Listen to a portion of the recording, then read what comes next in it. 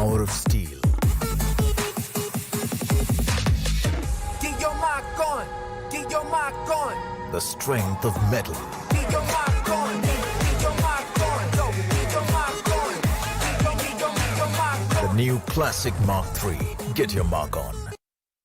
Everybody's tired, but nobody gets it now. Yes, you know I get it, I'm getting free. Yeah, I'ma bring the crazy. Get that freaky on. 생각보다 같이 free. Yeah, I'ma bring the crazy. Get that freaky on. 생각보다 같이. Girl, 나는 bossy. I'ma be alright, cause you know 나는 갑이야. Yeah, I'ma bring the crazy. Get that freaky on. 생각보다 같이.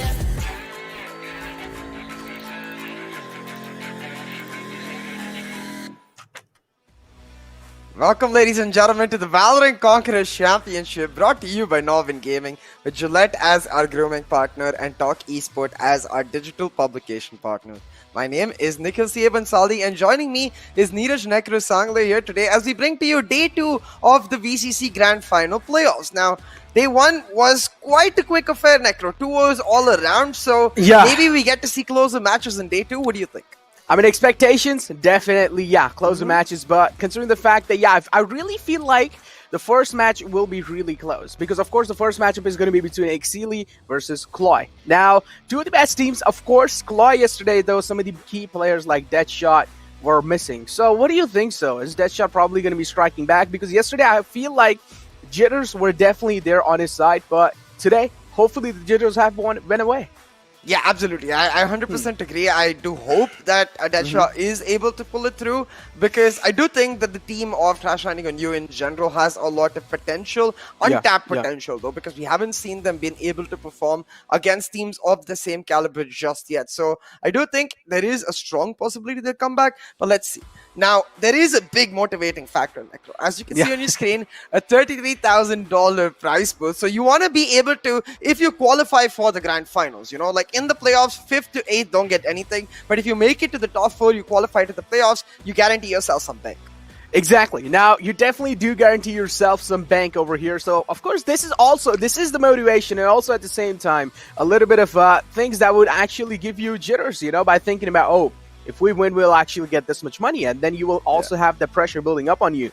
But on the fact that now they're actually playing on lower brackets, they need to realize there's nothing here to lose, right? Even if they go out, they pretty much lose. It's pretty much a lose, you know? You don't get any other chance. You're just out of here. So pretty much one thing that you really need to keep in your minds is that make sure you're giving your best in here. So tournament explanation throughout how we have actually came through forward to grand final playoffs here. Of course, 2 for India, 2 for Pakistan. Then you have 1 for Bangladesh, 1 for Sri Lanka, then 1 for Nepal. Then you also have 1 in from the wild card. And now here we are at the grand final playoffs. Yeah. Group A and Group B, which we both saw getting started yesterday. It's going to be one match from each Group A and Group B, and then the final upper bracket finale from Group A today to finish us off. So we're going to be seeing all of the Group A teams in action, but for Global Esports and Enigma, today is somewhat of a day off. We're going to see them back tomorrow in action in the upper bracket finale and then the lower bracket finale for Group B. But as I was talking about, like today is going to be Velocity versus Exploit Storm in our final matchup for the upper bracket finale. But starting us off is, as you mentioned, everything on the line here with the lower bracket. Exceeli and Crash Landing on You fighting for their lives in the tournament. I mean, it's pretty understandable, right? Everything's online here, but hopefully a team like CLOY that is pretty much, I would say they're pretty much underdogs, right? Because they haven't really been able to show themselves up. Yeah, in the regional finals, they were completely dominative. On the other hand, though, you can already take a look at the group brackets B. Of course, in the first 2 matches, Damaru Gaming lost against G, and same thing goes with Salt as well. They lost to Enigma, and that's why they moved down to lower brackets. But yeah, getting our convo back here. Hopefully, CLOY has done their research, because one main thing over here is that Exceeli is really good on bind. And if they actually do manage to ban bind, I feel like Exceeli are already like single-handedly handicapped. Yeah, I absolutely agree. I think for Clash Running and you today, there's two options looking at the V2, right? Either you go for a comfort ban and you take out a map like maybe Ascent or even Split, where they're not necessarily as comfortable, or they go for a target ban and take out Bind. Now, for me, Bind is a bit of a conundrum, to be honest, because of the fact that, as you mentioned, Exceeli is so damn strong on it. But what that also implies is that there is a ton of information available to Crash Landing on you on Exceeli for the map of Bind, and it's not the same the other way around, because Crash Landing on you themselves have only played one map of Bind in recent times, so I don't expect them to even carry that composition over. That match wasn't even streamed, so when they come to Bind, they're a complete unknown, and for me, when I see that, it screams KO, you know, it screams that you do your prep, you come with the KO, you come with the anti-strats, and you just beat the hell out of them using their own strategies in their own map. I feel like that's the perfect way to get your morale boosted. But, and this is a big but, it's a double-edged sword. Like, if you end up losing with all that prep, there's a big risk factor involved. So, I want to see if CLOY has the, temerity in them to go for that high-risk, high-reward play. But I honestly feel like Comfort Ban is not the play here. Like, don't get me wrong here. Comfort Ban is not the play here. Against a team like Exceeli, if you give them their own comfort zone and if you let them play on Bind, I'm pretty sure there's a 90% chance that they are really going to be coming out on top. Like, I might just be sounding really biased here, but you can already tell yesterday, against a team like Velocity, they actually gave such a close call to them as well. Because Velocity is, of course, one of the best teams out there, and Exceeli did a really great job on the map of Bind, actually keeping Velocity on their knees. So, oh, my boy, my boy, my boy. Well, a set being banned, a comfort ban coming in from their side.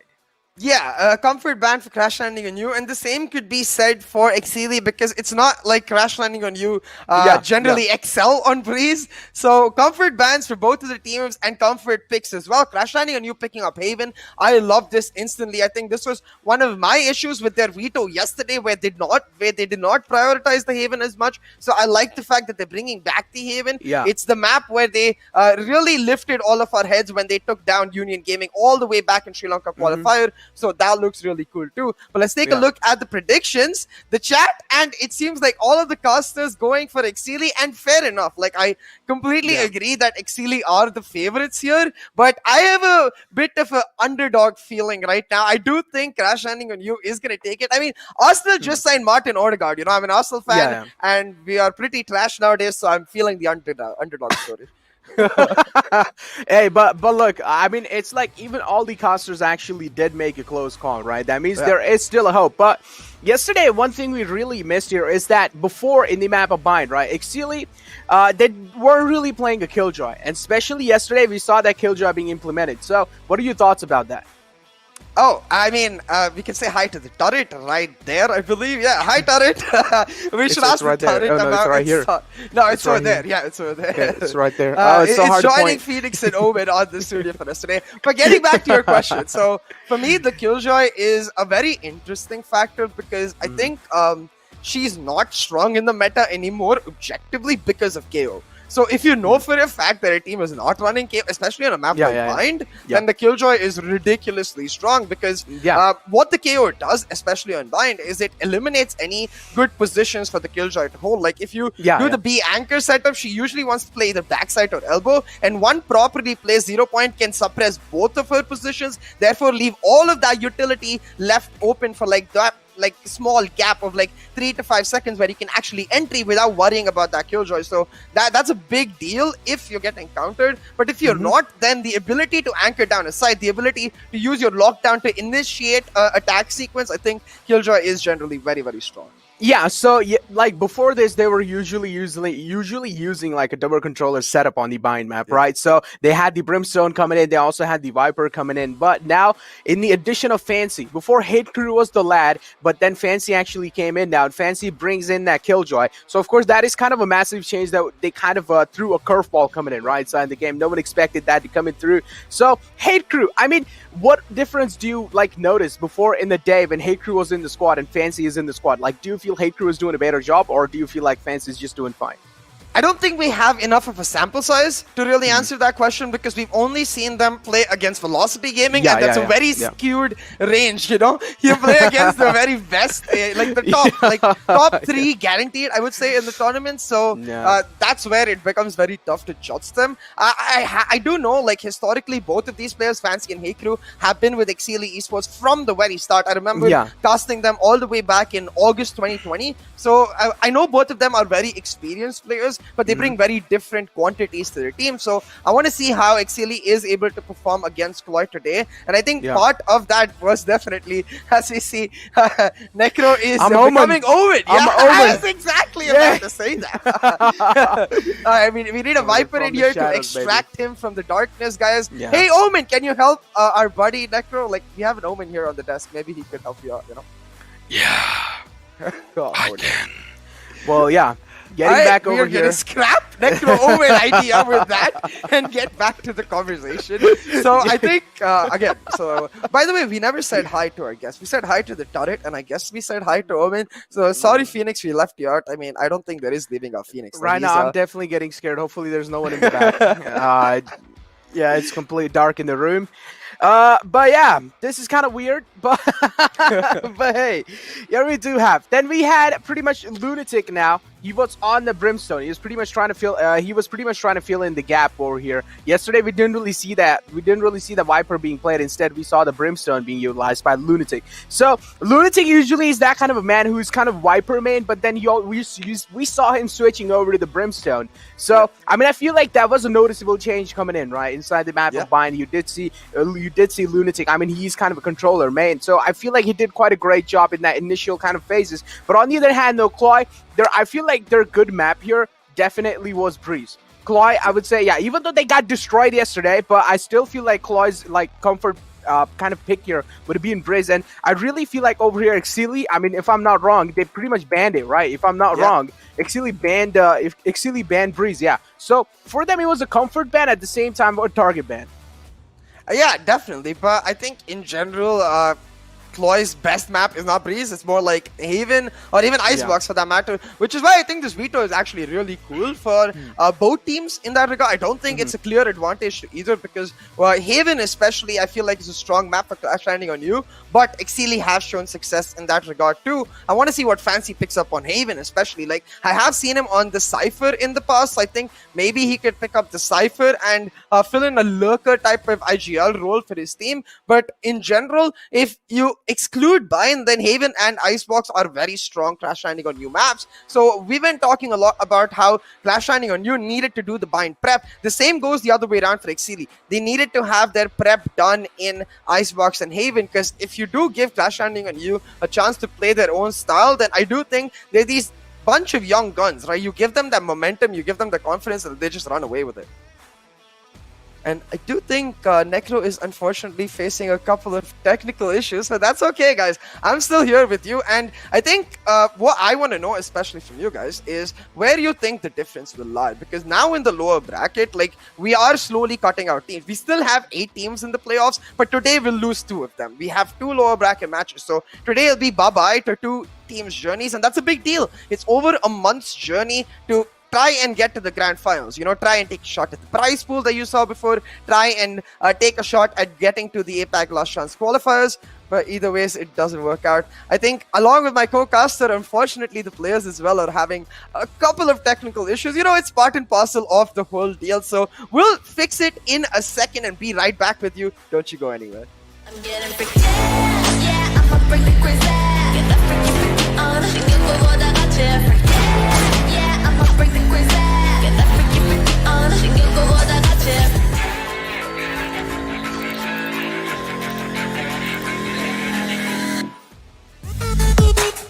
The power of steel. Get your mark on. Get your mark on. The strength of metal. Get your mark on. Get your mark on. Go. Get your mark on. Get your mark on. The new Classic Mark III. Get your mark on.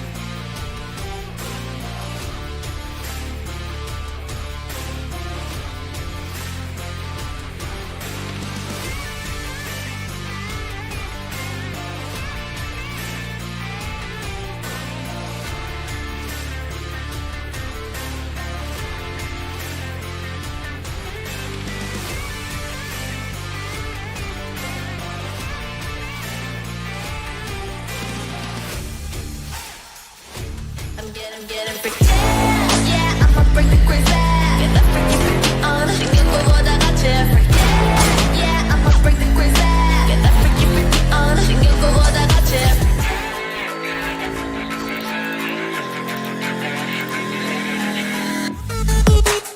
The power of steel. Get your mark on. Get your mark on. The strength of metal. Get your mark on. Get your mark on. Yo, get your mark on. Get your mark on. The new Classic Mark III. Get your mark on. Welcome back, ladies and gentlemen, to the Valorant Conquerors Championship, brought to you by NODWIN Gaming, with Gillette as our grooming partner and Talk Esports as our digital publication partner. Now, my name is CA, and joining me is Necro here, as we have recovered him from the dark side, and we are back to bring you the matchup now between Crash Landing on you and Exceeli. So just a quick recap, we went through the prize pool, of course, and the journey, the idea that we're going towards the APAC Lost Chance qualifier, but what we were talking about was the veto. Now, in the veto, Crash Landing on you went for the comfort band to cut Ascent, and for Exceeli, a bit of a comfort and target bow with Breeze, but we were talking about the picks. So Haven, Bind, and Icebox, a very interesting set of picks for me. I think Bind, we can agree, favors Exceeli, but what do you think about Haven and Icebox? Dude, Haven and Icebox, I feel like Icebox is the map where I can say, yeah, CLOY is good. Yeah, you know, we have seen CLOY playing the IMAP of Icebox. Yeah, CLOY is really good, but this is where I also like kind of got my mindset shaky when I saw the, you know, kind of the veto where they banned Ascent. Now, this is kind of a weird thing really for me standing out because yesterday they actually banned Bind. So what do you think is the reason behind it? Like, why did they ban Ascent out of nowhere? Because yesterday they banned Bind, so pretty much I really feel like they were ready, right? They were ready to ban Bind. Like, there's no problem because yesterday they already did it. So I feel like banning Bind again could be no problem. Is this just because they didn't really research on the team or something? No, I actually think they did research on the team. I think they did watch Exceeli's match against Velocity yesterday, and I feel like in that match they probably saw a blueprint for a success. The way Velocity has set themselves up, not necessarily the same composition, but similar defaults. You know, try and understand how you can punish Exceeli's weaknesses, and I'm hoping they took that and made their own custom blueprint where they can now come with Blind to something brand new, because they still need to make sure it goes by their style. I think that's really why we like them on maps like Haven and Icebox, because they seem confident and comfortable to play their own style of Valorant, and I want to see if they can replicate that in Bind. Yeah, because CLOY has always been one of those teams who really does like aggression, but yesterday we saw a completely different CLOY, right? We didn't really see the CLOY that we saw back in their regional finals, because this CLOY wasn't really that CLOY. I said this as well. Deadshot was completely missing throughout their roster. He was just like not performing. Even a player like Thunderflash, I would say, yeah, he was doing a great job playing the solo and stuff, but still, I mean, he seemed kind of lost when it came to like that kill count, you know, because Thunderflash, he's one of those players who has those impact frags in the game as well. But yesterday, just a little bit problematic start for his side. And now over here on the, so if we do like to talk about the map of Breeze, right? So of course, yeah, even though here it is not really going to be played, but if we really do talk about, you know, like the map of Breeze, on the other hand though, Exceeli has kind of like the double duelist over here, you know, coming inside the game here. They have the double duelist kind of meta going inside. And what are your really thoughts on double duelist on the map of Breeze? On Breeze, I think double duelist can work if you are very aggressive in your style. It's kind of like a... I would say it's an A tier comp. It's not S tier, it's not the best, but it's definitely good for certain teams. But we don't have to wonder anymore, and we're not going to see Breeze today. So let's get our match started. Let's go over to the agent selection screen and see what we have in store for us in Haven. Now, since we were talking about double duelist, I want to see which team actually picks up that double duelist, because hold on, I see Insane hovering over the Sage. So it's going to be a very interesting pickup here from Crash Landing on you. Once again, changing up their style just a teensy little bit, whereas Exceeli, they're likely to just stick to the comfort. Kyojin locking in that Reyna, which means Phoenix will be left lonely on the desk with us. Exactly. But I feel like over here, you know, CA, you're the kind of person who does really like to see Phoenix, right? And unfortunately, Ascent was banned. If Ascent wasn't really banned, you would have been actually seeing Phoenix. Now, the Kyojin usually in the past, he did play Phoenix on the map of Ascent, but unfortunately now Ascent is completely banned. So yeah, that's out of the way. But take a look at the agent select over here in front of us. On the side of CLOY, though, we do see that Killjoy being whipped out from Signbot. I mean, he still hasn't really locked in yet. Maybe actually just there in the discussion phase. But yeah, it's probably going to be locked in. Yeah, and I think it is just going to be this. I think they selected their initial agents and they were like, oh, wait a minute, we forgot to troll CL. Let's bring the KO back. So they just show the KO for a second and then they go back to their actual pick. So a very interesting composition from this side of Crash Landing on you. Really exploiting the fact that they're starting on the defensive half. Having that Sage can be extremely beneficial to your team in the way you want your setups to work, especially a Sage KJ setups that they do have. Now you can have a double anchor and therefore continuously play proactively with your Sky in the third power point. So generally we see the KJ playing C garage or B garage, and that's where I expect her to be. Yeah. It will depend on where the Sage wall is sent. So usually the Sage walls, the good Sage walls on Haven, in my opinion, are either down at A short or in garage. Like, I don't like the B wall at all. I think it's too easy to exploit and break and just play mind games around, but it can work through in certain pistols. So I want to see now, like, if CLOY has the correct setups ready around that Sage wall, because it's very important to build it likewise, because if you don't have the stability in that part of the map, then your Sky is vulnerable when she moves in with that shot. Yeah, exactly. No, I mean, CLOY, this is pretty much the same kind of composition, right, that we've seen in the past against Lexius Gaming. Now, if you do remember, in their kind of own regional kind of finals against Lexius Gaming, this is the same composition they used. Pretty much, they didn't change anything, so I'm expecting the defaults as well to kind of stay the same here. But one thing I personally do really want to see is, like, how are they going to be executing this time? Because against a team like Exceeli, I'm pretty sure they're going to be noticing a massive change of pace. Yeah, absolutely. I think, as you mentioned too, like, Insane was such an important factor, the way he was able to anchor on the Sage. I do think we have a bit of technical issue with Deadshot right here, so the team of CLOY right now just a man down in general, and it looks like Exceeli will try to exploit it. They took very nice A-long control, granting them control of that orb, which they picked up. But since they didn't have access to ace sewers because of the wall, now with a full rotate, they're going to get their eyes on CPED. Look at this. The Killjoy is in range for a utility to work. Exactly. Well, it seems like Exceeli are trying to play a little bit of mind games here, you know, just keeping Crash Landing on you, pretty much guessing at this point. Signbat is down low a little bit, but it's fine. Pretty much try and work on it. Spike has been planted as well. Exceeli looking really good inside the game up till now. But we also do see the flank coming in from their side. River is there to kind of deliver for his team, though. Not really connecting the burst in through, but trades happening back and forth. Hate Crew delivers, and it seems like Missile as well is going to be following it up. Deadshot, the one last man alive, and unfortunately, he's facing some issues. The kill will be confirmed by Missile. And, well, pretty much the first round in the favor of Exceeli. Yeah, it's unfortunate that Deadshot is not here, but I would just like to clarify that. I mean, as the audience also knows, we were taking small breaks to help fix the technical issues, but unfortunately it just couldn't work out, and the tournament has to go on, you know, because there are a lot of matches here today, which reminds me to tell you guys that this is our first lower bracket match. There's another lower bracket match coming up right after this between Damaru and Salt, and then we have an upper bracket matchup. So make sure you grab some snacks, you know, maybe order some long-lasting food, because you've been in for a long haul. But let's get back to this matchup right now, as Exceeli have got the buys in. Only 3 Spectres, so 2 Ghosts could be detrimental, but Missile doesn't care. He's gonna get the kills even with just that. River does find one, but it's just a trade out. As I did mention, it's just a trade out over there, but now side pretty much just straight up walking in. Should get the spike being planted as well. There's still a minute and 15 seconds left in the clock. Just the last 2 players left. I won't really count Deadshot over here because he's pretty much AFK all the way back in the spawn. You don't really see anything special going on, but yeah, Astra as well in the back pretty much holding on. Spike has been planted in pretty kind of like an off angle, so unexpected of course, but yeah, that is a long plant without a doubt. On the other hand, we also do see Hermione and Missile pushing inside together. Signbot, well, pretty much there's a massive chance he's going to be taken out, but Deadshot as well. Well, just confirming, you know, Missile is the man who's pretty much merciless. It doesn't matter if you're AFK in front of him, he's not going to have any mercy. Absolutely.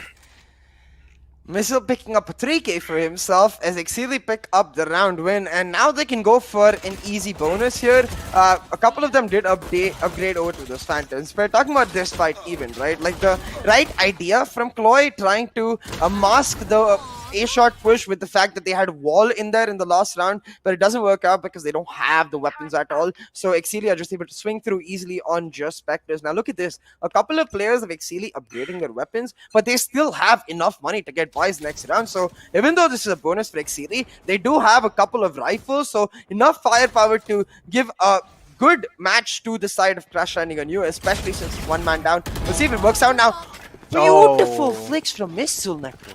Exactly. Beautiful flick from Missile to open up the fray. Directly dashing inside the side as well. There is one lad all the way to the backlines, but you also do see that Sage. Seems like she's probably going to be creating herself a little bit of flank angle coming in. Thunder Flash, while Lunatic is there to deliver, he tried his best to kind of fight back there as well, but now Sage, all the way she's in the grass angle, but unfortunately the spike is dropped back all the way near the grass as well. But Sage this time though, seems like she does have a little intentions of actually going back and flanking. But hey, up till now we don't really see any signs coming in through of that.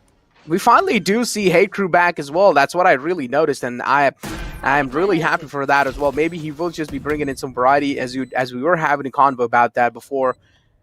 But no. Well, Insane being shut down. Battle Stage not in the game anymore. Unfortunately, that recon dart is going to be revealing River's position, so he will be instantly shut down. Of course, the last man is AFK. Just going to be going and confirming the kill for themselves. The only casualty here was Missile, but it's fine. This is extremely unfortunate for Crash Landing on You because I think Haven is one of their stronger maps, especially since they have the Sage setup. The defense part is really, I would say, solid for them. You know, they're consistent in that regard. It's something we really value from their side as well. But right now, unfortunately, they were just not able to fix their problems in time. So they are facing a bit of an uphill battle, and Exceeli are taking full advantage of it. As you mentioned, Hate Crew is back as well, so it does look like with their primary IGL back, they've much more settled into how they want to play. They look much more concise. Of course, haven't been truly tested yet, so we can't say for certain, but what we have seen so far does tell us that this Exceeli is much better than what we saw yesterday, and looks like they're trying to further that momentum as they now take B-side for themselves. Exactly. Spike being planted as well. The B-side is already in their hands. As up till now, nothing much really happening. We might just see finally one battle breaking down, but, well, it wasn't really kind of a reply coming out from the side of Sinbad. He will be instantly shut down. On the other hand, though, Thunder Flash as well is there to reply, but Insane back as well to reply back. But here we do have Hate Crew moving in all the way in the back line. He's going to be shutting down Insane. And this is where Exceeli, well, they do know the last man is AFK. Just going to be going there and confirming the kill for themselves. Hermione, though, is going to be the man who steals it away. Yeah, 4-0 now for Exceeli Esports as CLOY continue facing their standard troubles. Now, this round, at this point, like, it's not even like Exceeli have defaults or such. Like, it's just that they look at the side, they're like, okay, we feel like planting there, so let's go there.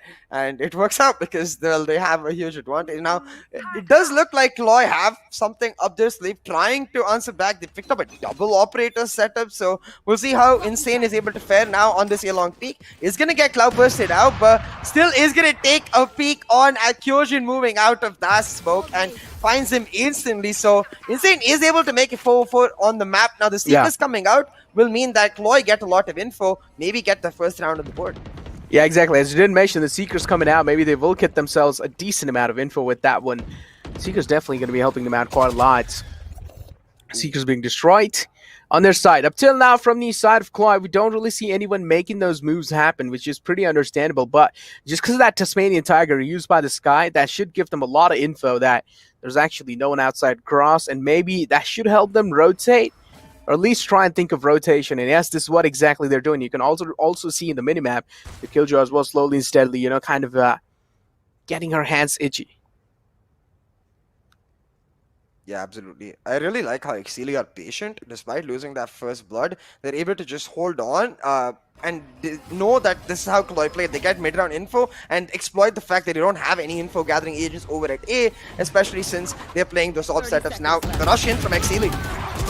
Oh, the rush is inside over here, but Hate Crew, well, pretty much gets himself a massive 2K. Hunter's Fury being utilized for Hermione. Not really a lot of value being gained from that. Hey Crew as well. Now, pretty much the side control is there. It's just that one last man alive Senbot. At this point in time, his main focus here is to try and deal as much as damage as possible, try and get himself some exit frags, and this is what he's really going to be doing. A shoulder peek coming in through, but Senbot pretty much connects and reacts in the right time. Hey Crew again, confirming himself the kill, and this is an awkward situation, but it's fine. Hermione delivers. Yeah, well, the Vandal one animation is considerably shorter than pulling out the operator, getting the scope, and then hitting a shot, you know. And Hermione, well, precise with his crosshair placement, gets the instant headshot and the win. So, as I was saying, I really like Exceeli's patience because, especially against the operators, it's crucial, right? You know that with the operators, what Crash Landing on You are going to do, they're going to hold these extreme angles, continuously deny entry from there, and inherently passively gain information. Now, what we know about Crash Landing on You is that they really rely on the sky for the mid round, so they stick around A knowing that Thunderflash is usually playing mid and therefore rush onto this side, nullifying the operator altogether. This time going for a mid play, Thunderflash trying to make some moves but gets taken down on this. The flashes were so delayed from the start of Thunderflash. I feel like that's the, oh my god, that flake right on River's head. And oh my god, River got sent back down to hell, or I would say dragged back down to hell. Look at his bait coming in through. That's so questionable. Like, you're raising him out the open and you're not even clearing the angles. That's actually a little punishing, and that's what really happens. And that, yeah, pretty much Hermione in the end, again, stealing those kills away. At this point, 6-0 is the scoreline, pretty much a single-handed domination. And as you did mention, over here, Exceeli just aren't getting tested. Yeah, exactly. And the moments where they even have to face a little bit of a challenge, they pull off tricks like this, like Missile. Come on, man. Thunderflash, as you said, delaying the flashes quite a little bit, right? Like, he wasn't really using them as pop flashes. That's, I think, the biggest difference between when we see duelists like, for example, Exploit Storm Shooter playing the sky and initiators like Thunderflash playing the sky. They are able to go for those pop flashes because they have the confidence in themselves. But Missile, once again, I mean, I have to get used to it at this point. Oh my! Pops heads like they mean nothing. Yeah, he's popping, locking everything. He's like, I feel like first he's locking and then he's popping. Thunderflash finally, though, able to deliver, but there's one guy right behind him in the grass areas. He does expect him to be there. Even though Thunderflash spotted Lunatic first, still Lunatic able to take him down, so that is a little problematic. Neural Theft being used, and Insane's position being compromised. What can Insane do? Poor little Insane, holding a close angle with that Judge. But still, I mean, in that kind of a range now, just because Judge has been nerfed so, like, hard, and even in that kind of a range, it doesn't really deal that much damage. But still, I mean, it's like when I'm playing the game and when my enemy has a Judge, I die in one shot. Yeah. You know, it's like the meme where, like, the enemy Judge and your Judge. Yeah. It's exactly. So, unfortunately, Insane was on the wrong side of the meme in this engagement and was not able to get the kills. And unfortunately, CLOY are just... this map is just going away from them. I just hope that that shot is able to make it back by Mac 2, so we get to see more of a challenge, because right now, it's a bit of a blowover. Exceeli are literally just, you know, like a kid alone in the playground who's very happy at first, like he has everything to himself, and then he realizes he has everything for himself. This is kind of boring. Yeah, exactly. You get everything for yourself without doing anything, and yeah, of course, it will be definitely boring, but you again do see Thunderflash kind of step in huge, or I would say step in aggressive.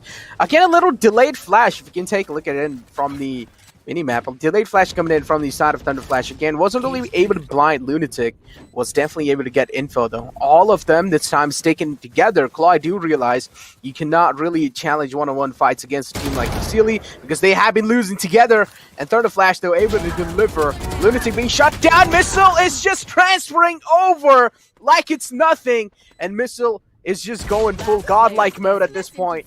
Hey Crew, well, River being taken down. Of course, the last man alive, or I would say last man. How would you describe the situation, like without saying he's AFK or disconnected? I would say that shot is, well, dead because he got shot.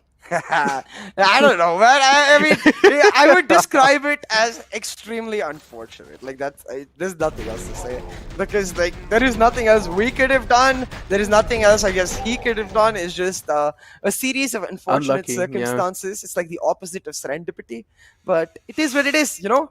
Now we are seeing a tactical timeout being pulled out by the side of Crash Landing on You. I hope it's to retrieve Deadshot, because otherwise it's just too difficult. But if we are to talk about how they could possibly do it in their current state, I think they need to try and stack up a side. Like maybe just play on a 4v5 retake. It's much easier, because even right now where they are spread out, there's areas where Exceeli is just able to walk in for free. So accept that there are always going to be areas where Exceeli can walk into free. Stack up a side, take a gamble. You know, if Exceeli walk in there, maybe you can surprise them, pick up a round. But if they don't, you do have the Cosmic Divide, the Seekers, even the Lockdown to execute a successful retake.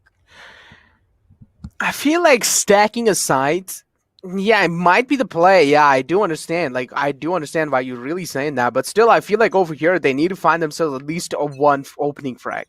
And I feel like the main problem here is that they're actually losing initial one-on-one fights. If they stop losing those fights, and if they actually start replying back as well, because Exceeli over here clearly, I mean, yeah, let's keep this issue aside where, yeah, I do understand Deadshot is not really in the game, but if you're just losing one-on-one initial fights, then I feel like the problem mainly is over there. You should not be losing those one-on-one initial fights, and try and take at least one kill out. That would give you at least a decent amount of man advantage. Again, that Judge being yielded by Insane, pretty much in the close quarters, and I don't know, he hasn't been spotted yet. Insane's position still is uncompromised. They should know though, because he dropped from the wall, so that is an audio cue. Yeah. But I guess with the drone not spotting them out, they might be a little confused. You know, Insane's still gonna walk out, pick up one, but get straight up by Missile instantly. And just like that, Exceeli have shot and long control. Yep, Missile there to reply back. Kyojin as well now. Pretty much this point, it's straight on competition. We do see Deadshot back as well. Hey, let's go! Deadshot is back in the game. Yeah, Look, let's go. Let's go. He's actually holding the short area or the underpass. Yeah. Oh, this is absolutely great. Right here, Deadshot moving in. Unfortunately, he's like, welcome to the lobby, Deadshot. What we do here is Exceeli is pop your head. Exceeli, well, pretty much Deadshot out. He's like, all right, hi guys. Well, bye guys. That's what the situation was. Seeker's out as well. He's down to only 30 HP. Thunder Flash. The Seeker should at least give them a decent info. It's a 3-on-3 situation now. At least things are looking a little evened out. And finally, it feels like in this round, Exceeli are actually getting tested. But let's just see how things are really going to be looking like. Thunder Flash is actually down low. That can be a little problematic. Lockdown being used as well to force Exceeli out of the site. They don't have any other choice, because they don't even have the Hunter's Fury available. So, yeah, backing off is probably the right choice and mature decision you can make. Cosmic Divide being utilized as well from the side of Astra, which is going to be Soul River. And Kyojin just straight up walks in, position being compromised. Yep, River is there to welcome him on the other side. Hermione, though, he gets the tag in, and, well, Thunder Flash is already down low. He doesn't really need to do much.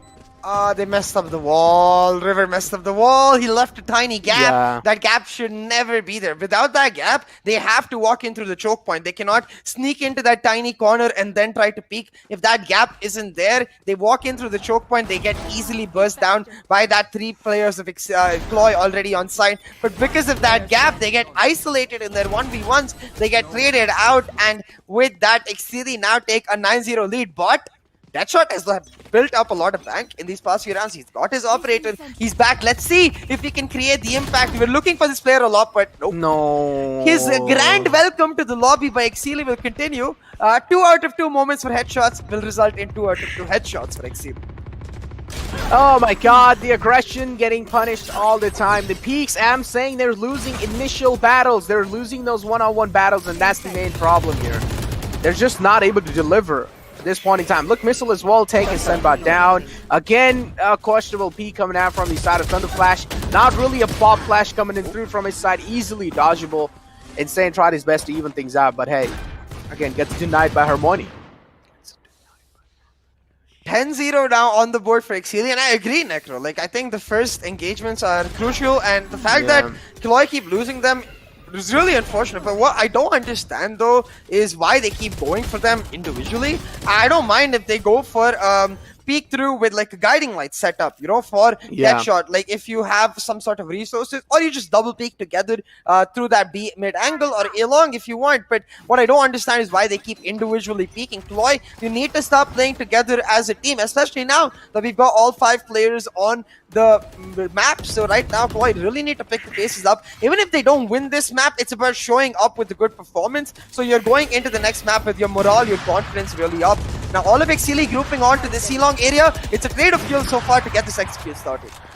It's definitely a trade of kills, but Kyojin now has managed to sneak in through. Cosmic Divide being used as well. I would say, yeah, it's a decent Cosmic Divide, but still, I mean, they are able to at least get themselves the side control, and that's what really matters. Lunatic pretty much turning on Insane there.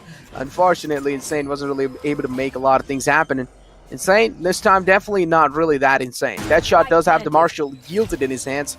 Hopefully, he does find himself some crazy headshots. If he doesn't, then pretty much he's not really going to be falling true for his teammates.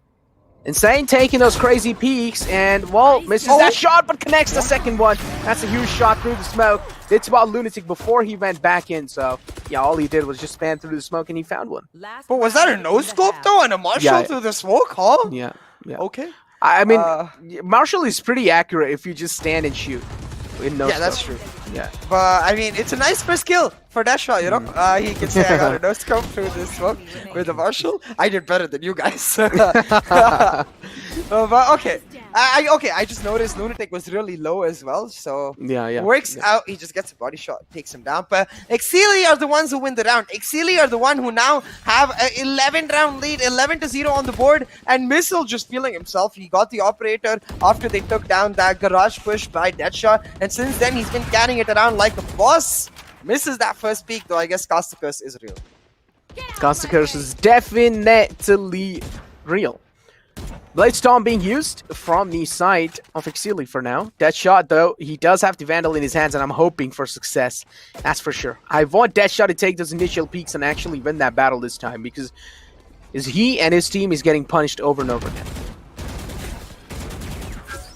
I'm really confused by the setups right now. I don't understand why Deadshot is at A and not with the Sky, but the execute is going to happen. The Hunter's Fury to set it up. Look at that, there we go. Missile opening up the fray, Kyojin following it up, and well, no one's able to reply them back, but finally Thunder Flash does find a reply, but he gets shut down. Missile down low. Let's see what Missile is able to do here. Missile does have the operator in hand, only needs to connect one shot. Sinbad straight up walks in his crosshair, and again, losing those engagements, and Exceeli finally as well. I mean, it's like they're finally like not just pushing inside, right? They first use the out drone to pretty much tag one out, then they use the Hunter's Fury as well, and the Hunter's Fury pretty much caused so much ruckus between the team of CLOY that they started moving around on the side, and then that shot peeked out right in front, and then he pretty much got taken down by Missile with the operator. I'm really confused about CLOY's setups in general. If you're anticipating an A rush, right? Why play the Astra on A? Just play the Jet with the Sky, so Deadshot can actually get set up for some peaks. He doesn't have to keep running back. He can actually take the aggression forward, and therefore you can play the Astra Anchor on C, because the Killjoy was playing B Garage, but instead they stack up the wrong players on the wrong sides, and they all get picked off individually. Now, we always talk about how important pistols are after the first half. Well, there isn't as important as this. 1-for-1 trade down long, but CLOY pushing aggressively into Kyojin. Exactly, CLOY definitely pushing aggressively, but now here we do have, it's a 4-on-4 situation, At least, well, things have been evened out. So at least Exceeli should feel themselves a little bit better after that initial engagement, because at least they're able to kind of trade things out here. 4-on-4 situation. Let's see what CLOY are able to do here. But we also do see someone pushing in. 2 guys pushing in from the underpass area. This could be absolutely huge. A massive fight breaking down. Thunder Flash turns back, able to find one, but Hey Crew's position still not compromised. It seems like it is. And well, Signbot able to deliver. The healing regrow will come through for Sinbad as well. We'll make sure that he is topped up to his full HP. Now, again, both of these teams very similar in their approach. They like the early aggression. They like taking control. But once they hold on. And I think this is a lot to do with the fact that, at least for CLOY, they're carrying the Killjoy, right? They want to make sure they stay in range. While they have the entire vision of that attacking corridor, they also have control over short and long. So when the push comes in from either of those angles, they can punish just the way they did fancy Hey Crew over there. Now, Oh. Missile holding on, anchoring. He's able to find one. Can he hold on for as long as he can? He definitely can try and hold on for as long as he can. That was a great dash, though, but unfortunately, just the frenzy wasn't really being whipping out in the right time. Lunatic there in the flank. Well, Exceeli, I would say damage has been dealt. It shouldn't really be that tough for Lunatic to actually try and clutch this round out. Yep, River was down low. So now he just has to deal with 2 more. Sage is also, I would say, not really on full HP. If he's able to connect that headshot initially, that could be really strong. But yeah, they're playing off of cross plays. And, well, Lunatic did not really expect Insane to be right there. Insane peeks out. And, well, that classic right click is pretty much way devastating. It's just better than any gun. Yeah, absolutely. I really like the fact that they don't play the same angle too, because that way they are able to capitalize on the mind games factor. You know, they're able to pick up the win. But this is what I was talking about. Right here, you can see on the game face moment, the fact that they utilize the Killjoy turret properly by staying in nearby areas where they are still getting control in the nearby areas. They have a shot, they have a long, and this is what Exceeli also did. So I want to see if Exceeli have an answer to this, or if it's something they just think is good. Well, I mean, you could play tactically, or you could just pop heads like Mr. Dead shot again. Why? This is so, like, I feel I actually do like the team CLOY. Like, you must have noticed yesterday, right? With my predictions, I did win with CLOY, but today I just had a little hinge that Exceeli is probably going to be stealing it away, and this is what exactly is happening, right? Because Exceeli's players yesterday, even though they lost, it didn't really seem like anyone was being shut down, right? They were doing their own kind of jobs, but it was just like they were getting completely outskilled, if I would like to say. But over here, it's like CLOY, they're just not able to activate themselves, and they're making so many dry peaks, which is kind of occurring them, or which is kind of showing that they aren't really able to kind of deliver. And that's the main factor. On the other hand, though, this time, well, that was a great shot. A right click again, just replying back there. Thunder Flash as well followed up. Insane did get himself that frag before that. Wall being used to stop the rotation coming in through. Marshall being retrieved by Lunatic. Pretty much over here, the post plants are being played together. I like that. Now, as a Marshal and a Sheriff, I would prefer the Sheriff personally, but at this point it doesn't really matter because already a decent eco for Exceeli. Like, for them it's all about the buy coming up, so I need to make sure they don't give away further kills. Need to keep both of these guns standing, otherwise it's going to be difficult, and they do exactly that. The guiding lights to give them the information, the double peak comes out, and they secure the round in their bag. 2 back-to-back rounds. CLOY definitely looking decent, but that last round was quite expensive, so now coming in here, they still have to invest into weapons. They don't get a bonus, while Exceeli get almost a full buy for themselves, because even Exceeli didn't go for a full eco. We saw Missile with the Marshal, Lunatic with the Sheriff, and they did get the kills to justify those weapons, so I just think it'll be 1 or 2. Yeah, just 2 light shields on Lunatic and Missile, the players who did invest, but overall, that weapon advantage clearly visible. Yeah, exactly. Weapon advantage definitely does look heavily visible on the side of Exceeli, so at least they're looking really good, at least in this round. Thunder Flash already almost getting spammed out. That means his shield should be low. We still do have all of them kind of separated out, right? For now, it seems that CLOY are really playing on defaults. You can clearly see 2 players on C-Long, 1 guy in grass, and then you can see some player or 2 players in the A garden. So pretty much a 2-1-2 split coming in through from their side. At this point, all they're trying to do is try and find some picks. Yeah, it's exactly that. They've left out Killjoy to control mid. Now the lurk is going to stop for her because the extremes are being left. The Seekers being set up gives them the early info. Now, if you notice the way the Seekers are going, one going towards A short should tell them they know about that position. The one going towards Garage is what should really strike their fancy, because that should tell them there's more than one person towards the C side. So that's going to give them the info to now move in towards the A. They picked up the first blood and the side. Exactly. The first blood and the side has been picked up by them, so at least they're looking really good. Side control there. Astra going to be pretty much trying to get the spike planted. Unfortunately, she thought that maybe that shock dart is going to be there, you know, to kind of deal an insane amount of damage on her, but that really not happening. Hermione able to find a massive frag onto Deathshot. That's going to be opening so many things, and that's so unfortunate for them, honestly saying, because Deathshot is one of those players who is able to pop off, then he can pretty much turn the entire course of the game, and if he's not, well, then his pretty much entire team just seems like they're getting shut down. It's a 4-4 situation. There's a massive chance that they might just be able to deliver. Again, the man advantage evened out. Sinbad there to reply back, but here we do have Kyojin again replying back in style. Well, Now it's a one-on-one situation going on between Sinbad and Kojin. Let's see who comes out on top. And Sinbad just a step forward, peeks out, and really fast to react. A huge win for Crash Landing on New Year and beautifully executed throughout the round. The early defaults were impressive in their 2-1-2 setup, gaining those information towards the extreme areas. But more importantly for me, showcasing they still have the confidence to go for those double peaks like around C long, A long. They're willing to find those engagements and they're still looking to be proactive, leaving the Killjoy down towards the mid. As soon as they realize that they're starting to run out of time, they pop the Seekers. And the where they pop the Seekers is very important because they pop it around mid, and the fact that only one goes towards A tells them there's only one player on site, and the fact that one goes into garage tells them there's likely a stack at C, so they use that information perfectly to get the A execute and pick up the round. This time, the spike on Deadshot, they're just going for an instant deep plant. Yeah, exactly. I mean, it is an eco from the side of Exceeli, so I'm hoping that probably CLOY will get themselves this round in hand, right? We already do see an ambush being set up from their side.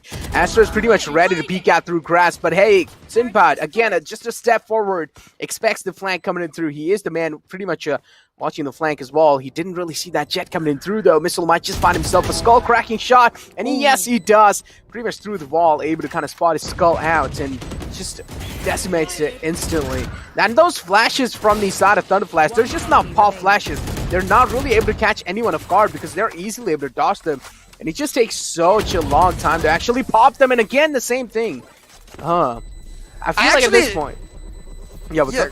I actually like the fact that he is slightly delayed here. I generally, 100% agree that when he is going for the fights mode, needs the pop flash. But in this particular scenario, because they're delayed, combined with the wall, it gives them more information of the exact location. Because of which they're actually able to wall bang. If you notice, Insane gets a kill where he's not, doesn't have full information of that player's position. Like right here, that first flash gives him the location being right on top of that garden rather than in the general area around. So slightly deeper means slightly more accurate info.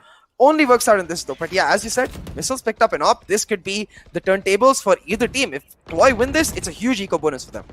Yeah, exactly. As you did mention, if CLOY does win this, this can be a massive eco bonus for them. And this round really does matter to them in general. So, Exceeli now, well, the opening has already been found. I would say 2 players have already been shut down easily from the side of CLOY. How are they going to be able to fight back now with just 3 players left in the lobby? And, well, oh, that's a great shot through off from River. What was that shot? I didn't even see him through that little pixel. That's how quick he was to react in time. But Missile, again, holding his horses and pretty much holding the A long angle to the attacker spawn. Now, they do have the Killjoy lockdown, so I think the move they're making right now is the perfect move to make. Try to get mid priority so you can then set your lockdown up for the B site execute. The catch, though, over here is that both A-Link and C-Link are being heavily guarded by an Astra and a Cypher, respectively. So instead, they're grouping up into garage. There's a trapfire there. As soon as they break this trapfire, they have to go. But I don't think they realize Kyojin has patiently played Anchor for so long. This could be disaster and game over for CLOY. As you did mention, Kyojin was definitely playing that anchor role, so this could definitely not really turn out in their favor, but hey, it just seems like they're able to reply back in style, baby. CLOY replies back, lockdown being used, and it seems like Exceeli now, pretty much I'm expecting them to actually pretty much panic at this moment and try and just scatter around the maps and make sure you're at least not being detained by that. Missile on the flank, but the flank is expected. There is River waiting for him with only 10 HP, he manages to take out Missile. And Hey Crew gets detained, but still they don't really want to push out in this kind of a situation. Hey Crew now looking to clutch the situation now. That third spotting him out, and pretty much his intentions have been revealed where it's really coming from. I do personally like this wall really, because this just makes sure that even if opponents are making sure they're going inside the side, they're funneling in through a narrower kind of place. Exactly, like creating more choke points is always beneficial for you, because especially on Haven where all of the sites are relatively open compared to something like Split or Bind where you can naturally create choke points, even Ascent for that matter. Like the A retake is so hard historically because of the number of choke points, so that's one of the strengths of this stage on Haven, where she can just wall off a particular area, not entirely, but leave that tiny gap to create a choke point to play on the post plant. Obviously, what I have to personally applaud though for CLOY, 3v5 down, so much pressure and so many rounds, they still remain calm as ever, and they pull out the round, they pull out the win, they demolish the eco of Exceeli, and it looks like Exceeli want to take a gamble now in this eco. They're rushing mid. Exactly, rushing out mid. Missile pretty much on that pedal to the metal this time. He seems like he's heavily relying on that right click, but that alarm bot, no, gets triggered. Missile's position being compromised. Instantly does realize maybe backing off is the best thing he can do, and I feel like Insane, I mean, his position has been compromised at this point in time. Deadshot as well is getting spammed through the smoke, and oh no. Well, Deadshot being shut down again. Deadshot is just not able to deliver from yesterday. Yeah, he's just not having a great day, but it looks like the same could be said for CLOY. They've lost 2 kills already. They knew where Missile was. There was a Wolf Tasmanian Tiger jumping in on him, you know, but irrespective, Deadshot missed his knives. They weren't able to pick up the kill, and they lose a member. The eco for Exceeli going extremely well, exceeding limits certainly, as CLOY once again in a similar position. 3v5 with those not the same agents. This time you have Hey-Crew alive instead of Insane, and considering the fact that Insane is the top fragger, this is a tall order for Clash Shining and you trying to make the B-side execute happen, but they've been spotted. 30 seconds. They have 30 seconds left in the clock. Turret being used as well to spot anyone out. Harmony was there right behind that little corner. Swamp grenades will be used to make sure no one's really, or at least buying them decent amount of time to make sure they're forcing out a missile. Did not really expect it, Sinbad, to pretty much peek out at the same time, but he was trying to strike back, and well, Hey-Crew pretty much down to only 9 HP, but still he's not going to be falling back. He still keeps him going. The Hunter's Fury being used as well, and yep, the Hunter's Fury there to kind of deny, but yeah, just the off angle being kind of played, or I would say pretty much Thunderflash was able to get the spike plant through in the nick of time. 12-5 is the scoreline, and up till now, Clash landing on you are trying their best to fight back, but Sinbad's flank getting shut down, and that was the main key that they were really heavily relying on. Yeah, a beautiful shot from Hermione, as Exceeli Esports will pick up map 1 with a thrifty round.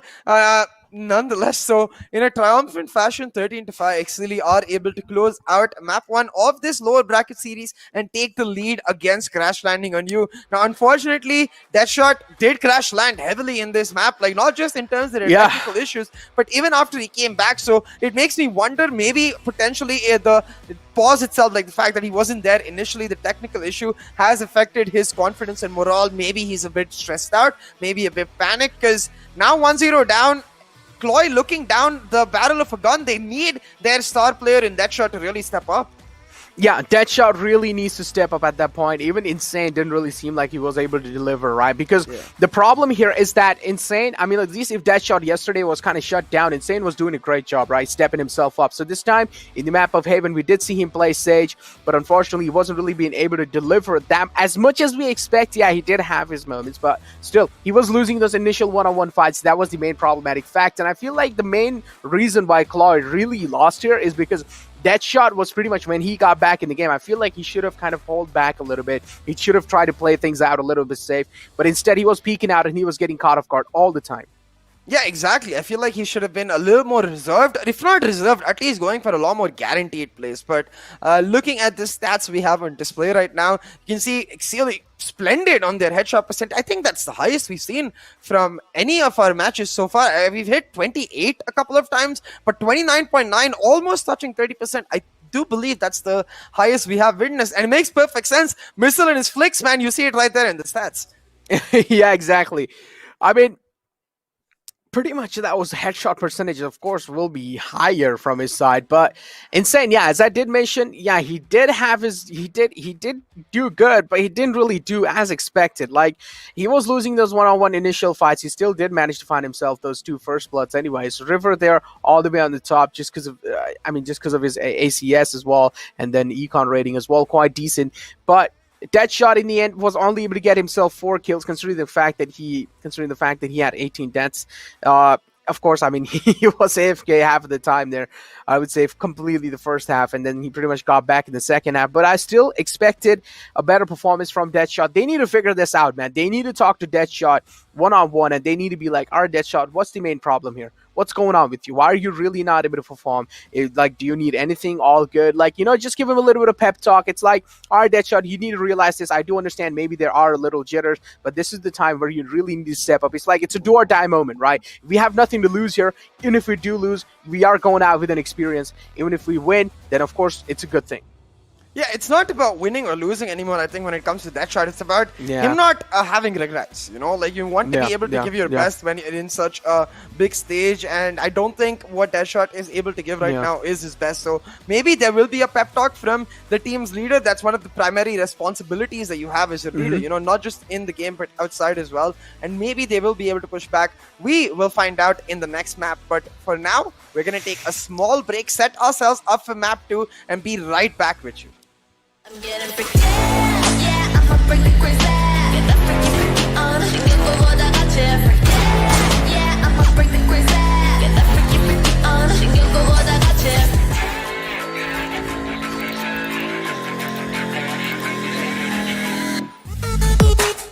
The power of steel.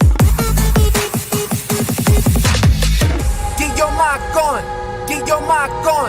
The strength of metal. Get your mark on. Get your mark on. Yo, get your mark on.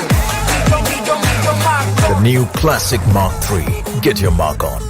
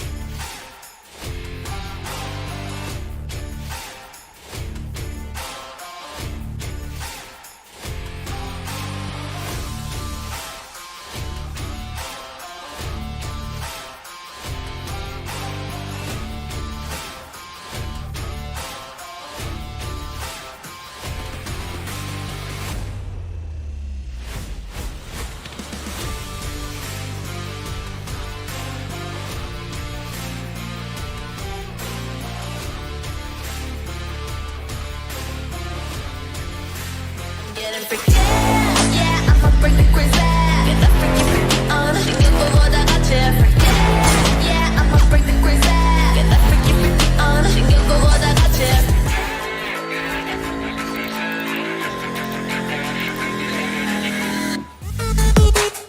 The power of steel. Get your mark on. Get your mark on. The strength of metal. Get your mark on. Get your mark on. Yo, get your mark on. Get your mark on. The new classic Mark III. Get your mark on. Welcome back, ladies and gentlemen, to the Valorant Conquerors Championship, brought to you by NODWIN Gaming, with Gillette as our grooming partner and Talk Esports as our digital publication partner. Now, my name is CA, and joining me is Necro. After a bit of a rocky start to the best of 3 series between Crash Landing on you and Exceeli, unfortunately, we faced a couple of technical issues. Rather, the players faced a couple of technical issues, and it meant that the map 1 was a bit weird, you know. But Exceeli picked it up, and I think for them, especially after those plays, the confidence will be running high. Yeah, of course. The confidence was definitely there, and even technical issues, I got dragged back in the dark shadows as well. So, yeah, but I'm back. That's all that really matters. But the second map is going to be the map of Bind. I mean, Exceeli already with the dominating win.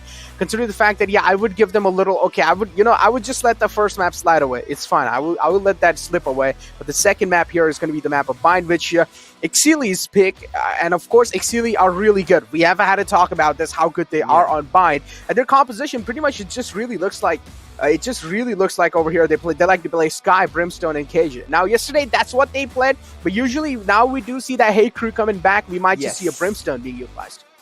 Exactly. So Yeah. we might see a small change in the compositions for Exceeli from what we saw yesterday, and that works perfectly because we have seen Exceeli better than what they were yesterday. So Yeah. I want to see Crash Landing on you. They've only played one map of Bind before, so I do think we are ready. Yeah, we're going to be planning over it. We're seeing what agents do get picked up. So for Crash Landing on you, I don't want to see old meta. They trolled me with the KO every single time, but this time if you could actually get that KO locked in, maybe it could be the answer for Crash Landing on you, because as you said, Exceeli are just way too good on this map. CLOY need to have something up their sleeves. They need to pull a rabbit out for hat.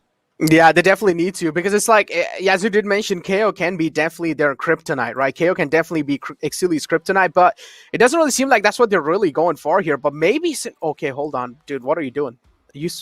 Okay, well, No. no. Well, it seems like Sinbad pretty much going for that KJ. Insane hovering over. Yeah, Insane is probably going to be playing, right? Because that's what it really makes sense on the map of Bind. Because same thing is over there. You can clearly do see that double controller setup coming in through. As I did mention, Lunatic likes to play Viper. And then you also do have Hate Crew playing Brimstone. And then Missile, this time from Jet, switching over to kind of Sky. Yes! So this is a massive switch coming in through. And I'm really sorry, Necro, but this is something. Breach Sky being locked in. Oh my god, double flash! Let's go. This is something that I have been propagating ever since it first turned up in Europe about a month back, where I believe it was Fnatic and then Vodafone Giants pulled it off. I'm not exactly sure, but it was a couple of European teams that pulled it off and were fantastic with it, because now this guy actually gets to play not that playmaker role where Thunderflash gets to just chill back. Of course, he can be the playmaker, we know, but with Sinbad on the breach, that's where most of the plays will be set up. Like we always talk about, even when global esports play that breach on Bind, how that breach is the pivot. Like he is the main player standing in the back, dedicating a particular player of his team to a certain location. He's the one leading the charge and leading the mission. So Sinbad with a lot of responsibility on his shoulders with this pickup. I love the fact that they've gone for the change, especially because they have the double duelist. So a Jet in a race with a breach in a Sky. This is all about aggression, baby. And that's what I like to see from CLOY. This shows me confidence. This definitely shows me confidence as well. I mean, now, as you did mention, it just really comes down to like if they're actually able to kind of execute each and every single thing over here properly, you know. If they're really not able to do so, then things are really going to be problematic. Because that shot over here, I mean, they are playing a double duelist composition, but yeah, they also do have double flashes coming in through. So pretty much we can expect the opponents having a wide screen throughout the game, but hopefully they are able to make it wide. That's what really matters. Yeah, absolutely. Look at this right now, though. Exceeli defaults quite standard, leaving the Sky to get the B-long information as matched by CLOY themselves, while they stack up a shot, leaving the Viper on the lurk with the wall setup down A. Now, the gravity well is perfectly timed, allows River to spot them out, so going for the long-range battles, Exceeli quickly realize that they can no longer commit, gonna back themselves up, but are still setting their sights on this A site. Instead, now gonna look to take Shower's control and then try to go back towards the side. Exactly. For now, it doesn't really seem like any kind of anything is really happening, like anything big is really happening in here. You just see those kind of probable. There's still, the rotation from the V side still hasn't really been made on the side of CLOY. So they're trying to make sure that at least like they're not really rotating back instantly. Spike being planted, 26 seconds left in the clock. One guy getting caught off guard, Insane able to open the fray up, and this can actually be really huge. Because Insane actually managing to get away with 73 HP. This is absolutely massive. Slowly, steadily strolling on the side. Lunatic peeks out really fast and reacts as well. And those breach flashes just so good. But it doesn't matter. Missile's right click is there to reply back. And Insane down low as well. And within the blink of an eye, well, Exceeli are able to flip the tables in their favor.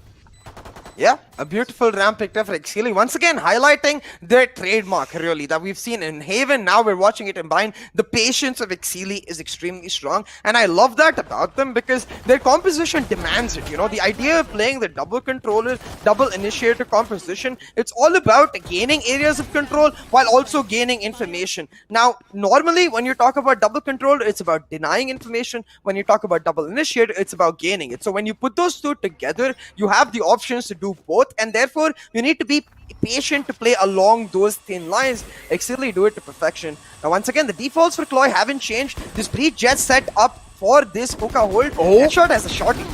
Oh, why What? That was filthy. He was crouched Kyojin. even. Like, Yeah, he was even crouched, and he's like, Kyojin just like randomly spammed. Oh, that is Okay. just way better than any gun. I'm telling you guys. The right click is just absolutely insane. But still, Hermione able to kind of find himself 2 massive frags. That should help them open the entire site. And what River peeks out with just a shorty in the hand, wasn't really able to do a lot of things. He tried to sneak inside the tube, but he got caught off guard. He got spammed through. We do see the last man just flanking around on the long side, and I'm pretty sure his flank will be expected anytime soon. It's going to be insane with the Rays flanking around and just trying to play things a little safe here. He does realize that, well, I mean, yeah, he does pretty much know that, yeah, there's a massive chance he's going to be going down pretty much, but if he does go down, at least he finds a little bit of value from it. yeah, he's just trying to be a sneaky boy here. Should spot out Missile right here, but Missile, like, okay, Exceeli players have spidey sense or what? Like, they just know? Huh? I guess for Missile, it's way simpler than it is for Kyojin because his teammates have cleared out halls, they've checked defender side spawn, they've checked hookah, the B shot, he's not anywhere, should automatically be B long. He's not going to save a pistol, you know? So Missile, way simpler. Kyojin, though, finding headshot, crouched inside the smoke, instant headshot. Now, that's an insane shot, but as you said, Yeah. Sinbad getting the satisfaction right back with the easy right click. It was okay eco for CLOY. They only got 1 weapon, but I think what we really need to pay attention to is this buy. But this buy is somewhat layered in that regard as well because it is a bonus for Exceeli. Now, Deadshot being very aggressive right here might find Kyojin. Oh, yes, he does. Yes, he does. Also, is able to take out the boombot in the right time. That's what really gets me panicked sometime in those kind of close ranges. But you also do see the Viper wall coming in through on the A side. Exceeli, though, it seems like they do have the intentions of going in on the A side, but unfortunately, they're really not able to do so. Look at this though, they are committing to this A side. They're calling back their players to join them on A shot, getting ready for the execute. The guiding light will start them off, and they're gonna go all in right here. 4v5 into a 3-stack. Exceeli maybe making the wrong move. Yeah, they are probably making the wrong move, but hey, crew, there to reply back. He strikes down 2 players for himself. Spike going down, 45 seconds left in the clock.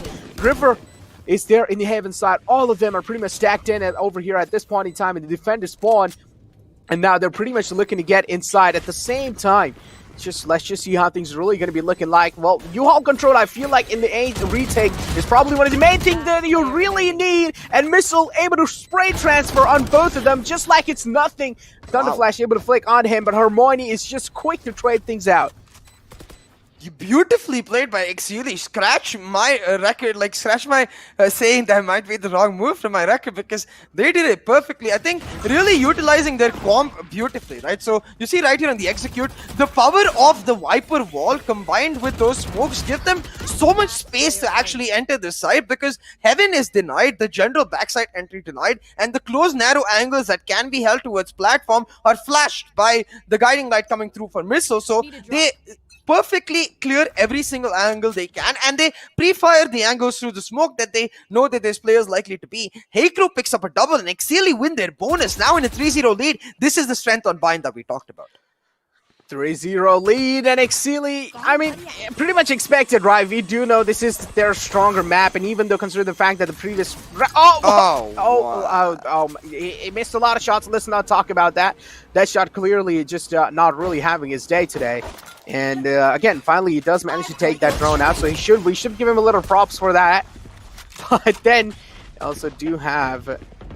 that blast cannon coming through, but Breach now is getting spotted out by those Seekers, and yes, he will be pretty much being blind by those as well, but there is a fantastic recon dart right in the back lines, just revealing so much info. Exceeli able to work around it. They have managed to get the sign on their name. One last man alive, that's going to be insane. Gets spotted out, no, he doesn't get spotted out yet by that flash, but they pretty much do know he's right there. Insane, able to get the West of Franks, what? Oh, those were some insane shots, but unfortunately, Missile pretty much strikes in from the backlines, from the elbow side. Deathshot is just not able to deliver. Yeah, consider the fact, even though, yeah, the previous round was an eco, but now they are pretty much going to be getting themselves back on the guns, and this round is really going to be important. But it's not, like, yeah, I definitely get what you mean. The fact that he died you can put partial blame for that on the eco. I just don't understand why he stays in hookah. He Yeah, knows yeah. his dash was spotted, right? There's so many utility that can just push him out. There's the Sova shock darts, there's the raise nade, which he got forced out by, there's the brimstone molly. They can even guiding light him on the face, they can put a snake bite on him. Literally every single player on Exceeli can cause threat to him in that tiny hookah angle when he doesn't have a dash. So as soon as he dashes away, I just feel like he has to leave hookah. I understand the idea that he's trying to play on the classic right leg, the burst, on that close range fights, but with his position being revealed, he actually doesn't get any value. It's just a nade for a kill as well as a dash, and that's worth it for Exceeli any day because they open up hookah and they pick up sight now with a 4-0 lead. And this breach Sky so far not working out at all, and I think primarily because of the fact that we haven't seen any aggression from the side of Crash Landing on You. I want to see two duelists moving forward with that breach, like getting set up in either A short pushes or even B long. Like with the fault line, you get those two duelists ahead, get them into flanks, let them find those engagements. 4-0 being the scoreline. And engagements, of course. I feel like over here again, they're just really losing those initial engagements, and they're just really not able to find themselves that sweet spot. Losing those initial engagements is probably one of the main problems here. If they're really not just able to win those one-on-one fights, unless Insane is the only man who's trying his best to deliver back here, the rest of the players are just really not able to kind of deliver. That's the main problem. Considering the fact that Thunder Flash and I feel like Deadshot are one of the players that you can heavily rely on, we can let Sinbad slide away because we do know there's a lot of things kind of he does have a massive burden on his shoulders. But I really feel like at this point, CLOY really needs to realize that they need to start winning those one-on-one engagements. They do have flashes to do that as well. They can utilize those flashes. They can try and play aggressive as well with those flashes help. Pretty much make sure your duelists are going together, flash them out, and then you can pretty much try and peek out at the same time. And at least you will be able to find yourself decent engagements, or at least those one-on-one engagements, there's a massive chance that you can win those. Yeah, and it's also much easier against a team like Exceeli because you don't actually need to rely on your breach against the style that Exceeli plays to may be the pivot or the playmaker in the defensive half. I mean, in the attacking half, yes, it's breach all the way through. But in the defensive half, since Exceeli are a very simple team, you know, they play calculated, efficient plays, which means that wherever you are naturally expecting them to come, that is wherever the utility is invested, that's where they're going to commit. They're not going to commit 3 smokes and a couple of snake bites to just fake and go over to another side. That's not their style, you know. So what this allows CLOY to do is let the breach just play anchor. Let him play the pseudo duelist role on the anchor, take some pressure off of Sinbad's shoulders and put it back on Thunderflash because he is a playmaker. Instead, they're playing both of those initiators solo and the duelists are taking dry peaks. This is very confusing from Crash Landing on You. They playmakers on a very different part of the map as compared to the people who are Oh my supposed to get god. benefit. That was absolutely a good ult, I would say. Didn't know he was stunned out. He cannot really move fast back, so use that ult instantly on them, but trades are happening back and forth, and Insane, again, as I did mention, this is the only man who's able to deliver using that satchel and wall. He's able to find another one with that showstopper. He can manage to find a Hey Crew, though, but unfortunately whips out that nade in the wrong timing. Hey Crew able to deliver, I would say, reply back, but still, the disadvantage is looking on the side of Exceeli, because one man is down low, that's going to be the Brimstone, and yep, the last player standing is really low, and that's going to be Hey Crew. He only has 30 HP left, and it seems like he is opting out to rotate all the way in the back. That Hawk should reveal a lot of things and pretty much make them think that, okay, there's a massive chance that he might just have rotated back to B, and this is where they finally start realizing that. Exactly, and now Hikru doesn't have any utility to his name, just a couple of stim beacons. So I think making the right move right here, looking for fights before he actually goes for the flank, but he's not going to find any because CLOY are being extremely disciplined. They know they even have the Rolling Thunder, which if they have to commit, they can, but I assume the comms are given with respect to Heikru's health. They should know he's low, but not risking anything. They just want to get one round on the board online. The Rolling Thunder to start it off. The flash now coming in. Heikru doesn't even get to watch properly. Now his sightline is clear. The diffuse gonna go down. The fake is set up, but they're not looking at the right angles. Sinbad gets taken down and Thunderflash really low in a 1v1 now. Thunderflash peeking through, but the flick is there, and Heikru will find the match. Exceeli Esports maintain a 5-0 lead as Heikru maintains his dominance. Oh my god. No. Wow. How do you mess that up? You haven't cleared the site yet, CLOY. You haven't cleared the site yet. You didn't even check the back sides completely. Oh my god, no, CLOY. These are some rookie mistakes that you're really making, and I feel like at this point it's just that pressure building up on CLOY, honestly, CA. Yeah. I just feel like that it's just that pressure building up. They're just so jittery that they're making those mistakes without even knowing it. Because this isn't the CLOY. This definitely isn't the CLOY that we saw. Because we already know Lexius Gaming is one of those teams that they defeated, and Lexius Gaming is one of those teams that is really strong in their initial region, right? And this is not the CLOY that we saw back in the day.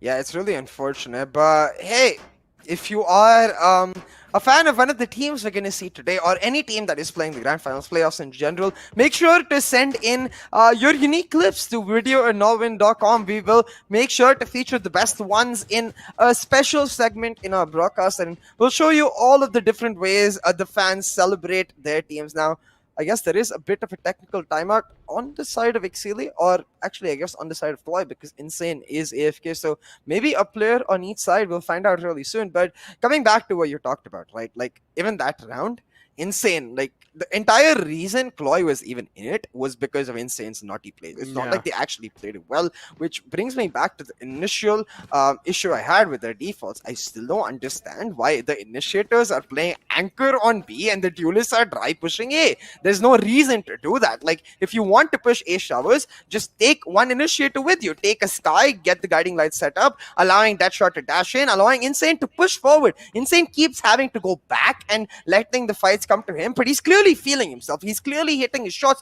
so help him. Get him the resources, let him move forward, and let him be your win condition, because right now, CLOY, it just seems like they are like solo queue team, like a compy team. They have all the right tools, but they have no idea how to execute. They have all the right tools, but the main problem here is that Deadshot is deactivated. Yep. They do have all the right tool, but again, we are coming back to the same thing here, but a big man like Deadshot being deactivated, and consider the fact that how they played again, like Lexius Gaming, this is clearly not what we saw, right? Because again, Lexius Gaming, Deadshot was the man who was top fragging all the way. He had 28 kills for himself in the best of 5 that they were playing against each other. He literally had 28 kills, 14 deaths, and like 4 assists for himself. So that was absolutely insane. And he was top fragging the charts. He was one of the top fraggers as well, if I'm not really wrong. Yep. And consider the fact, from being the top fragger, being on tippity top of the mountain, now you're all the way down. Not even down, like I would say you're completely underground. Yeah, that's a hard fall. Yeah. It's like, you know, being on top of the world, and then suddenly the world doesn't care about you anymore.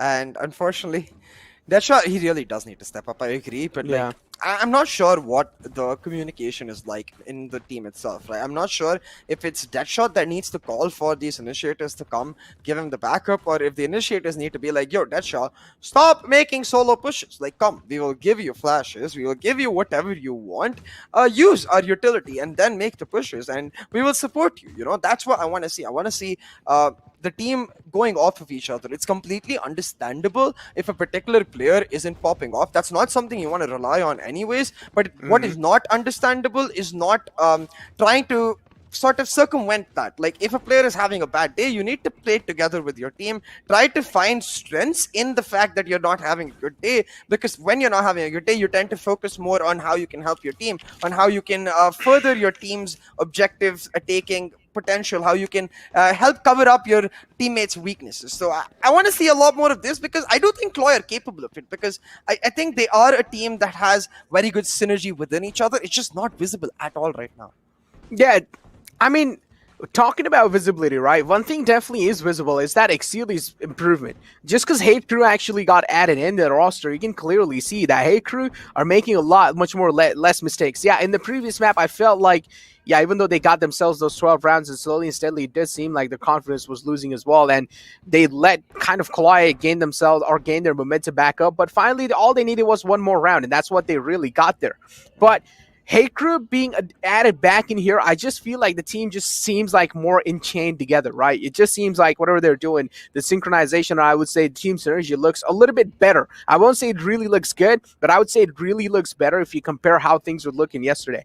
Fancy, of course, playing that Killjoy. I feel like Brimstone does a really great job as well, but Killjoy, as well as you did mention, as long as the KO isn't really being utilized, then Killjoy is, of course, one of the good agents as well to kind of use it, right? But the main problem here for Killjoy is that, yeah, she can definitely be played on the A side, but she's in her prime in the B side.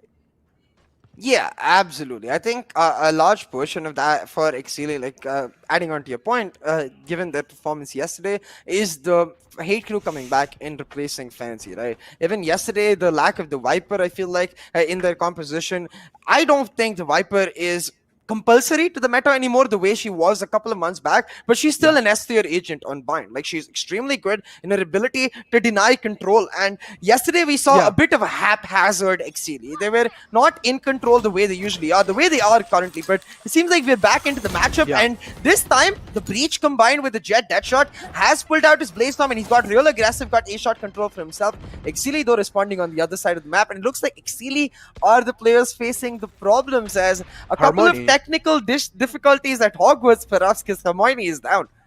Yeah, Hermione is not really seen for now. It seems pretty much inactive. He's not really moving around or anything. But Exceeli as well, they do realize that. Now, this is what really is separating out CLOY, right? Take a look at this. The initial engagements, again, aren't really being made, right? Exceeli as well, they're holding their horses. They aren't really kind of being like, oh, it's not impatient and just peek out one corner and then just, you know, try and seek those engagements out. Instead, Exceeli pretty much holding their horses, waiting for his team to kind of make that a lot of movement on the A side. And then on the, I feel like Kyojin is going to be striking in on the hookah. Oh, Kyojin.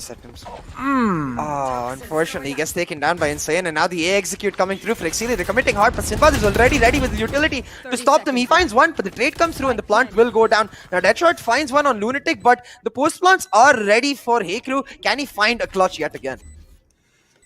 Launching smoke. Finding a clutch definitely not going to be easy, but yeah, I mean, the man advantage clearly is definitely looking on this side of CLOY, so they are definitely looking good. It's a 4-on, I would say, yeah, just one situation. Unfortunately, Hermione isn't really there, so as I did mention, clutching the situation out definitely not really going to be easy. Hey, crew, well, pretty much in the common angle to get spammed, and that's what's going to be happening, and a Team Ace coming in through for the side of CLOY. So I would say that first round on the board should definitely give them a little confidence, but I won't really say much at this point, because look at the amount of credits they have, right? Look at the amount of credits Exceeli has in general. Look at, I mean, Hermione, yeah, he is really not in the game, but still they can afford to buy once more, and I feel like they can afford to buy again after this as well. Yeah, they have a lot of money in the bank, but without Hermione, actually, it will hurt them a little bit if they don't win this round. So let's see how they are able to pull back this 4v5 situation. Now they have the Viper Spit as well as the Seekers ready, so they can just try to hard rush into his side through showers, set up the Viper Spit, and then play on the post plant with the Molly lineup as well as the Snakebite lineups, but they're not going to do that. Instead, Deadshot now relying on his second initiator, getting the Sky to help him move down B long. He's got a really nice flank going on. As I did mention, he definitely does have a good flank going on, but Insane there, oh my god, they're striking in. Insane is just able to make those individual plays happen, and I feel like that's just helping CLOY so much to at least succession.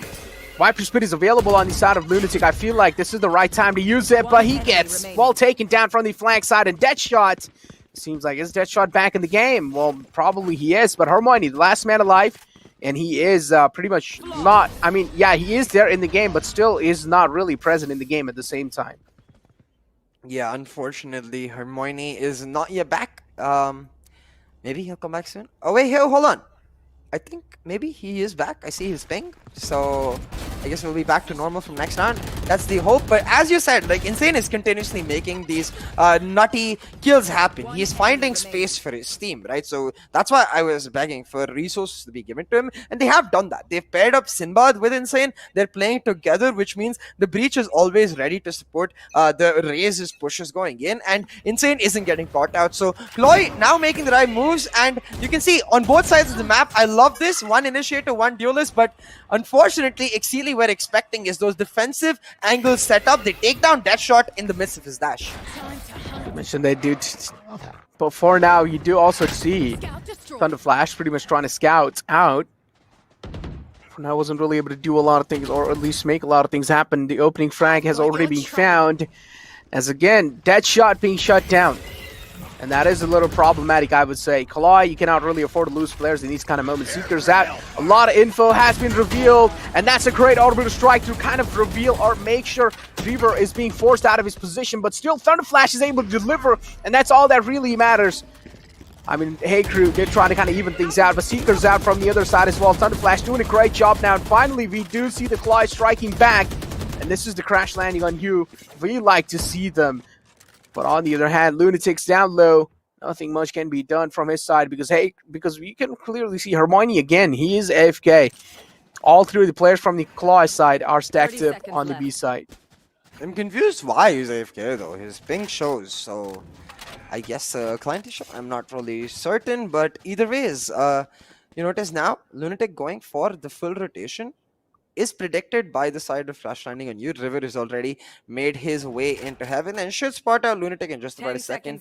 I guess Lunatic making the call that he doesn't really want to go for the push in here, wants to save his weapon, and it is the right call because at this point you need to try and salvage as much of attack as you can. There's 4 rounds left. Even if Exceeli pick up one of those next 4 rounds, I would say it's a decent half for them because then they can go on to defense where not having Hermione won't hurt as much as it hurts on attack, because I feel like on defense, especially on Vine, they can rely on players to hold down individual angles since there's only 4 power points across the map.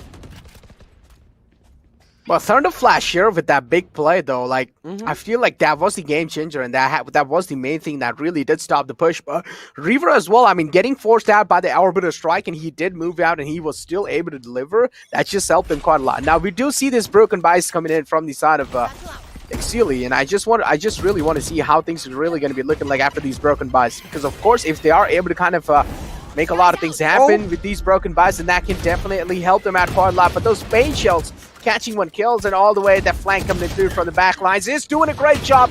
Deadshot able to step himself up. He gets himself a massive 3k, and he does know the last man is pretty much AFK. All he needs to do is go. He's getting his ult point. Yep. Wow. Yep. The ult point, the Thunder Flash.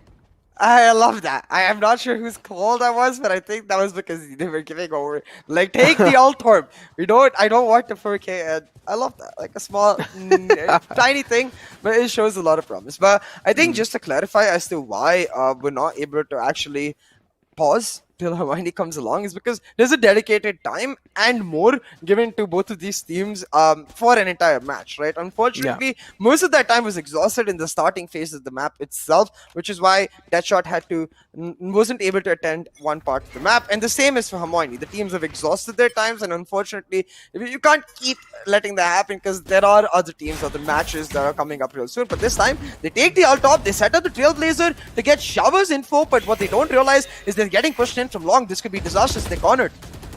They are definitely cornered. Missile strikes out, but well, he will be safe for now because Deadshot does realize now finally overstepping his boundaries isn't really going to be the good thing to do.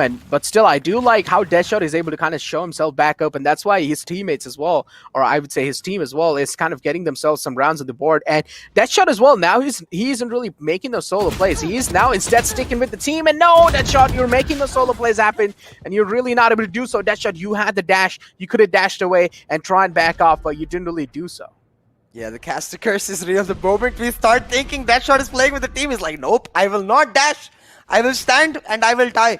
Patriotically, I guess.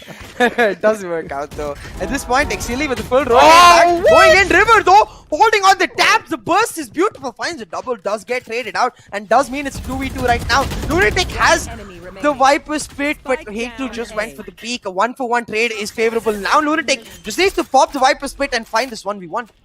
Exactly. Well, I mean, he can definitely try and pop this Viper Spit, and well, this is what he really did. But I really feel like that's a huge investment for that like single 1v1. They can. Oh yeah, considering the fact that Hermione is AFK, yeah, it does make sense. Yeah, but still, I mean, that was a hefty investment from his side because he could have used that Viper Spit to at least gain the side control in the next round. But hey, it's fine as long as he's able to kind of confirm this round in their hands. That's what they really mattered. But yeah, River, again, it's like they are able to make these close calls. It's just because they're insane, like I would say, insane stepping up, River stepping up, or on those individual plays, right? Like it's like if Thunderflash is able to get himself like that 2K, that helps them quite a lot. If Insane is able to do so, if Deadshot is able to do so, then only they're able to make these close calls. Oh. They're ready with the anti-flash setups. They're expecting this dash in. You see, Heikru is not watching Courtyard at all. He was waiting behind the boxes. As soon as his teammates gets flash, he's like, okay, I will take the free kill because they think my teammate is alone. He is not. They pick up Deadshot now with that Trailblazer. They clear off long, and CLOY are feeding Exceeli. Now it's a 4v4. It's even Stevens, and Kyojin does get caught out. So the man advantage is picked up for Exceeli. At this point, CLOY really need to hold on because Exceeli could just go for the TP, but they're committing on to B Necro. They're coming in on B, and Paint Crew peeks out, finds himself one Cosmic Divider as well from the side of CLOY.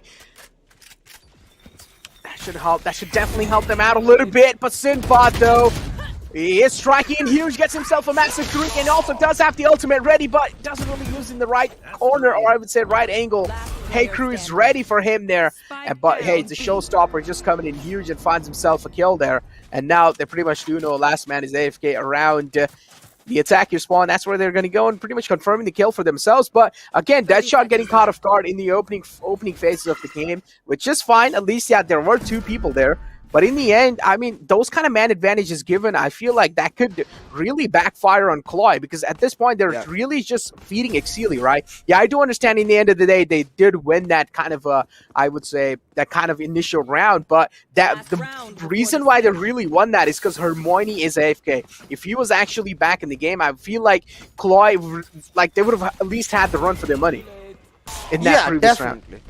Yeah, but having said that, what I do like, I definitely don't like the fact that they keep going for the same push, but since they do get taken out at B long, they make the same push happen outside hookah and they pick up Fusion. So the fact that they're maintaining the aggression is still somewhat good because it shows consistency across the team. It shows that they're playing for the same style across the map. So they're able to equalize that kill on Deadshot immediately and inherently pick up the round, because as you said, without Hermione, for Exceeli, these executes get very, very difficult. They're relying purely on missile for information, and that's very hard to do for a Sky, especially on the attack.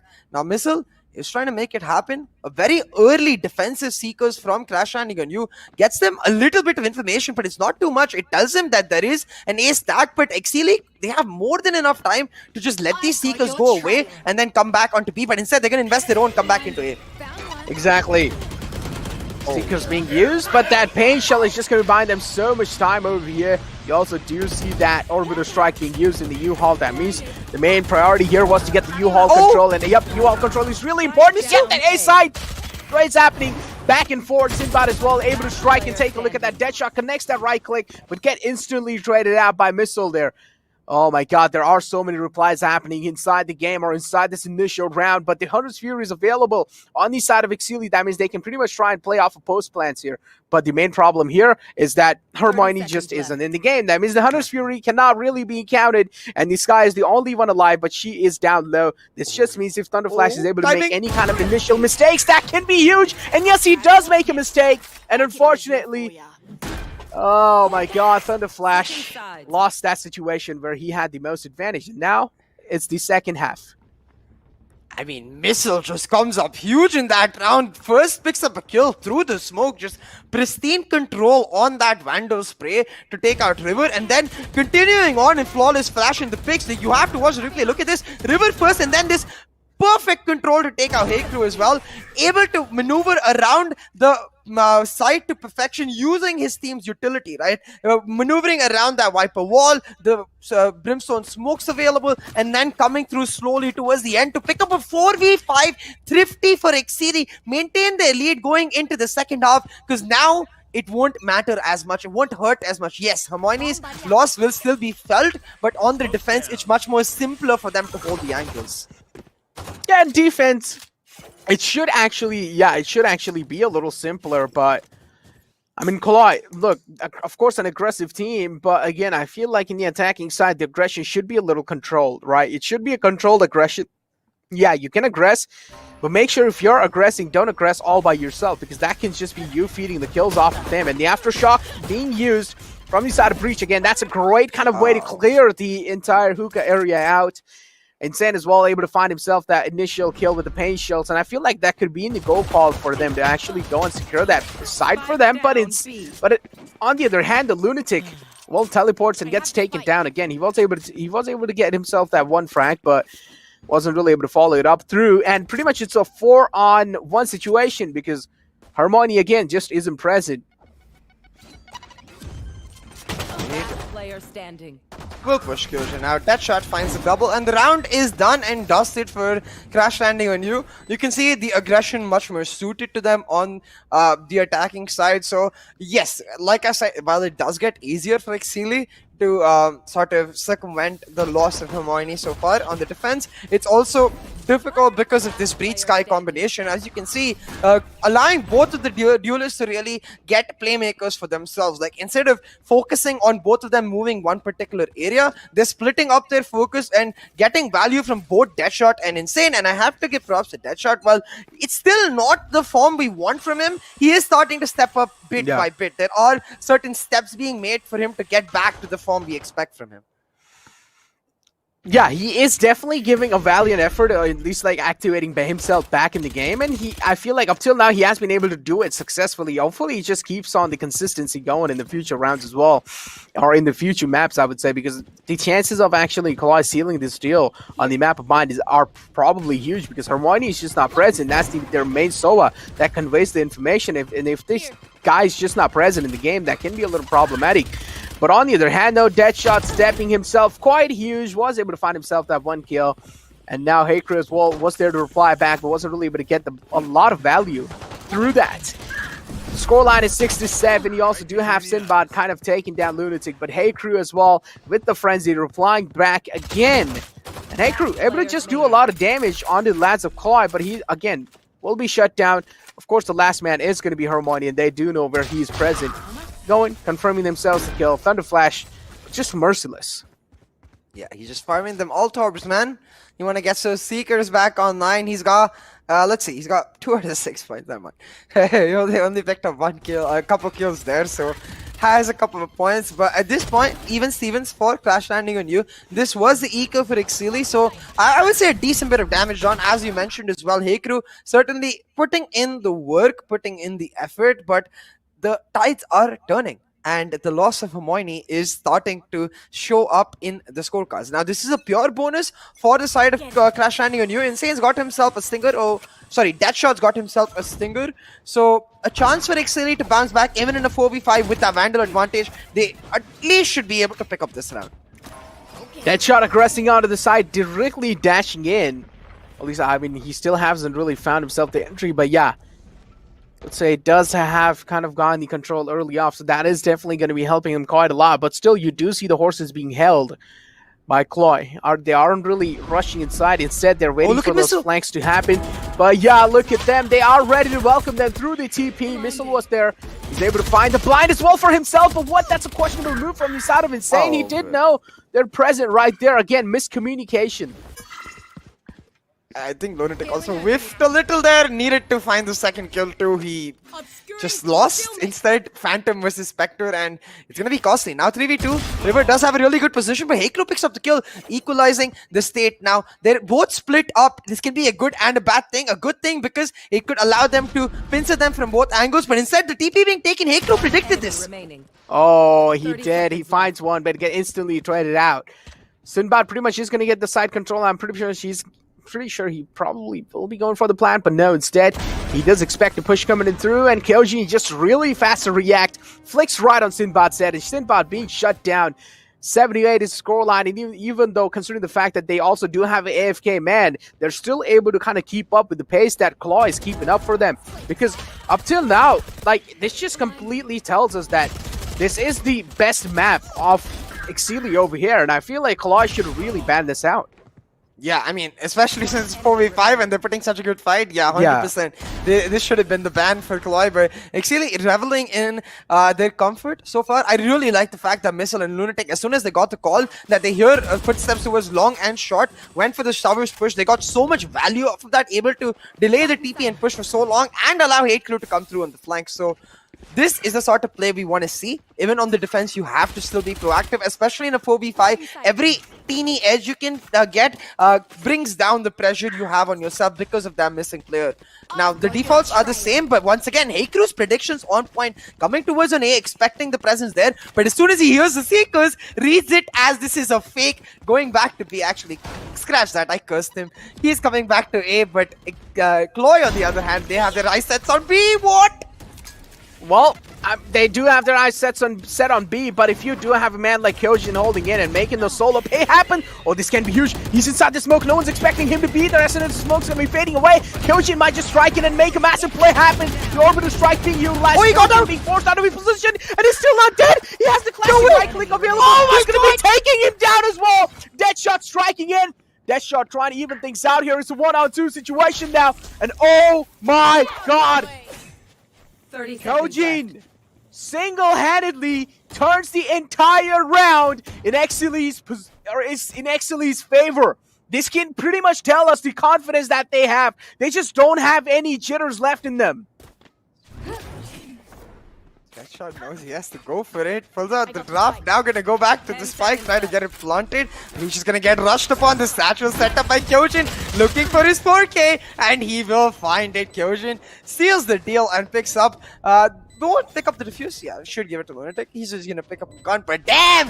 Kyojin is a god! The first shot itself, it had me halting in my tracks with what I was saying. I was just like, now they're going to go for the B execute, and Kyojin is going to have a difficult time, but he just pops the first head, plays around that smoke difficulty, finds a kill, and gets out of the orbital strike to take out Thunder Flash. What is there that Kyojin cannot do? Because this lad is a beast. Picking up yet another round, 4v5 for Exceeli. And now, Exceeli Kyojin, well, it seems like he was also called out for a timeout there. Oh my god, he just played that out so well. He did realize the smoke is probably the part which will not be checked, because the last time he was spotted was backside, and only a psychopath can just make those kind of plays. So like CLOY didn't really expect that coming in through, but guess what? Who's a maniac? That's that lad right there. It's Kyojin. Pretty much sneaks in through the smoke, finds one lad through the smoke, then sneaks out of the orbital strike, takes the guy down in the hookah as well. And that's just keeps the entire team of Exceeli available or inside the game till now. And CLOY, they're just getting decimated. Take a look at Insane's face as well, right? You can clearly do see the signs of worry coming in from this lad. And you can also do see the River as well, kind of worrying about his team. Thunderflash as well, the same thing. Sinbad as well. None of them are looking happy. On the other hand, if you take a look at the lads off Exceeli, pretty much the game faces are on. Yeah, absolutely. But I guess that shot is no, never mind. He is there on the map. I was scared he was AFK because there was no cam. But as you said, all the players are back. Hermione as well. So Exceeli, they won 2 rounds without Hermione. Now with an eco lead and the Sova back on the map, they are bound to be feeling very confident. CLOY back to where they started in this series, just not in control whatsoever, left stranded. Now Deadshot is trying to make the moves, but instead he's just gonna get a Trailblazer to his face, a couple of shots to match. Does get the off for his Sky, but Missile is making the moves, looking for the pop flash and the kill. The big boy Hermione is back in the game, as you did mention. And this could, I feel like Exceeli already just has a massive edge. I don't know what to say anymore. Yep. Because Hermione being back in the game, that means the Soa. Look at him, Hermione is solo holding on to the B side. The amount of confidence this lad has. He's like, all right, you guys can go back all the way to the A. Brimstone, Heycrew, you can pretty much play on that rotations lines. And I will single-handedly, I will solo hold the B side. I mean, Hermione is capable of doing that, so it does make sense. Especially Soa being back in the game. That means so many utilities that can help them gain info. Bully back in the game as well. Lunatic finds himself too. He's absolutely making those Lunatic plays happen inside the game here. But over there, with that being said, Lunatic turns back on the River. River being shut down. And just that one last man alive. It's going to be Thunderflash. Oh, it's just... They all died because of a single one-way. Okay, with the exception of Thunderflash, they all died because of one Viper one-way. They all try to rush through a one-way. You never want to do that. At least wait for it to time out. Like, Viper's poison is going to go out. Wait for that timer to cut, then go in. Even River, for that matter, tried shooting through the one-way, tried making the one-way his own. Lunatic be like, are you mad? Like, that's never going to happen, bro. Yeah. Instantly just turns around to say, my one-way, I see you and I'm going to take you down. finds the 10th round for Exceeli, and at this point the defaults are so hard to break because you see the way they're set up is now that they've got Hermione back, the info is always towards B long, and the Viper sets herself as anchor towards A. This time with the Viper split, it's ever so enhanced because now they're relying on Kyojin with a ton of utility to shut down any Shao's entry, and well, we know what Kyojin does when he's given that responsibility. What I'm really excited about though, Necro, Missile. Exactly. Oh, Look at Missile. Because yes. Hermione is back, they use the recon from Hermione to get Missile in an aggressive being position. choked. This is huge. Exactly. They're being choked and pincered, but they're moving in with the Rolling Thunder. Oh, they are moving inside with the Rolling Thunder. Yeah, I mean, that is definitely helping them quite a lot. But Kyojin there to reply back as well. Hey, crew. There to follow it up. And Hey, crew able to burn someone down with his Molotov as well. And still Lunatic is alive in the game. And I don't know what's going on. Dude.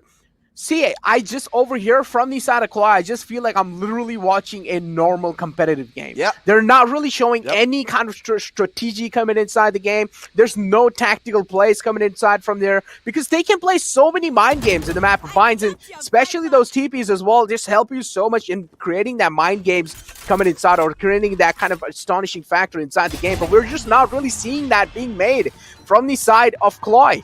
And that's why they're getting completely destroyed. On the other hand, Exceeli is kind of a team, as we've talked about this, right? Exceeli is kind of a team who kind of replies back in the same style, right? If you're kind of a team, you're really not going to be taking that strategical approach in the game. They're also really not going to be doing that. If you do take that aggressive approach, they're going to be doing the same thing, and this is what we're seeing. And Exceeli is able to deliver. Yeah, I just don't understand why they don't push Lunatic. Normally, a Viper's Pit, as soon as you see it, you're scared as hell. But you have two Duelists and a Sky. You just repeatedly flash the pit, still the Viper leaves, and then you just move in. And the Viper can't do anything about it because as soon as you get inside the pit, you have more utility from your breach to keep going. So they need to move forward as a unit. As you said, they need to find the synergy because otherwise this will just keep happening. Again, using the Sova as his initiator, Missile becomes the Duelist, moves in, pops a couple, and drops a Spike Carrier. Oh boy, oh well, we're already witnessing how much impact Hermione has single-handedly inside the game, right? He's back and CLOY aren't really able to get any rounds in their hands anymore, and Dash, questionable Dash coming in through, had no info what's going on the A side, still Deadshot decides to dash in, gets taken out, without any info, those kind of plays, so questionable. And CLOY, just, I feel like they have gave up. Don't get me wrong, I just feel like they have gave up at this point because we're just not really seeing anything being paid. It's like they're just not really putting the efforts. They want to win the game, but they're just not really showing the efforts. Sinbad move. Thunderflash missile is set up though. He find one. The trade comes through for Thunderflash, so now can go for the plant. Has the Seekers, but should have heard the audio calls that all four of them are coming through. Hookah right now needs to use the Guiding Light to reposition himself and is going to do exactly that, able to dodge out the recon, but the second Guiding Light gives his position away. The spray is coming through and all he can do is spray because he ain't going to find no kills.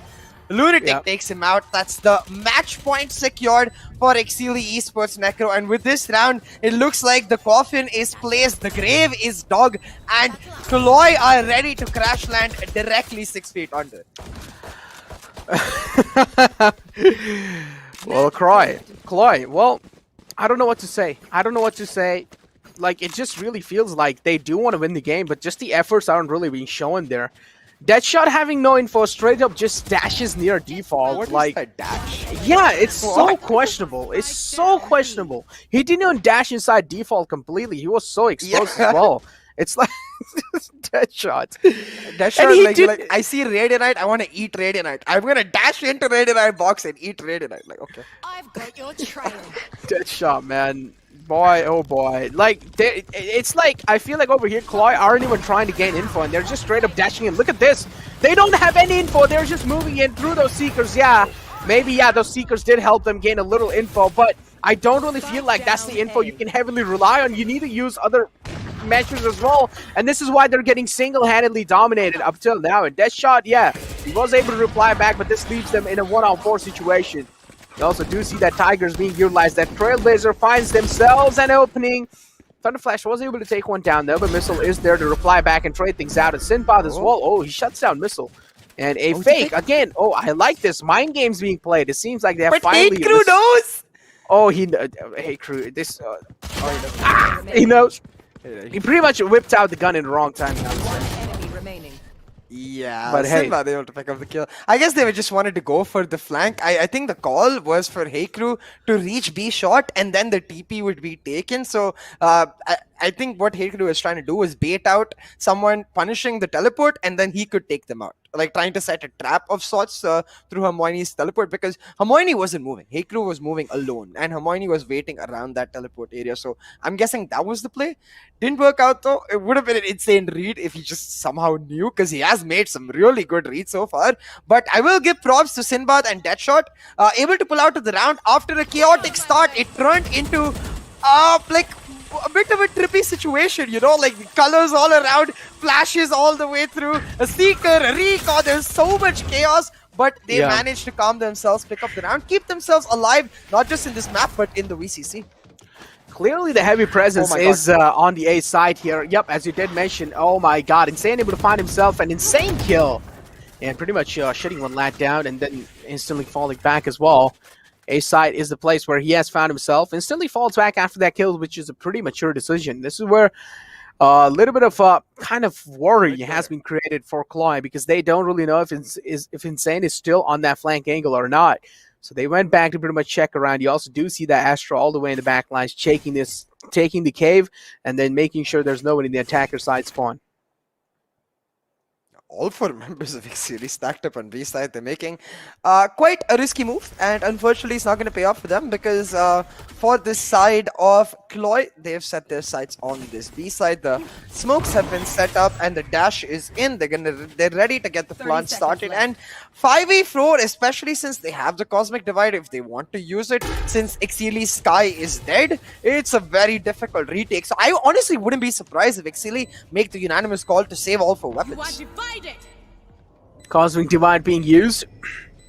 Exceeli, I feel like saving in a 4-on-5 situation would, I would say, it would be kind of a questionable decision, but yeah, it is definitely a decision that if you really want to be on the safer side, you can make. And well, if Exceeli are just able to find themselves free frags like those, then why would you opt out for save? We're left to the 2-on-2 situation. River able to at least sneak himself back up to safety. But River's position being compromised, and what was that shot? Hey crew, what? Bro, Orbital strike being used, and Deadshot being forced out of comfort zone, and he will be shut down. They should get the spike defused, and no, just didn't really have enough time. With that being said, well, they are barely able to make it alive up till now. CLOY getting themselves 9 points on either hand. Well, Exceeli just needs one more game to secure it. Yeah, and a really interesting post-plan setup from this side of CLOY. Insane and Deadshot, Insane and Thunderflash are just chilling in this side. They're literally exposed, waiting for someone to push through the Cosmic Divide, and they get punished hard.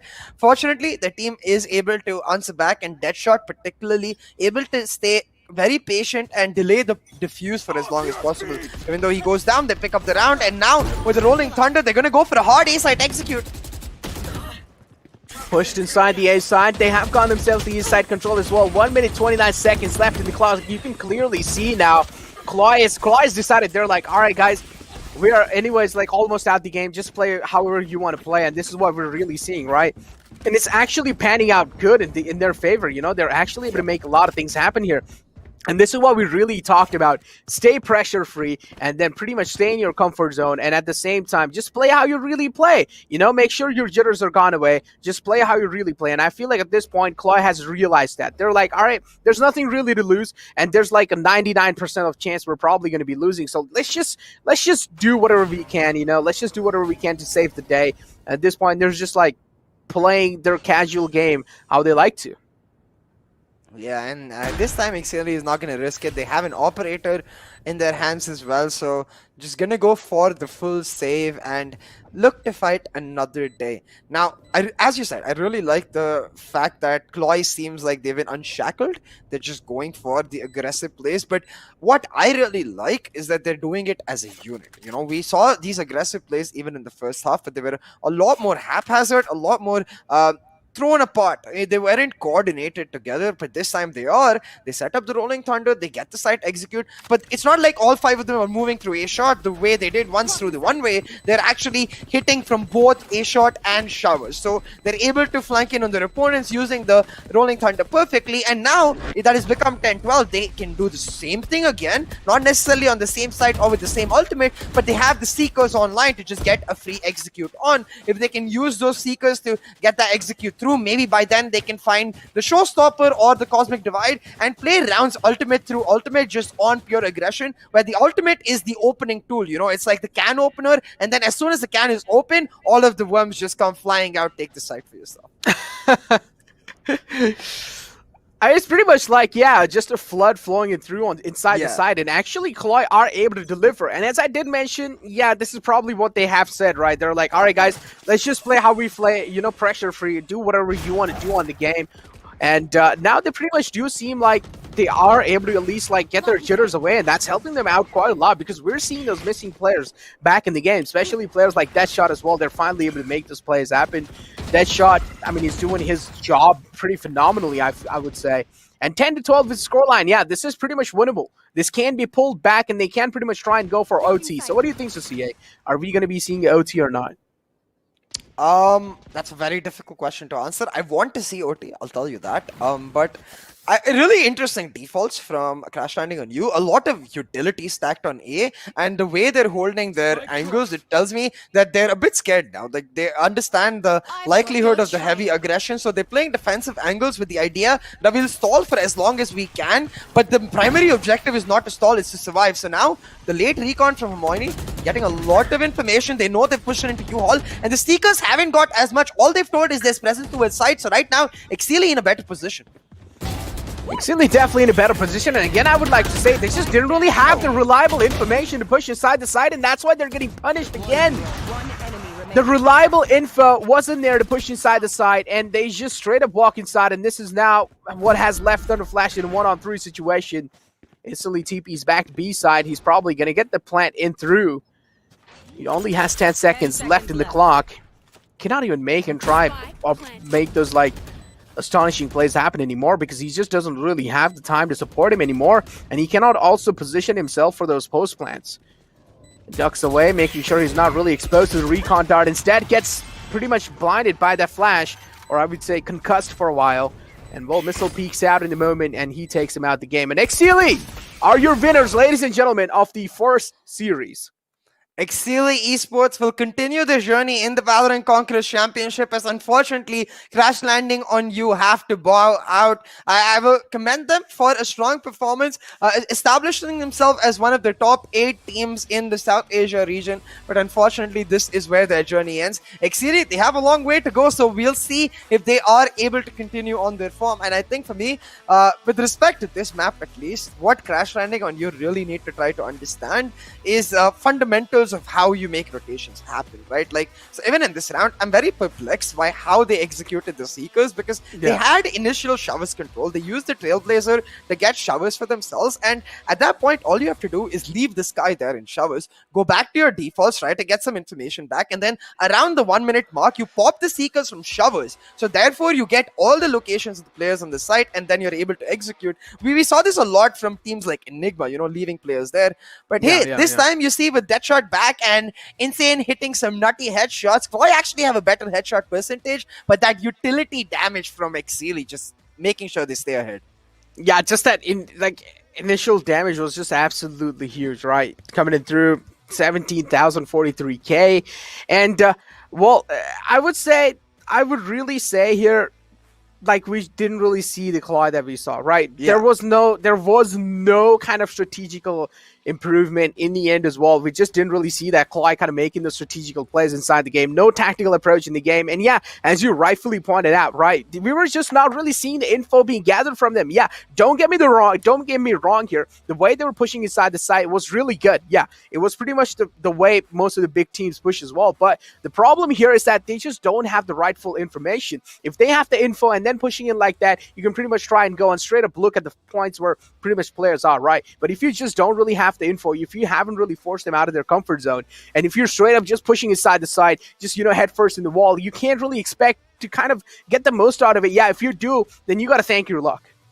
Exactly. Like, I even mentioned this in the Rolling Thunder execute that they pulled off beautifully. The best point of that entire execute for me was the fact that they didn't all go in through one tiny choke point. They separated themselves between shot and shoves, but the same when they tried to do with Seekers just didn't happen. We need consistency in that regard from Crash Landing on You. But talking about the stats themselves, like, yeah, you can see Deadshot definitely a better performance, still not as good as we wanted, but Insane and Sinbad. Sinbad particularly, I have to give props to, picking up a newer agent that he hasn't shown before in Breach and still pulling off a huge deal. But now, on the other side, Necro Missile, strong as ever, man. He's just feeling himself today.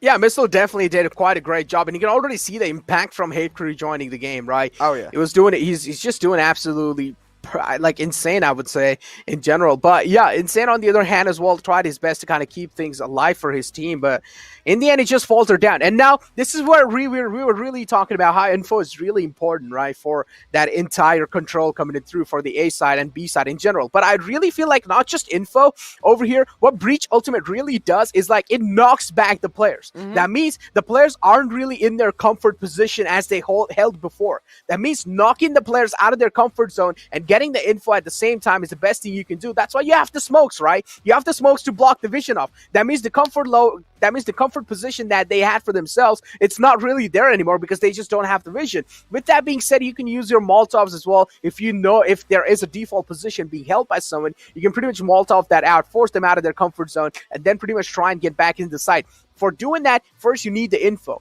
And the info just wasn't present there from their side. They were just not really getting that info through. They were just straight up running just like the head first in the wall. With that being said, let's first take a look at the MVP as well, and let's find out who that man's going to be. I feel like it's going to be Missile without a doubt.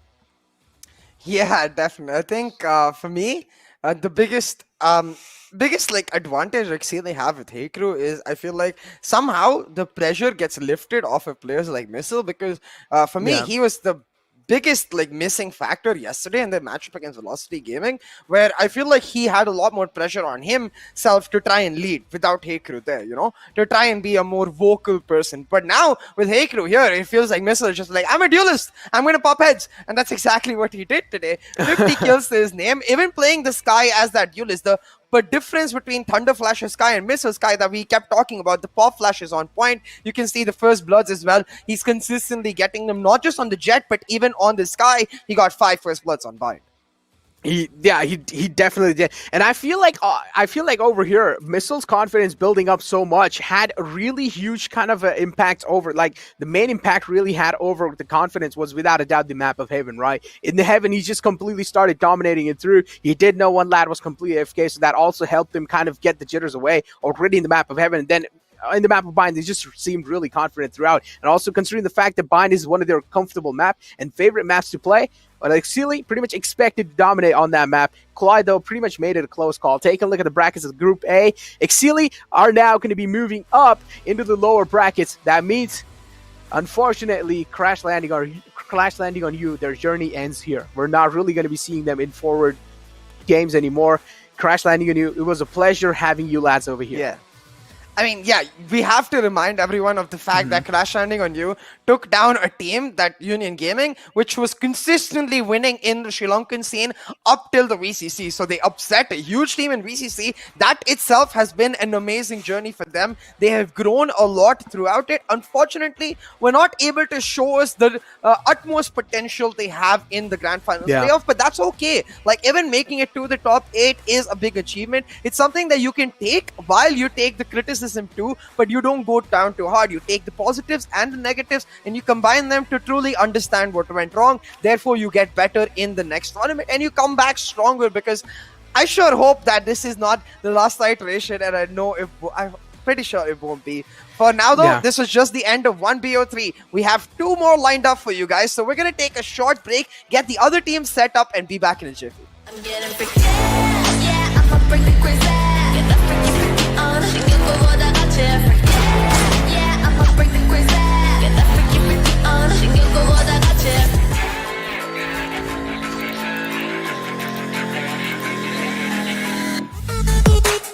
The power of steel. Get your mic on. Get your mic on. The strength of metal. Get your mic on.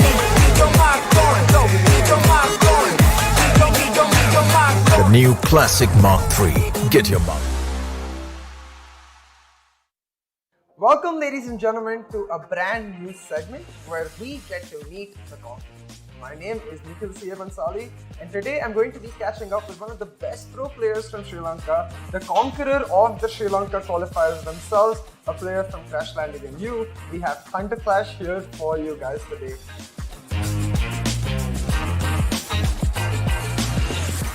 How are you doing? I'm doing great, man. I just want to say I'd like to thank you for having me on here. So with no further ado, let's get started with something simple. Like coming into the qualifiers, a lot of the community was expecting Union Gaming to be the favorites because they have had a bit of a dominant run in the past. So I want to ask you, like going into the qualifiers, what did it feel like to beat them? And were you expecting it to be such a dominant affair, like a 2-0? So first, no, we weren't expecting it to be so dominant. We never expected a 2-0. So when going in, we felt like the underdog, but we really believed in our teamwork. We thought we had really good teamwork, and Union Gaming has really good individually skilled players, but we thought we had the upper hand in teamwork going in. So we played with that confidence. I don't know if you noticed it, but we were always 100%. Together. We were playing together every time. Yeah. I really like the fact that you mentioned that you knew you had the upper hand in that going through, because that was the clear difference for me in the semi-finals in itself. But hey, let's come back to Thunder Flash, because I am curious, like what's the story behind this idea and where did it come from? Well, I started gaming when I was 9 or 10. I started with COD 4. And I was just another 10-year-old kid looking for a cool gaming name. For whatever reason, I went with Thunder Flash. Maybe I always liked a very aggressive, explosive plays. So it's just something that came to my mind. It felt like something an aggressive player would have, so I just went with it when I was a kid. And it's stuck on ever since. Thank you so much for catching up with me, Thunder Flash. It was a pleasure. And guys, if you want to see a potential pick maybe from Crash Landing on You or any exciting strats, make sure you hit that subscribe button and get the notification bell on, because as Thunder Flash mentioned, the VCC playoffs are going to be hella competitive. The teams are going to give it their all, and I for one can't wait to see it.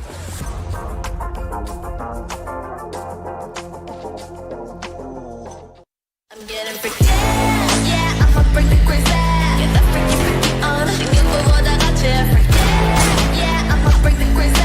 Get that freaky on, 생각보다 같이.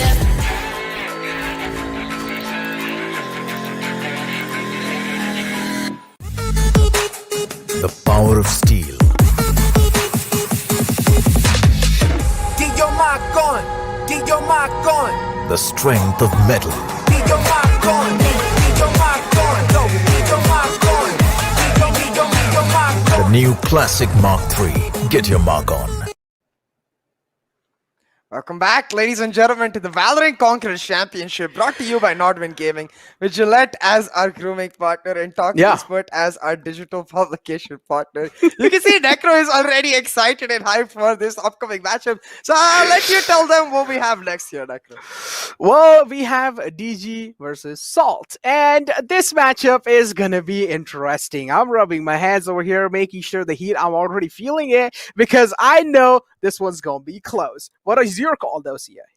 I mean, I 100% agree, but since I know what predictions have been made by all the casters, I'll wait for that screen to turn up, or at least the matches start before I divulge any of that information. But let's quickly head over to the map Vito screen, see what we've got in store for us. And in general, I'm expecting mostly comfort bans by these teams, because there's no particular maps that they can target which are not good for themselves, which they usually have similar map pools. So we are expecting Damaru Gaming likely to take out Haven. They've almost never played that. I think once in the Nepal qualifier they played it. And Salt, I'm expecting to either take out Bind or Breeze, because Breeze is just not great for them, and Bind has been somewhat dicey. It would make more sense to take out Breeze, though.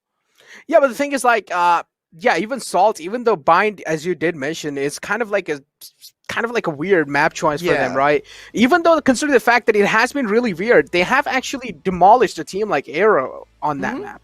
Like they have won against Aero on the map of Bind, which is really, I would say, which is really freaking good in itself, right? But take a look at the brackets of Group B. You also do have the lower brackets now, but in the upper brackets final, you have teams like GE and Enigma coming in through, so which is absolutely great. I personally do want to watch eye out for that match, but that isn't really going to be happening today, unfortunately. It is going to be happening tomorrow. That matchup, I feel like it's going to be so heated up already. I'm already feeling the heat today, even though it's happening tomorrow. But for now, we have the matchup coming in. That's going to be upcoming. It's going to be DG versus Salt, and consider the fact that we have seen Salt in the backlines once against Aero, and they came up with a dominating victory as well. 13-5 was the scoreline between them, and pretty much Salt completely dominated through. So I wouldn't really say that is a shaky map for them. I will just say it's kind of okay-ish map, and they can't play on it. Yeah, but this ain't no Arrow, man. This is a drum. A drum is much heavier, much larger, and much more difficult in general to beat.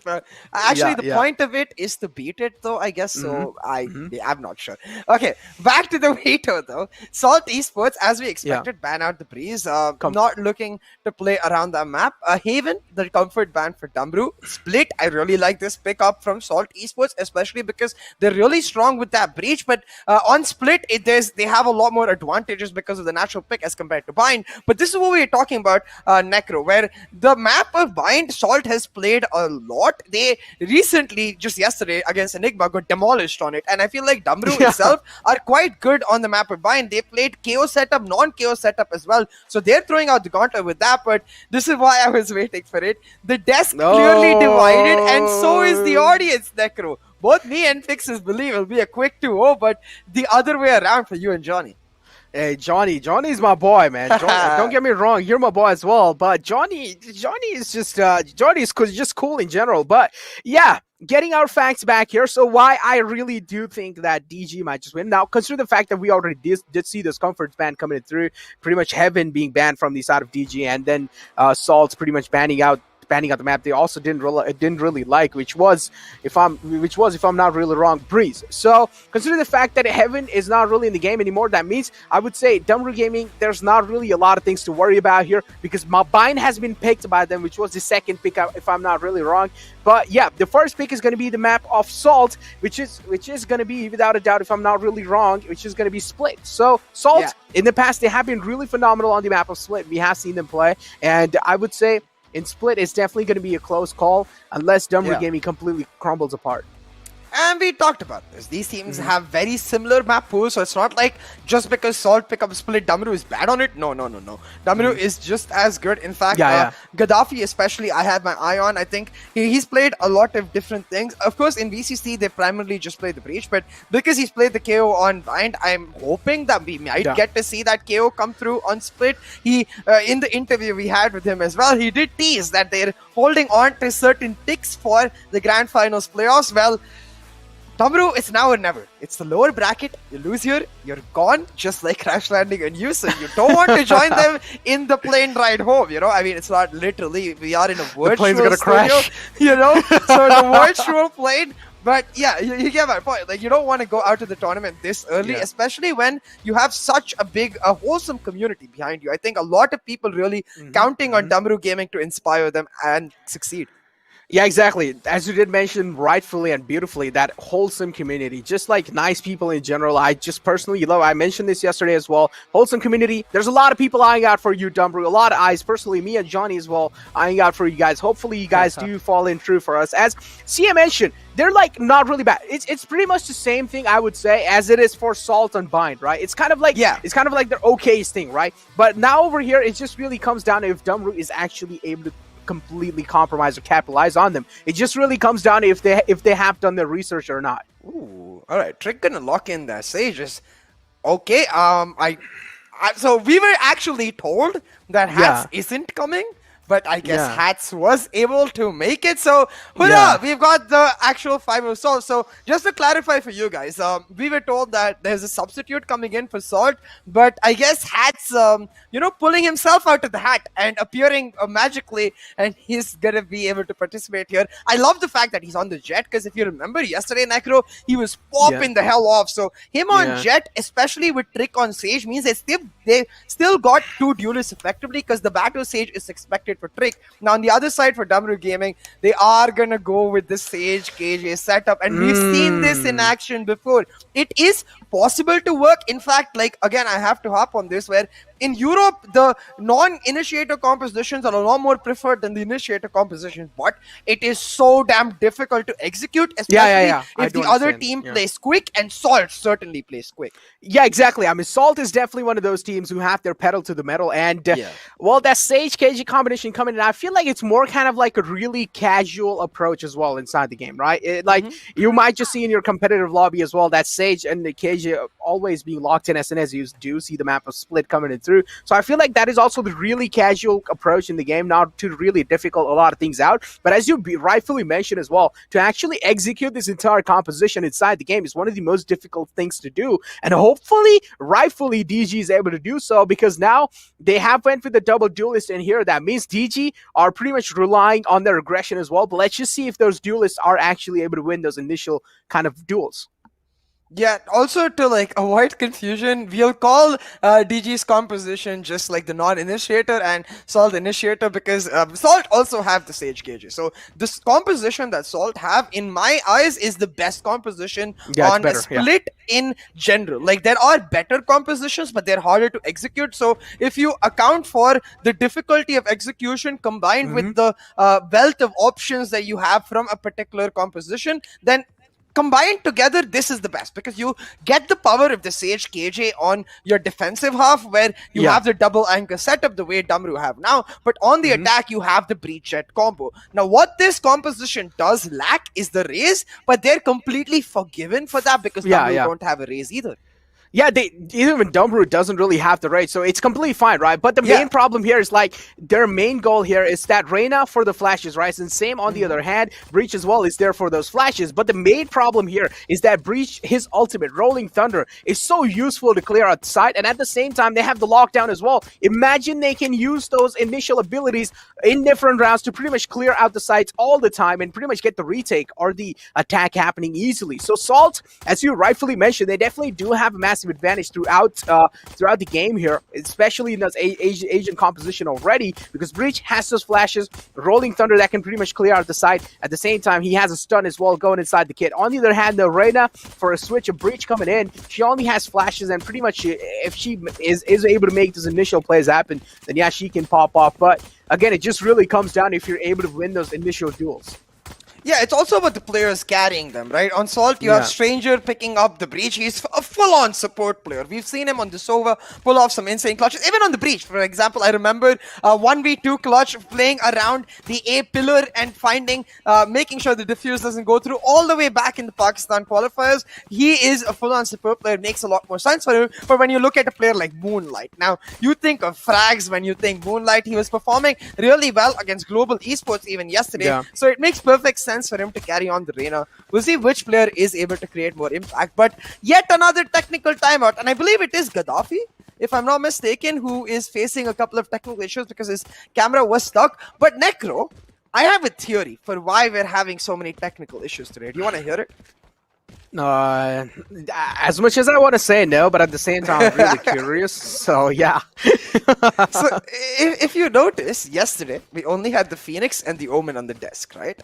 Now, the Killjoy is a known technological genius for the Kingdom Corporation. For some reason, we have a Killjoy turret on the desk today. I feel like Killjoy is hacking our stream. All right, moving on. We do... I know it's very far-fetched, Shaba. Like, unfortunately, we're faced with technical issues, and I'm just trying to make up for time. Oh boy.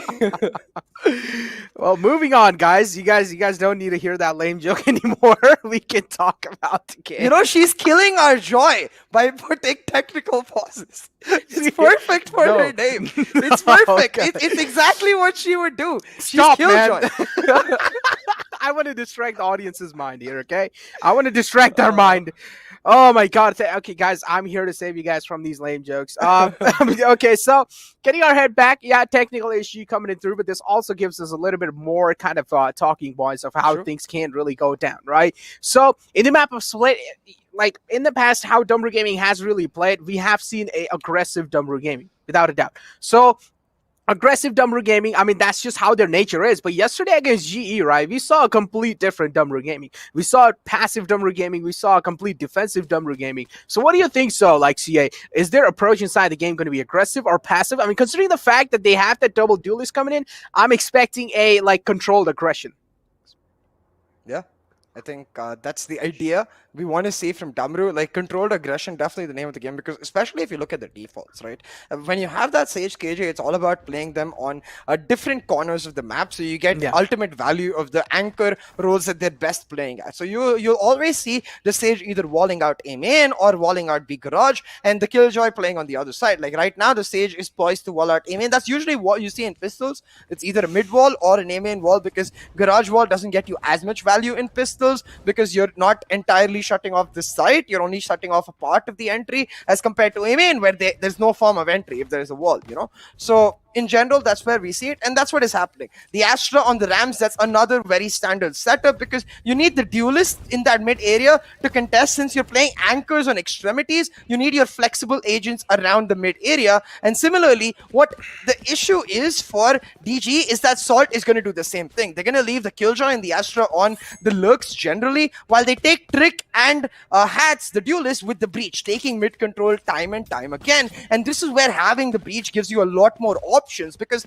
when you have done the mid default again and again for, like, say 3-4 rounds, you can suddenly switch it up. You can play for op control, because by then you usually have either 5 or 6 out of 7 ultimate points. So if you pick up that orb, you get that rolling thunder online, you use it, as you mentioned rightfully. Like, the difference between the Reyna and the Breach is that the Breach can use it for the team. Then you use it for the team and you change up that mid presence into a hard execute on a site. Without that Breach, the same cannot be done for Damaru. They always have to try and play defaults. They always need to try and find engagements before they actually rotate. Engagements, yeah, again, the conversation ends in engagements. And it just really comes down to if they're able to win those initial engagements, right? Just like how CLOY was losing those. Hopefully, to any of these teams doesn't really happen the same thing, right? Because if those initial engagements are lost, that means, I would say, mostly the morale really falls down, especially for the duelist. Because the duelist is the first one to actually seek out engagements first. That's why his name is the duelist. So Duelist, I feel like if your Duelist's morale is already down, because the Duelist is kind of a player who is capable of making those massive plays happen, and if his morale goes down already in the early phases of the game, then I feel like a lot of problematic factor can happen. Consider the fact that you also have a player like Stranger coming in. Stranger, I mean, he has played pretty much Breach in the past against Arrow. And this is pretty much the same composition they used, until we didn't really see Hats on Jet. That time Hats was actually playing on Raid. So This is a massive kind of switcheroo coming in through. Exactly. I think they're trying to fortify their defenses while still maintaining a level of aggression with Trick on the stage, right? So they still have the battle stage. But right now Trick is AFK, so 4v5, and they're all poised. Oh my! Oh, what? Oh my boy! Moonlight! What was that? I'm not even lying. Moonlight actually made me stood up my chair. It was looking so close. It was actually looking like a close call for him. Look at that. Casper being dinked as well. Salt are getting single-handedly obliterated. I wouldn't even say destroyed. They're getting decimated, demolished. With that initial 3K to start off the round, and Trick as well is now completely AFK. What's really going on here? I like how the Jet was shift walking. It makes her look kind of funny, you know, especially when she has her knife out. She's kind of like, you know, in that angry mood as well. Yep. Not really sure what Salt was doing there either. Just 3 members standing, no flashes, nothing. They just randomly pick together, line up, and Moonlight just like, okay, I'll take the spotlight, I'll find the fights, and I'll pick up the win. They find the pistol now, and hopefully Trick will be back soon. I'm not sure what's going on. Either ways, though, like right now, DG are looking real comfortable, especially because this is the defense, right? Like the Breach, a large portion of his impact is felt on the attack. So the more number of rounds DG are able to get through on the defense, the more confident they're going to be feeling in their defaults when they get over to the attack. Now look at this, a very aggressive push down mid. Thin has taken aggressive control all the way up to these boxes outside sewers. So Thin could play a crucial role in this round. He's getting a lot of info for his team. I mean, are we going to be seeing the thick Thin again? thin. I would love to. Yeah, I mean, yeah, I know it sounds kind of weird, you know, thick, thin, but yeah, this is what like we have kind of made here, right? So whenever Thin gets himself like some insane plays happen in the game, we pretty much say that, oh, Thin is making some thick plays happen. So I personally have kept his name like a thick thin. Yeah, I mean, hopefully we get to see thick thin come out, but like otherwise, in general, we hadn't seen that yesterday. But yesterday was G, so hopefully we will see him step up. Now Gaddafi making the moves, using that smoke to get himself in. He picks up the first kill, takes out his counterpart, and now he's just gonna back up, come back to his Ram's 30 default, seconds left. rely on his Sage to give him the contact on which he will swing.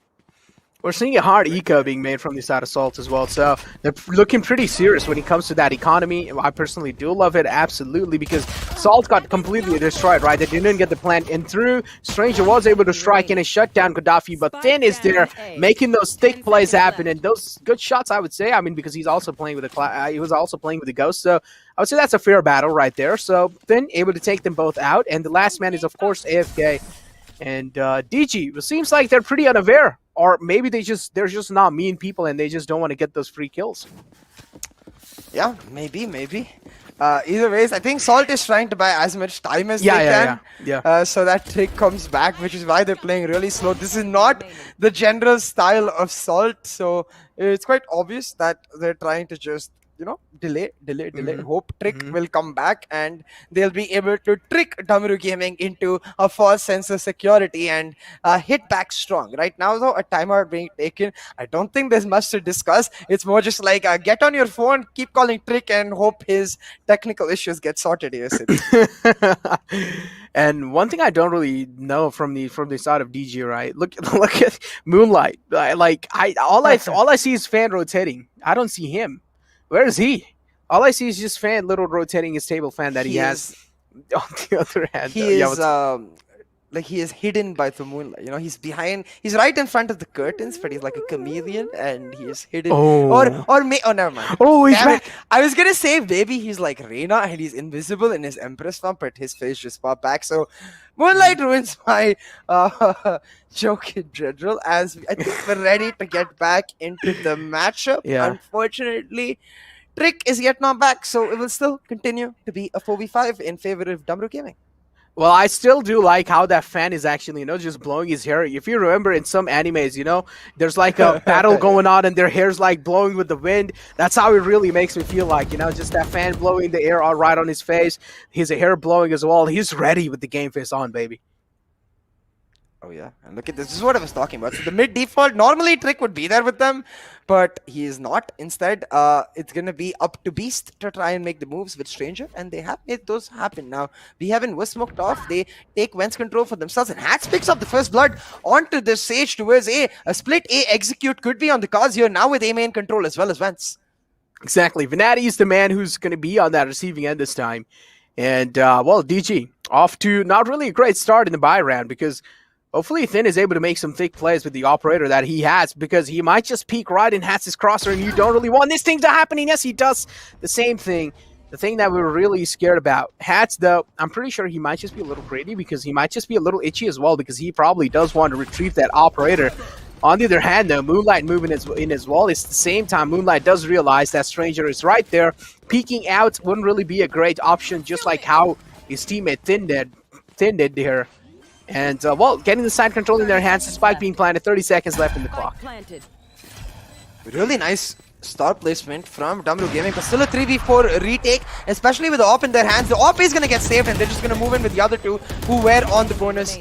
Casper and Beast will each find a kill, and that will be the round secured. 4v5 for Salt Esports. They do not give up. They make sure Hats is feeling comfortable, and he just goes for dry peaks, Necro. First finds Vinandi down in that A-long angle, and then able to pick up another to secure the round. And yeah, Big as save. I mentioned, yeah, for Slumber, saving the operator. The rest of the team on the bonus, you know, so it doesn't matter as much to them. They have the operator continuing, and the rest of them will be able to afford the buy. So it should be a normal round in the next for Damaru, but for Salt, this is huge. Every round that you get 4v5 increases your chances of pulling back the momentum if/when Trick comes back. I'd say this operator is just the play to go, right? This operator is going to be just like opening things up. Unfortunately, Thin just straight up walked into Trick's crosser, and he wasn't really, he didn't get the chance to fight back there. Yeah. But yeah, just a beautiful utilization of utilities, right? Aftershock coming in, you also did see the Swamp Grenade activated. But over here now, we also do have a timeout. As you did mention, just trying to buy as much as time. I don't really feel like this timeout is there to kind of discuss any strategies because you can't really see anyone talking as well right now in the cams, right? You can just see Stranger as well, just kind of just chilling out there in the below, and you don't see a lot of talking happening. So yeah, clearly this timeout is bought to make sure Trick is back in the game. Yeah, and we'll see if Thick-Thin is able to make a comeback. The operator was saved for him. It's a thick gun, so you want to see a thick gameplay from Thin. Because I want to see him back in form, because the way he plays, right? It's not like it's not like Raw Fuel or SK Rossi Jet, where he's just uncontrolled, beastly play. It's much more tempered. Like, he still hits nutty shots, but he's much more careful in his approach. He reminds me of Ghost a lot, or the vice versa. Or Ghost reminds me of him. The idea is that they're very similar players, and it's really pleasant watching players like that pop off, because it's always calculated. Like, you can see the kill that they're going to make happen coming, but even though you see it coming, you're like, how the heck did that happen? Because the shots they hit are just so nutty. Now Thin gonna go for an aggressive peek, spots out Casper, but it will miss. The shoulder peek by Casper done very well. Yeah, Casper rightfully didn't know that the push probably was coming in. That's why it was jiggle peeking that angle. I mean, the man advantage now looking good in the side of DG. I mean, a big man being shut down. That's their jet. That means the duel is pretty much out the game. And that's the only duelist they had. So they don't even have the second one to rely on heavily to take those initial engagements. But yeah, that doesn't mean that Breach cannot step up and try make himself the one to actually go for those initial engagements. Definitely they can. But Moonlight over here with the off angle being held, hopefully Stranger just doesn't walk right into his crosshair, right? I do like the patience being shown, but let's just see. My boy. Trying to push Moonlight, but he picks up one nevertheless, and that trade is worth it for Damaru, because they get the info that all assault is towards the mid. So you can see it immediately. They step back in their positions. They hold the defensive corners. They know they have the man advantage and the time in their side. They're just holding on, letting Salt make the mistake and come to them. Yep, making that mistake again, overstepping the boundaries there. Beast being shut down as well. And Venati, for now, I just like how safe he's playing, right? The patience, the amount of patience both the teams are showing. And this is definitely not the DG. That is like the aggression isn't being really shown from their side. I do like that at least they're able to make a decent amount of things happen, even while they're, playing things out a little safe. Venati needs himself a fresh magazine, and I feel like that's what he should really be going for here. But instead, whips out the classic, goes for that, and, well, he gets punished as well. That was actually a close call. Yeah, Casper taking a Venandi right there, almost able to pull it off, but it was still 1v3, I guess, and it way more harder than it actually sounds. So, Thin able to do really well, that get himself a tailwind in, pull out his classic, and of course that right click, oh so good, finishes it off in quick style and makes it 3-1 for his team. But this right here, huge by Moonlight. If he doesn't get that kill, not only does he go down and open up vents for Salt Esports to exploit, but also they nullify the man advantage with hats going down early, right? So they are able to make it that 3v4 situation where they can then control the attack and try to pull back, but with that kill Moonlight got, well, it was impossible. Now Thin once again holding A on the operator. The dash has already come through for hats, but Thin won't miss. He's definitely not going to be missing. Finding that opening frag on the hats, that's an absolute huge one as well. Again, that aggression being stopped, that means the push as well being stopped, but oh no, that shot being blocked! It was just placed in the right time, man. It was just so perfect. And what? Gaddafi actually thought he was able to kind of confirm the kill for himself. But Venandi is there to even things out, but unfortunately, he will get strike down as well by Beast. Beast there present on the side. On the other hand, though, he's the only man because the Sage is still AFK. And it's just kind of weird, right? It's just kind of this weird saga building up today that, like, at least one player from any of the teams will be AFK. Yeah. And in the second half, they will be back. Yeah, it's just really unfortunate. It's just a day of technical issues. Weather also helping out in that regard. But hey, Beast will finally get the spike planted. The turret should give him enough information. I like the fact that he's using the Nanoswarm to cut off choke points rather than for the plant itself. Knows that he just needs to play for time. Now, a nice peek will take out his turret. knows that there's one player coming in from heaven, but doesn't know that the jet is coming in from long. Oh Finds the my. 1v1. Now spots out Thin as well. Beast with a huge clutch. The triple kill to secure the second round. 4v5 again for Salt. This is humongous, and it has to be so damn demoralizing for Damaru Gaming. Yeah, it has to be definitely like massively demoralizing without a doubt. Like he was just tapping the heads here. Yeah, this was a quick flick right on the hats, but in the end over here, I feel like he did try to spam, and then I do like the fake plant coming in through from his side. And just in the end, just tapping heads.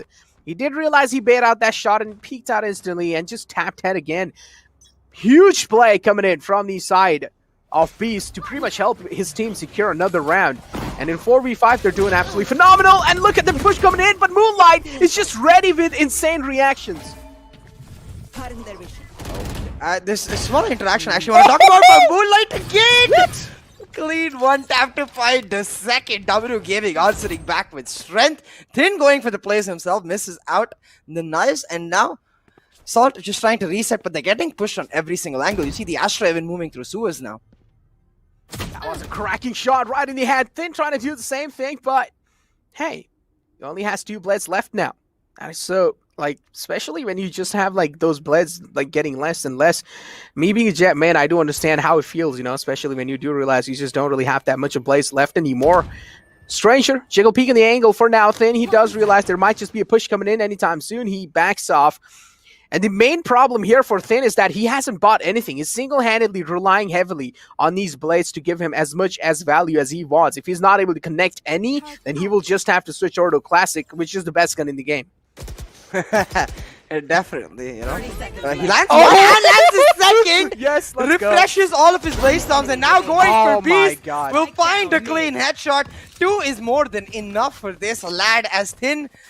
Making them plays, you know, certainly stepping up today. A little overshadowed by Moonlight at the start, but it doesn't matter. He's able to pick up the win. I like the respect they're showing. They know Trick is AFK, but they're not going to kill him. This is really nice from Damaru. This is really nice. This is like, dude, in general, just the wholesomeness, man. Yeah. This Nepal region brings in, and this is the prime example of it. They know somebody's AFK, and they're still not going and confirming that kill for themselves. And this is a massive respect. They're giving the respect that he deserves, and I absolutely am so, like, I don't know, man. I just, in general, love the entire Nepal community. It's, like, just so wholesome.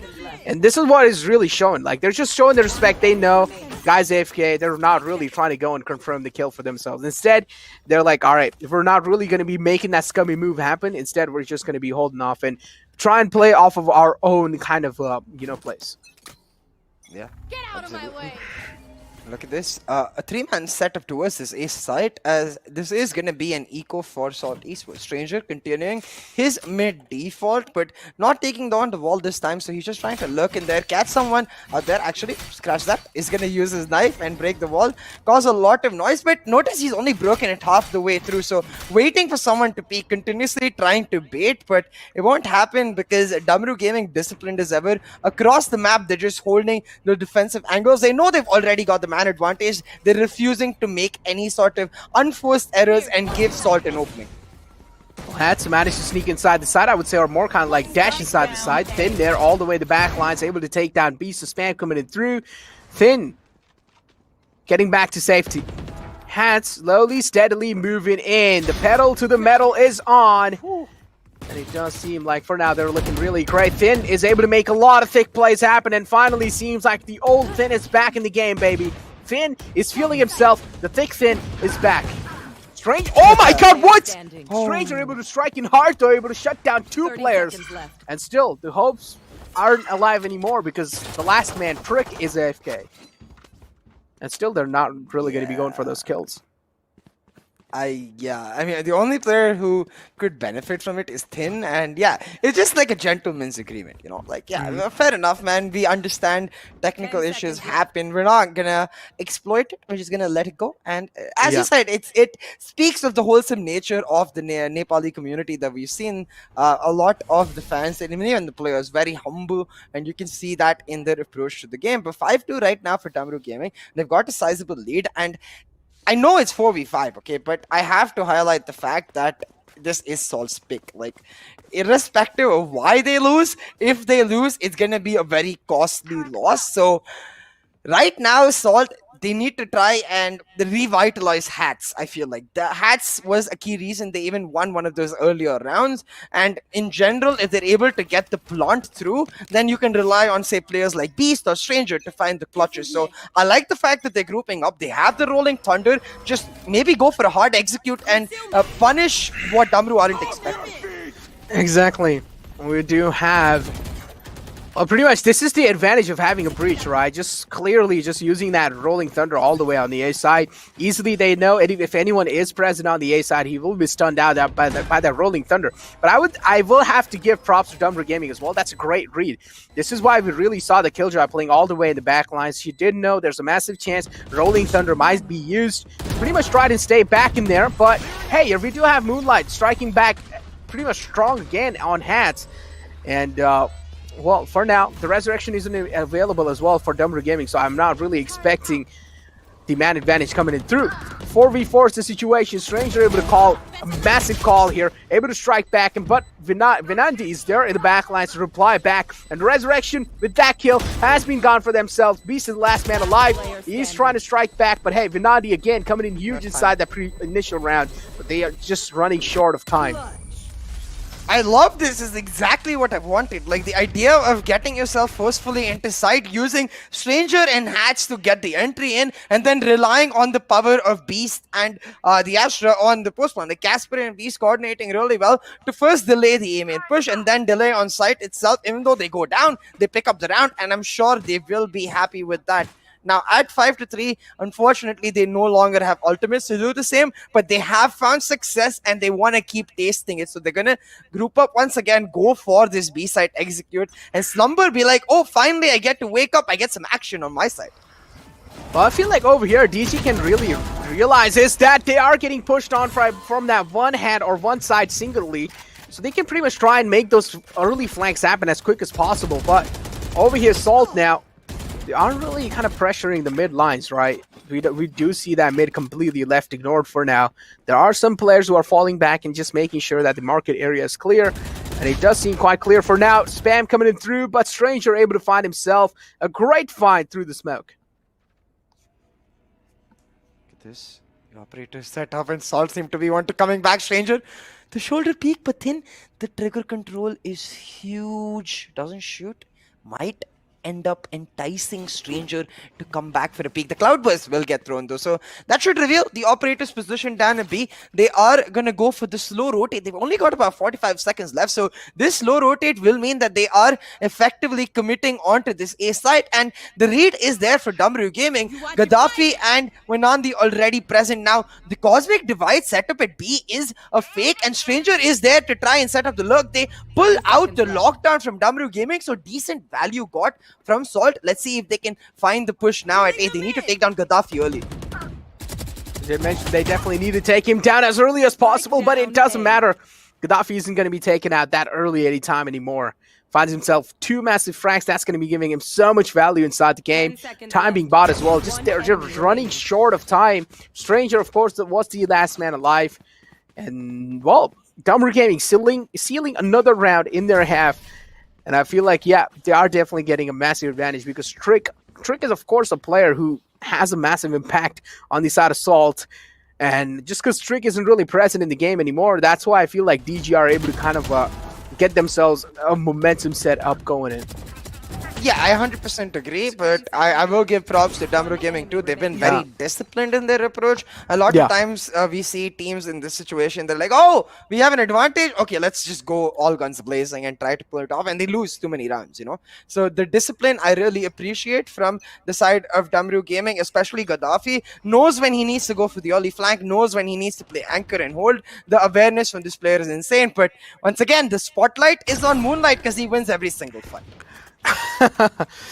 Then now repositioning himself, trying to go and peek for another angle, but he's ready with the shorty. He connects that one blast right on the Hats. Hats pretty much try to play that out smart, and he's like, all right, well, you can pretty much fly as much as you want to try connect that. What was that range? Oh my god, I'm telling you, man, Classic's the best gun in the game. That's all you need. You don't need anything else. Why do you need a Vandal? Why do you need an Operator? Just take a Classic and just right-click, man. Yeah, I do understand Operator. Maybe in those, like, seemingly long ranges, then yeah, I do understand Operator is really good. But in the mid to close range, you don't need anything else. You just need a Classic and a right-click. When I get right-clicked by someone just, like, driving past me, you need to see my face at that time because I'm complete red. And Slumber, well, yeah. You know what? This actually reminds me of a match I had in my a solo queue setup where there was this one guy in my team who was just very triggered from the very start. So he was not playing. He was just AFK in the base the entire time. And the opposite team didn't kill him. Not a single time, okay? After the second half, they killed him once. And he got angry that they killed him. So he came back and started playing with us and we won the game. Slumber just killed Thin. Sorry, not Thin. Slumber just killed Trick. So the entire game they hadn't killed Trick. Now they've killed Trick. Maybe that will trigger the technical issues to be fixed. You never know. Oh, Thin misses the first shot. Now it's a dash back. The execute coming in from Solto. They're pushing on pressure. They are definitely pushing on here. Hat's able to get one. Beast able to follow it up. Spike being planted as well. 1 minute 25 seconds left in the clock.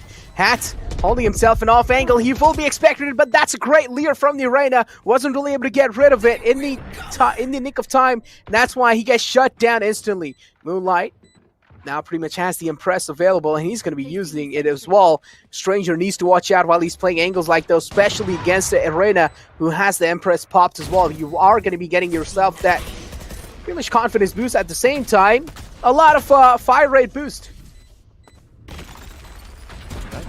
The Empress walks out Stranger, but Stranger with the jiggles too good. He finds one and Casper with another.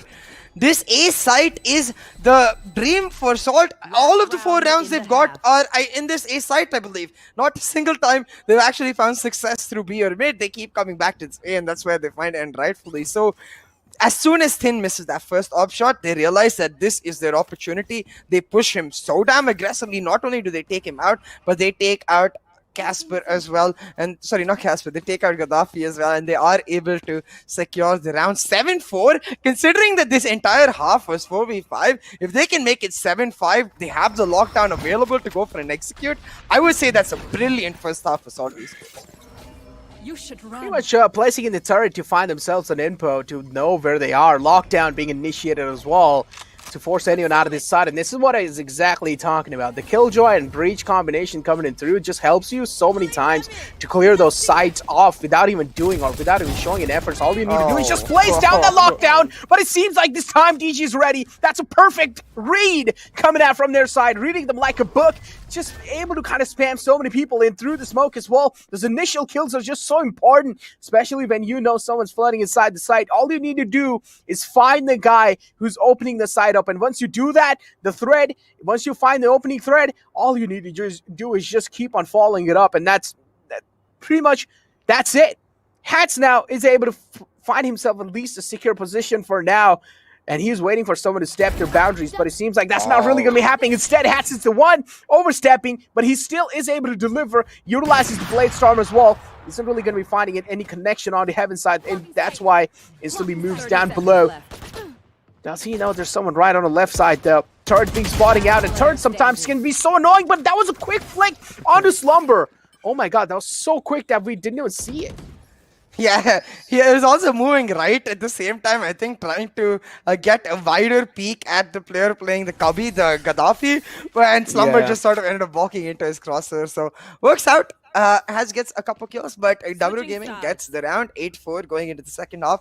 A very comfortable scenario, and we'll see now if Trick is finally able to come back. I guess not.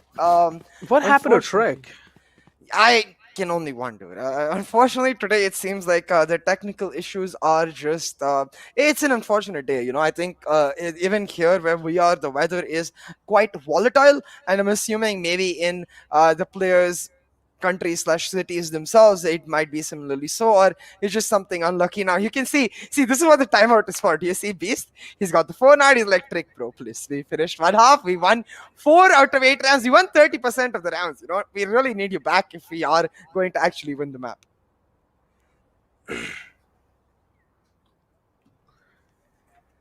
Timeout now. I feel like this is again pretty much there to kind of find themselves a little bit more kind of time and make sure Trick is back. And you can already see so much worry being shown from the side of Stranger, right? Like he had his hands on his forehead.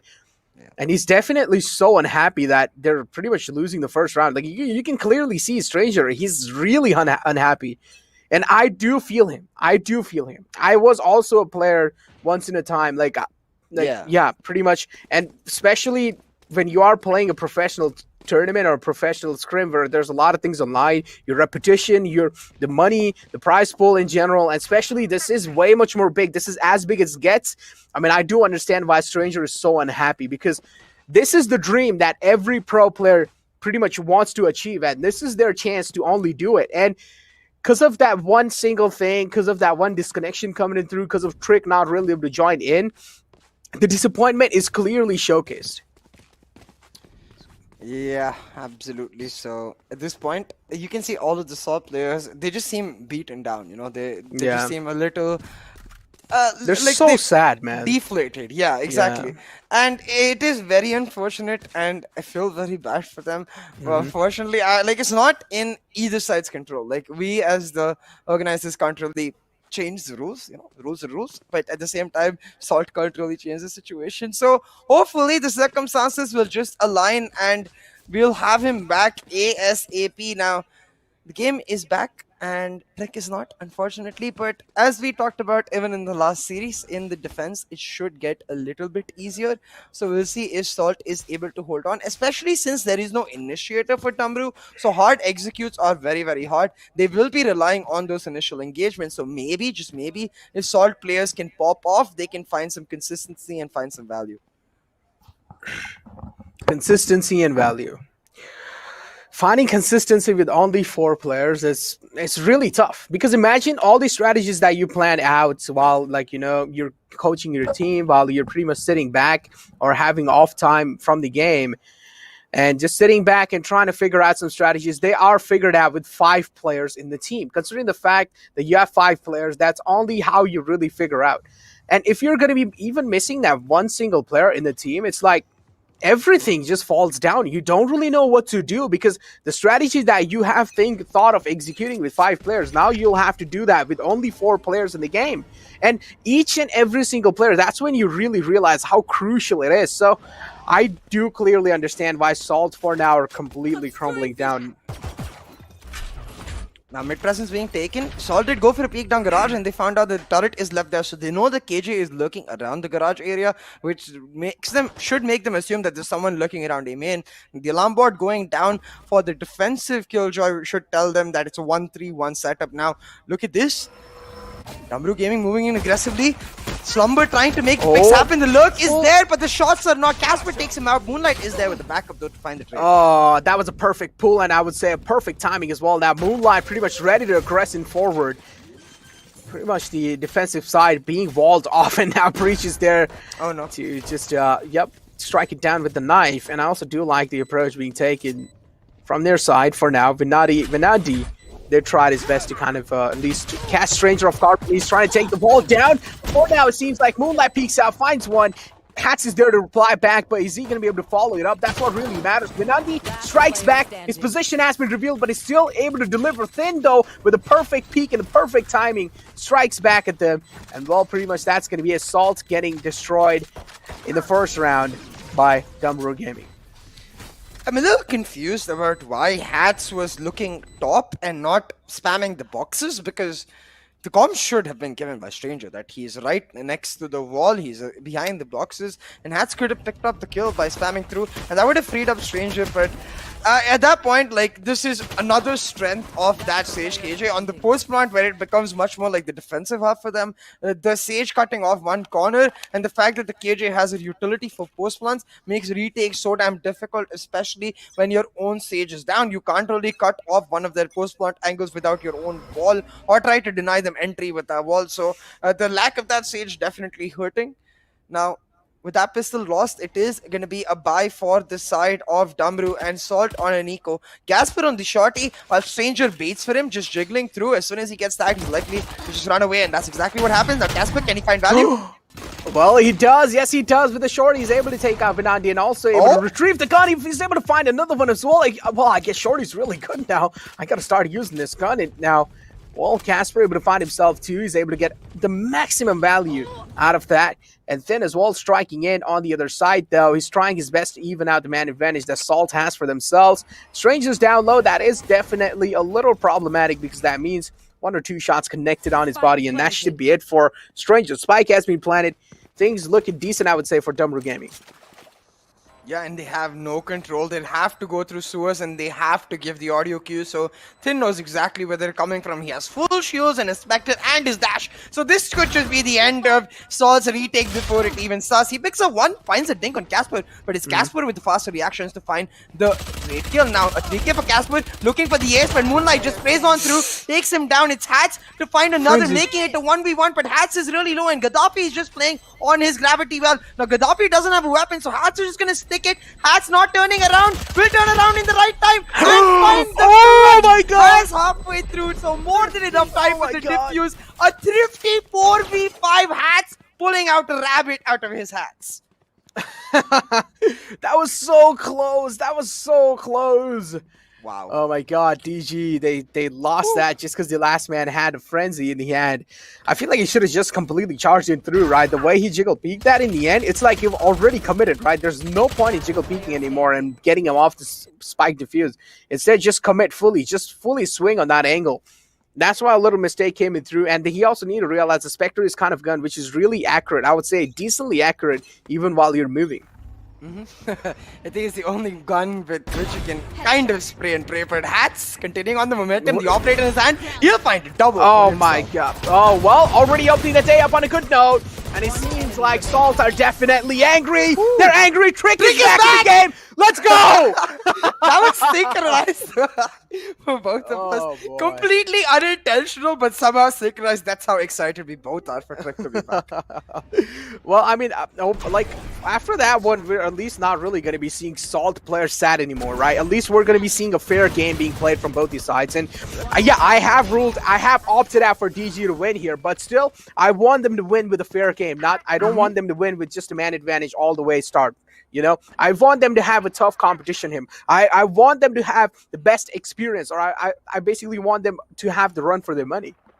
Yeah, definitely, and you can see that the morale is back. You know, this is like a scenario where your car breaks down when you're trying to like get up to the top of a mountain, like a cabin on top of the mountain, and you push and push and push, and you finally get up to the top. You're like, oh my god! And then when you have to go back down, it's just a free joyride, you know, because gravity helps you out. And now they're on that going down part. Let's see if they can push forward with that momentum all the way through. Because Hats, he played phenomenally yesterday. He's playing phenomenally today. A lot of the rounds on the attacking side were because of just him getting the entry, finding the frags. And similarly now in the defense, he's got the operator online. He's finding those initial engagements. He's finding those kills, really relieving the pressure from the rest of his team and lifting up their motivations, their morale piece by piece. Now with Trick back as well, I do think Salt are ready to go. So for Damaru, they need to shut them down right here, right now. They need to stall that momentum out and win this by, therefore breaking the economy of Salt.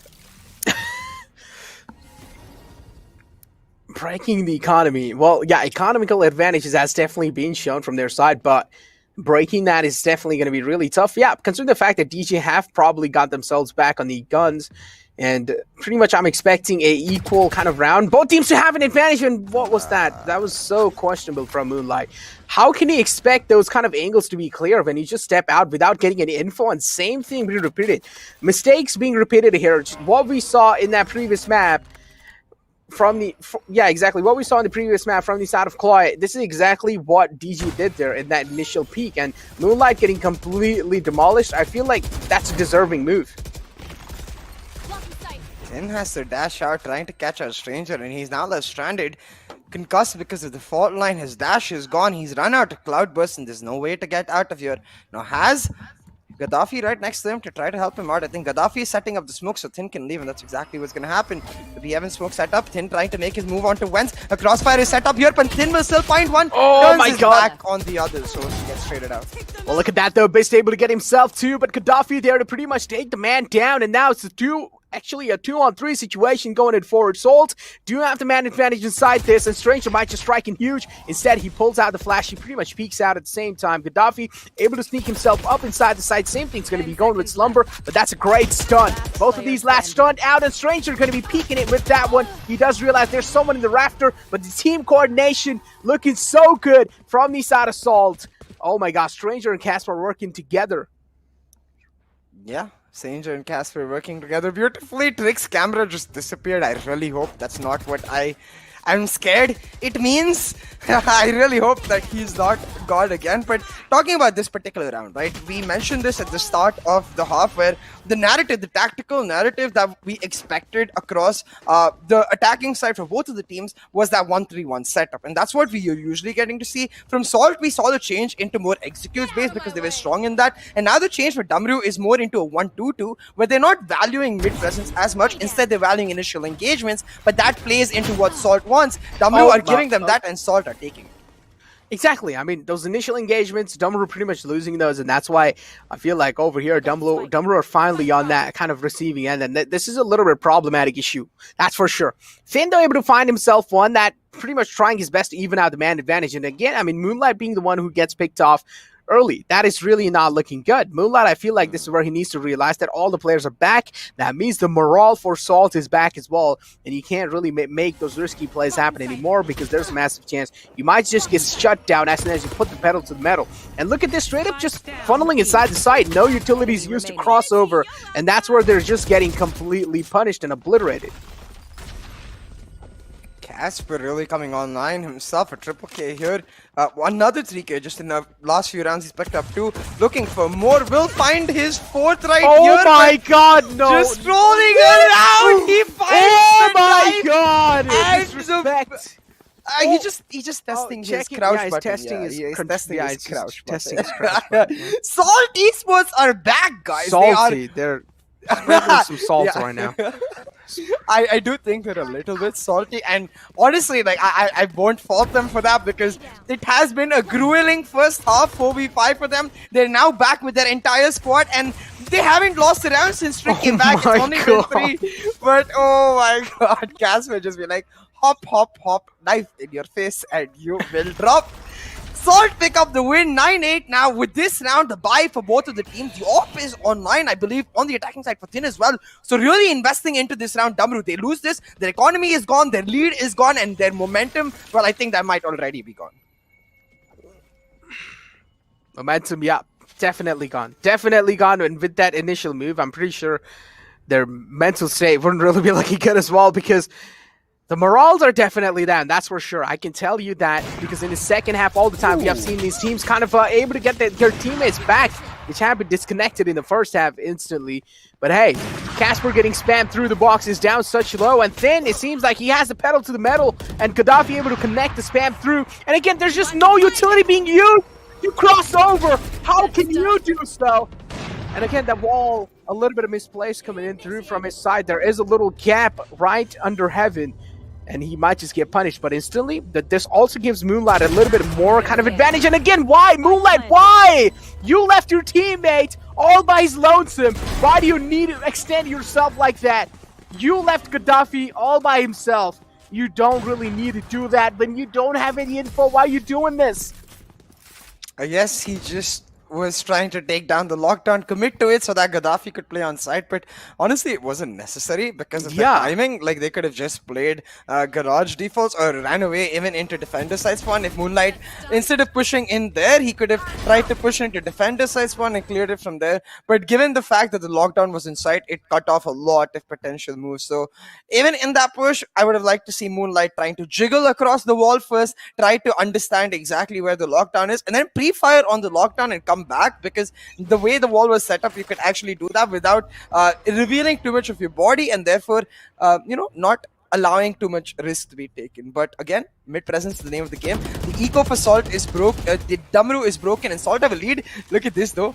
Trick holding a very cheeky off angle, now boosted by this aftershock coming in, will force all of them away. He'll just set up the slow and walk away himself. A lot of utility being traded by both of the teams, but so far advantageous for the side of Salt because they hold their angles. Yeah, they hold their angles, and they also do have the ultimates ready, but Trick's resurrection is not really going to be seen in the game anymore. Stranger with a perfect flash finds them all blind. He's able to strike in, but Beast is there as well to trade things out. Oh no. Slumber being the last man alive. And also there is a flank coming in through from Seavers. He needs to watch out. Hats is the man who's on the flank, but it doesn't matter. Casper's there on Heaven. He's going to be sealing the deal. And DG Slumber falling down, crumbling apart. Well, Salt are certainly not, playing games anymore. They're not playing any tricks. Once Trick is back, they've just been full business. And you can see this is the trick that was really missing. Like, it's not just about the idea of that Sage, right? It's the fact that Trick is one of the most prolific fraggers for Salt Esports across the Valorant Conquerors Championship. So the loss of him, you can see the stark difference between the way Salt was playing before, where continuously holding defensive angles, continuously being patient, holding themselves back, keeping themselves shackled. Ever since Trick came back, it's like the keys have been put in and the chains are off every single player. It's not just Trick holding those cheeky off angles, but the players themselves willing to take the fights and winning them. Salt now with a 10-9 lead. I think for the side of Damaru Gaming, the slope is getting slippier, and you can see the smiles are gone. It's now instead replaced by some faces with a little bit of body. But I will say this, I think we know this about Damaru Gaming. They're not the sort of team to bow down. They have a very strong mentality. So I think this matchup is still very, very close. So you didn't mention this matchup is still really close, but consider the fact that they have some broken buys here. It's like, I'm expecting, Salt is probably going to be getting this round in their hands if they're able to kind of connect those shots. But if Damaru Gaming as well, if they're able to connect those shots as well for them, then I feel like they can probably get a lot of value through those Sheriffs. And hopefully they are able to do so, though. But no is going to be the answer because Hats finds Thin. And Thin being shut down. And that is definitely not looking good for them right now. Consider the fact that this was a broken buy coming in from the side of Damaru Gaming. Even if they do lose this round, they are going to be having the economy for the next round to buy a decent buy guns, right? But the main problem here is that already a lot of rounds will be slipped away from their hands. You will not kill my ally. Resurrection will come through on Thin there, committing a key ultimate to just the Sheriff. So we'll see how this pans out, because I guess they are just looking to invest heavily into this round now. Mid presence was gained by Moonlight and they're trying to leverage it to push in. We've seen him hit some insane one taps before and he does it again. Finds the kill on Trick and retrieves the weapon for his team. Exactly, retrieves the weapon, and at the same time he also drops the Sheriff for his teammate. Now the Sheriff has to be picked up by Thin, and he pretty much wants to make some things. What? Venanti able to shut down the operator. That's a massive find, and what Stranger peeks out with the flash in the hand. Did not really expect the Moonlight to stay there in Heaven area. Lockdown being invested as well from the side of DG, and it seems like this execute was looking perfect. Casper being detained, and it seems like DG are pretty much going to be pushing in to the B alleyway, all the way to the defending spawn, but for now he's not really detained anymore. He's back in his senses. Astra slowly, steadily approaching the B alley, but there is Ready Thin with the operator. He connects that shot. Casper being shut down. Beast being shut down as well, and Moonlight coming in huge with that individual play. But again, the problem here is that relying heavily on those individual plays. But I gotta say that skull cracking shot from Venandi that also helped a lot, I would say, to flip the tables, because the operator was being taken off the board. Exactly, like, I think, of course, props to be given to Moonlight, but for me, the more impactful one tap was that of Venandi, because since he finds that kill on the player in B-side, the B-side opens up, they can actually go for the execute, because other than that, they only had Heaven control, and I'm sure given a player like Haas, he could have at least found a kill before he went down. So Venandi coming up huge for his team. Damaru able to pull out a Thrifty and keep the scoreline even Stevens. 10-10 on the scorecard, and you have to remember this is Salt's pickup, so every bit closer that Damaru get to a win, that much more pressure comes on to Salt, because they know that they are so close to pulling it back. They have all their players now. They no longer can rely on the fact that they're playing 4v5. So Salt going back to what's comfort. Hats playing the A-Ramps angle while Trick sets up with Stranger. The wall, as soon as it breaks, they use the flashpoint to go for the peaks. But a lot of utility being created by both teams. Even Nanostorms being used by the side of Salt, as they just don't want to give away mid presence. They've understood what happens from the last round if they give away mid presence to these attackers. Mid presence, I feel like, yeah, I have talked about this in the map of split, right? Not just in the map of split. I feel like mid control is just so important. Like, it's just so impactful as well. As soon as your team does get that mid control through, it just opens up so many things, because mid is the thing that really really connects all these sides together, all the places together. So mid control, I feel like as soon as a team has that, they have the main kind of thing. That's why defenders have the mid control first, and it's their job to actually kind of stand tall and make sure the mid control isn't really given away. Cosmic Divide being used from their side as well. This is kind of a reverse Cosmic Divide being used, and Finn in the back lines is there present to take them out of the game. Finn has been cut off, but DG, Moonlight, and Vinandi are doing a great job over themselves, and Casper missing all the shots, and this is the revenge. This is the revenge right here. Moonlight getting the revenge back. Oh my god, that's just karma, man. Casper, that's just straight up karma. He ends up whiffing a couple shots and was like laughing on him, and then testing the crouch key on his body. You know, that's definitely just testing the crouch key, right, Necro? Yeah. But yeah. This is what I've been saying, right? It's just nothing much, you know. The amount of times you actually do press in the game of Valorant, so you just got to make sure, you know, in the upcoming round, you're not really having any technical issues, just like we are in the end moment. Definitely, but now the eco broken for Salt Esports. Just when it looked like they were able to pull it back, their momentum has been broken, and Damaru Gaming are starting to look really strong now, showing mid presence once again. But the idea is to go back to what found them success in the last round, making sure they have control over the extremities. They're actually bringing the KJ over to mid, so the flanks are kind of in check, but Salt aren't pushing in. Now, Thin on the operator is a crucial factor, because even last round, he's able to shut down the flank of Beast, and he's got Beast in his crosshairs once again. The jump peak comes out, but Thin will miss, and now I think slowly but surely Damaru will start filtering through. Instead, they're faking the sewers noise, Necro. They're coming back mid. Just didn't mention they are definitely faking the sewer sounds, but no, it seems like they are fully coming in.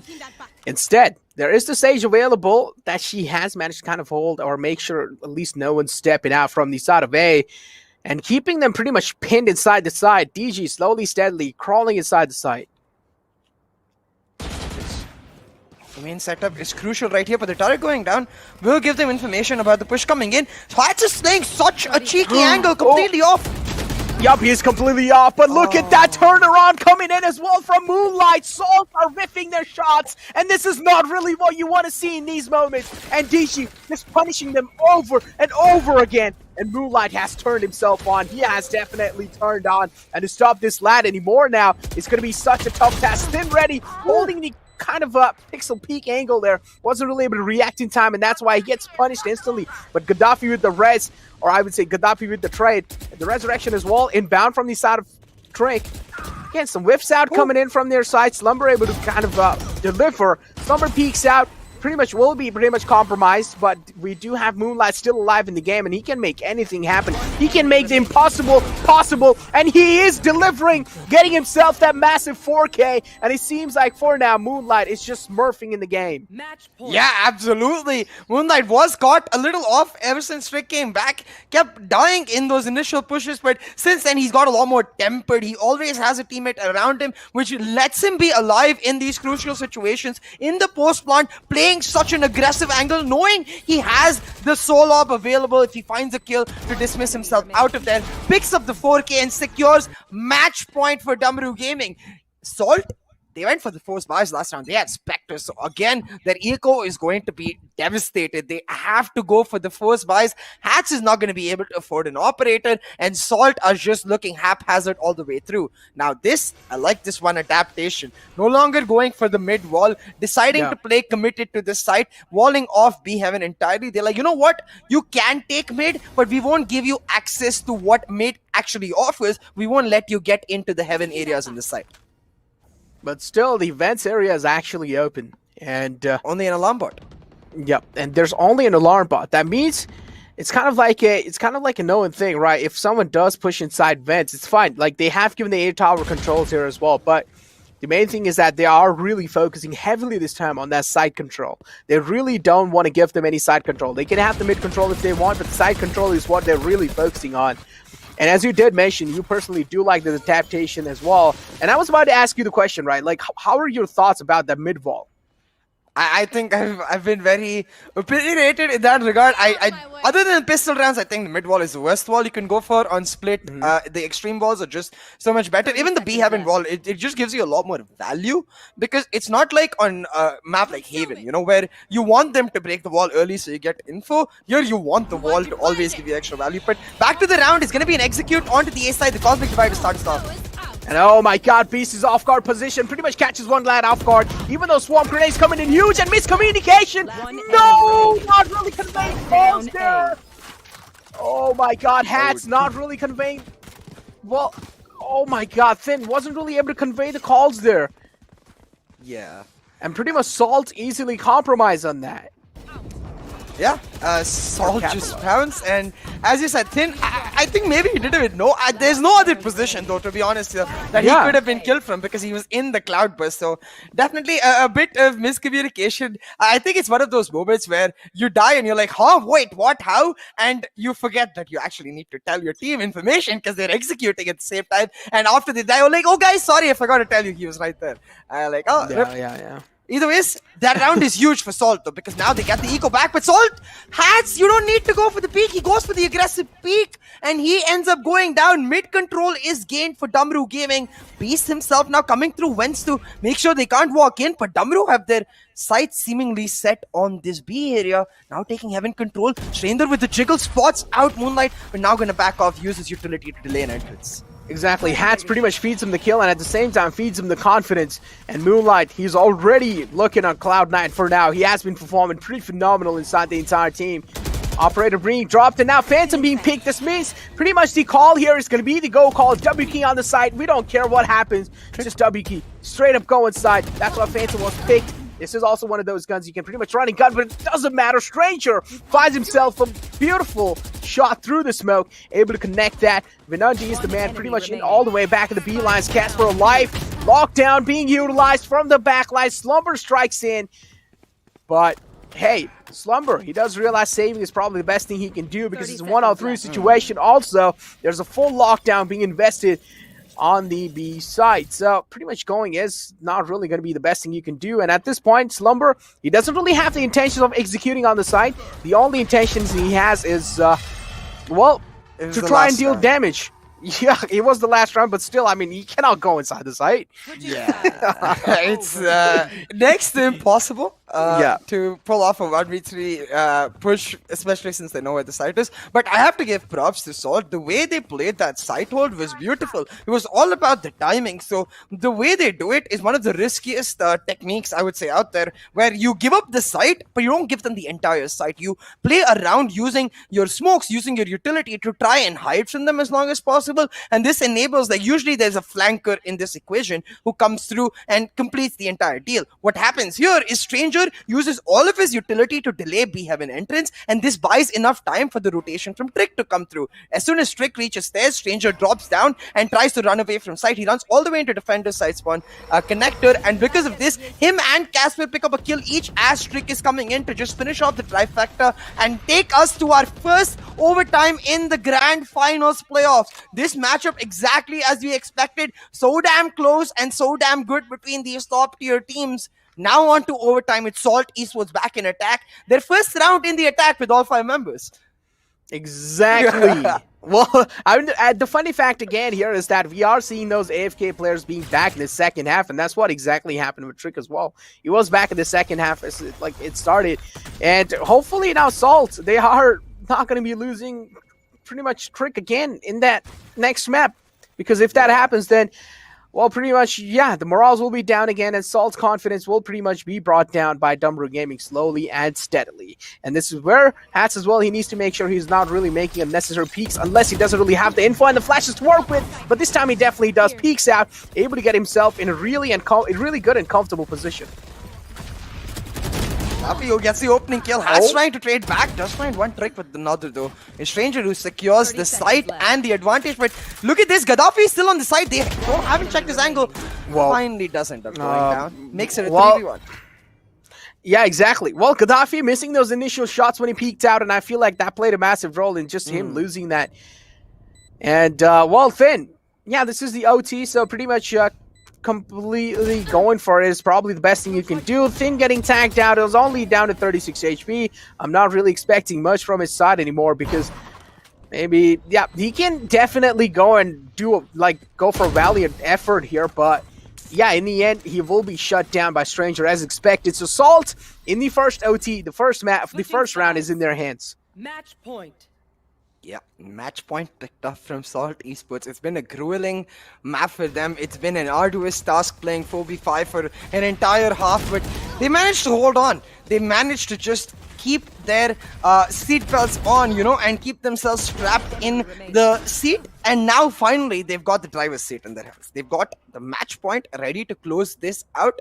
We'll see if it does happen, as now they are on the defense and Damaru on the attack. Now the default's not going to change, but where Moonlight peeking is changing. He's just W key all the way through. The Lear is revealed his presence. Moonlight just hunting for the kills. As did mention, Moonlight just hunting for the kills.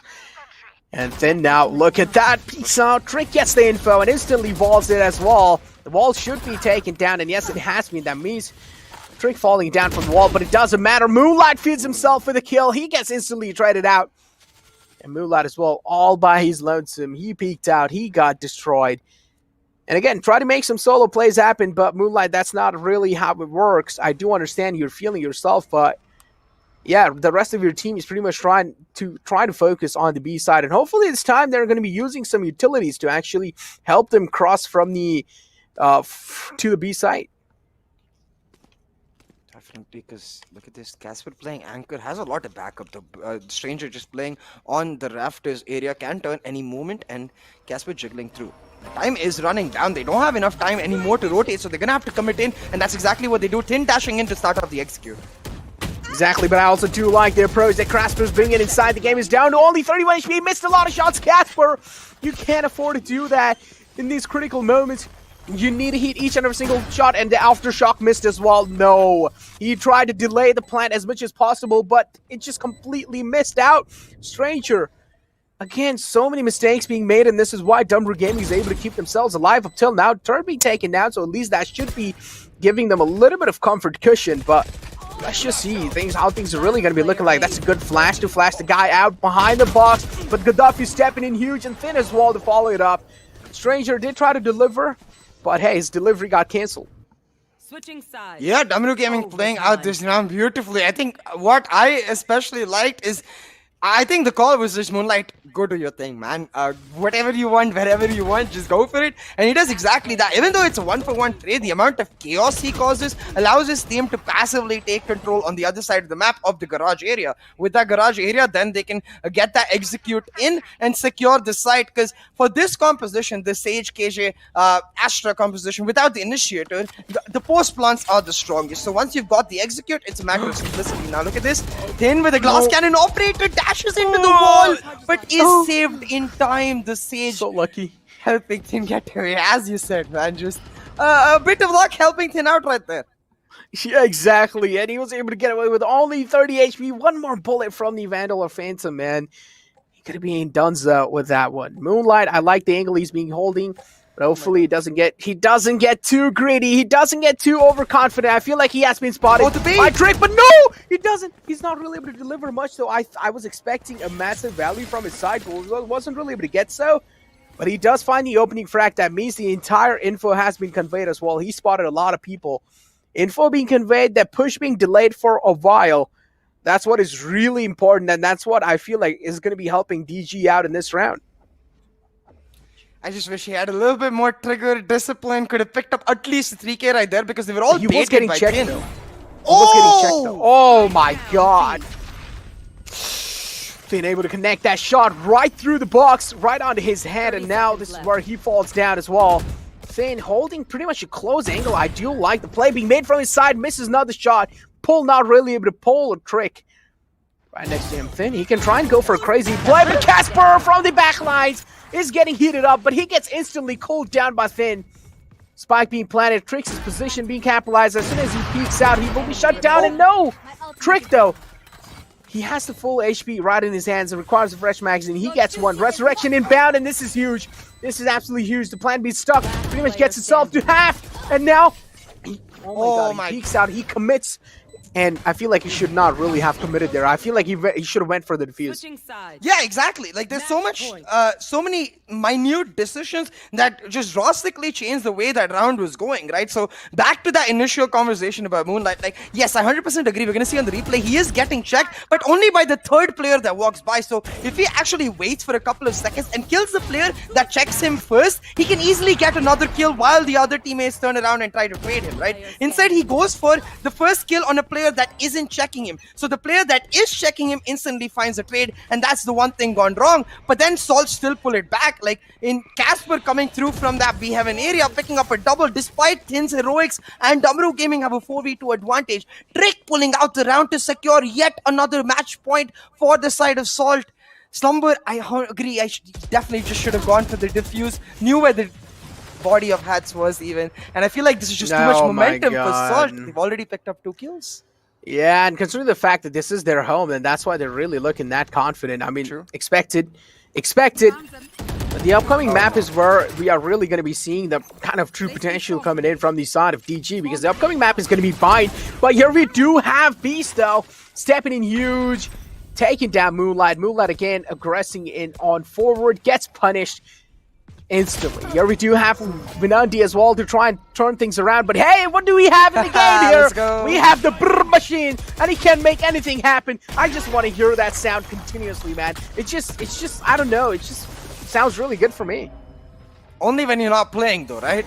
Yeah. only when you're not playing. I see you, that's true. I see you there. Look at this. Let's go back to the game. It's 2v4 in the map. Oh still my possible, God. But the Odin goes burr and Vinandi goes down. Gaddafi will find the trade, but it will not matter. He's just getting spammed. He's not being allowed to move. Finally does, but it will just be into Novin's crosshair. 14 seconds left, and the Odin will put the final nail in the coffin. Assault, after a long, grueling map, they pick up the win. They make sure they get the home map win. And exactly, that's what I was looking at too, Necro. The relief on Stranger's face and the relief on Salt Esports. A well-deserved victory for them. Held on for so damn long.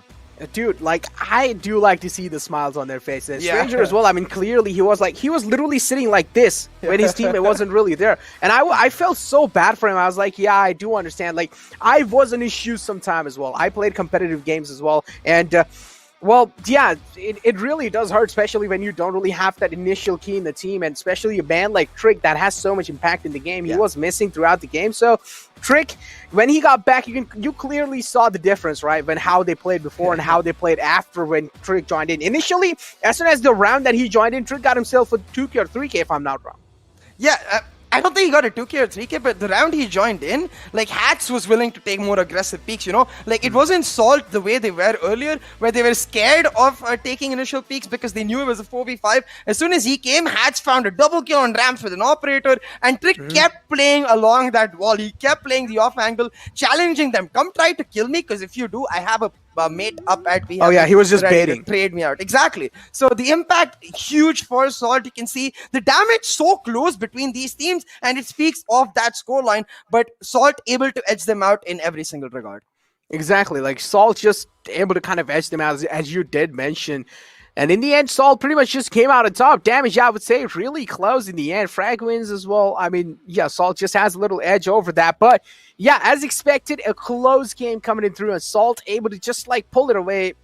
So close. Like, it was really close. I was even getting nervous in the end. I was like, if DG does manage to kind of win split, this is going to be a massive impact, or this is going to be a massive statement in itself, because you can clearly see, right? DG, yeah, definitely. We saw that kind of change of the pace coming inside the game as well. You saw way much more defensive DG than you saw in their initial region qualifiers. And DG now, I feel like they are definitely there when it comes to the basics and fundamentals. It just really comes down to those. It just really comes down to that team synergy and communication now. 9 first bloods, and I 100% agree, Necro. I think they've got the fundamentals down. As you said, they just need to try and level up to a certain extent, find the small niches, right? Because if I look back in this map, I think back to like the fact that Damaru was still playing relatively slow in the first half. I would have liked to see them actually pick up the pace, because you saw when Moonlight was starting to W on the attacking side, he was so effective as when he had Buddy, you know, not in the initial parts of the first half, the second half where he was going alone. When he had a Buddy with him, he was so effective because every single time they always managed to find the kills. And you can see 9 first bloods, that's insane for any player in general, and that's what the Reina's role is in this composition. When you don't have the initiator, Moonlight needs to create the space, and he certainly did. So I don't think there's much to take away from Damaru's performance. Yes, Slumber didn't have the greatest of showings, but I think a lot of that because he didn't really get much action on the defensive half. Salt kept going back to A, and Slumber was purely playing the B anchor role. So I think the stats are understandable in that regard, but 15-13 with a comeback from Salt, this will hurt any team in general, but I'm expecting a lot more from Damaru because they have shown a strong positive mentality before. So now that they're going onto their own map, I want to see that strong positive mentality once again. Strong positive mentality, yeah, exactly. Hopefully that is definitely there, but with that being said, like they lost to Salt, I feel like strong positive would definitely be kind of hard to see. Yeah, definitely. It is going to be demoralizing. But hey, we'll find out what happens in map 2 real quick. For now, we're going to take a small break and set ourselves up for just that. Don't go anywhere. We'll be right back. I'm getting freaky. Yeah, I'ma bring the crazy. Get that freaky on. 생각보다 같이 freaky. Yeah, I'ma bring the crazy. Get that freaky on. 생각보다 같이.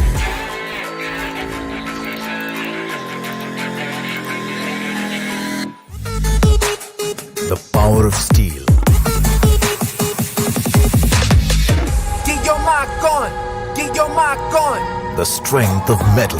Get your mark on. Get your mark on. Get your mark on. Get your mark on. The new classic Mark III. Get your mark on.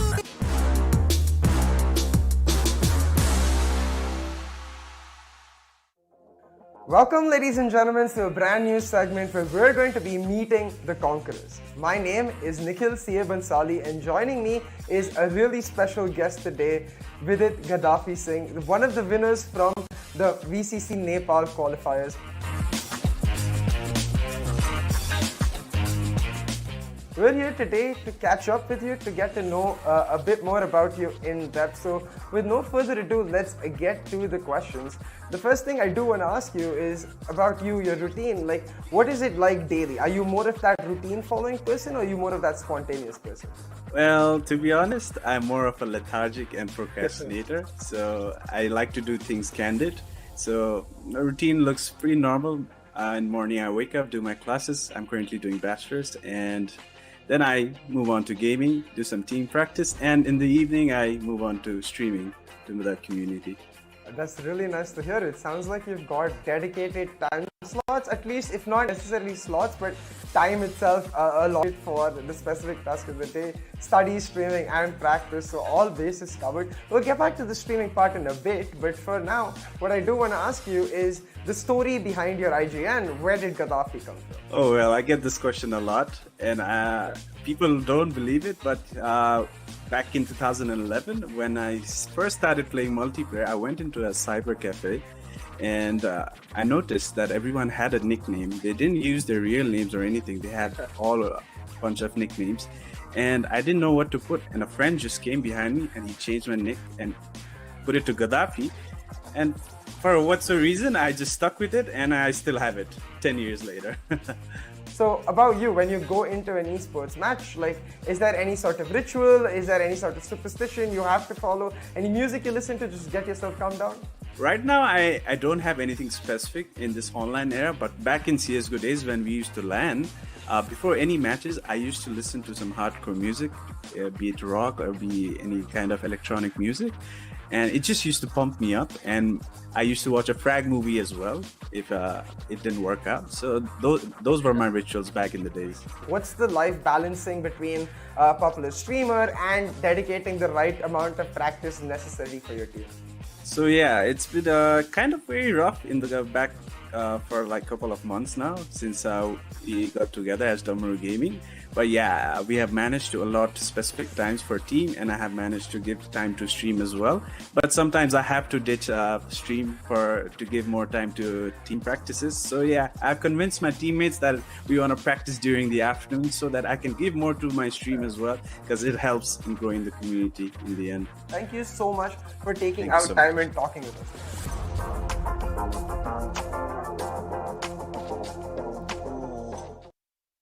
I'm getting freaky. Yeah, yeah, I'ma bring the crazy. Get that freaky, freaky on. 생각보다 같이 freaky. Yeah, yeah, I'ma bring the crazy. Get that freaky, freaky on. 생각보다 같이.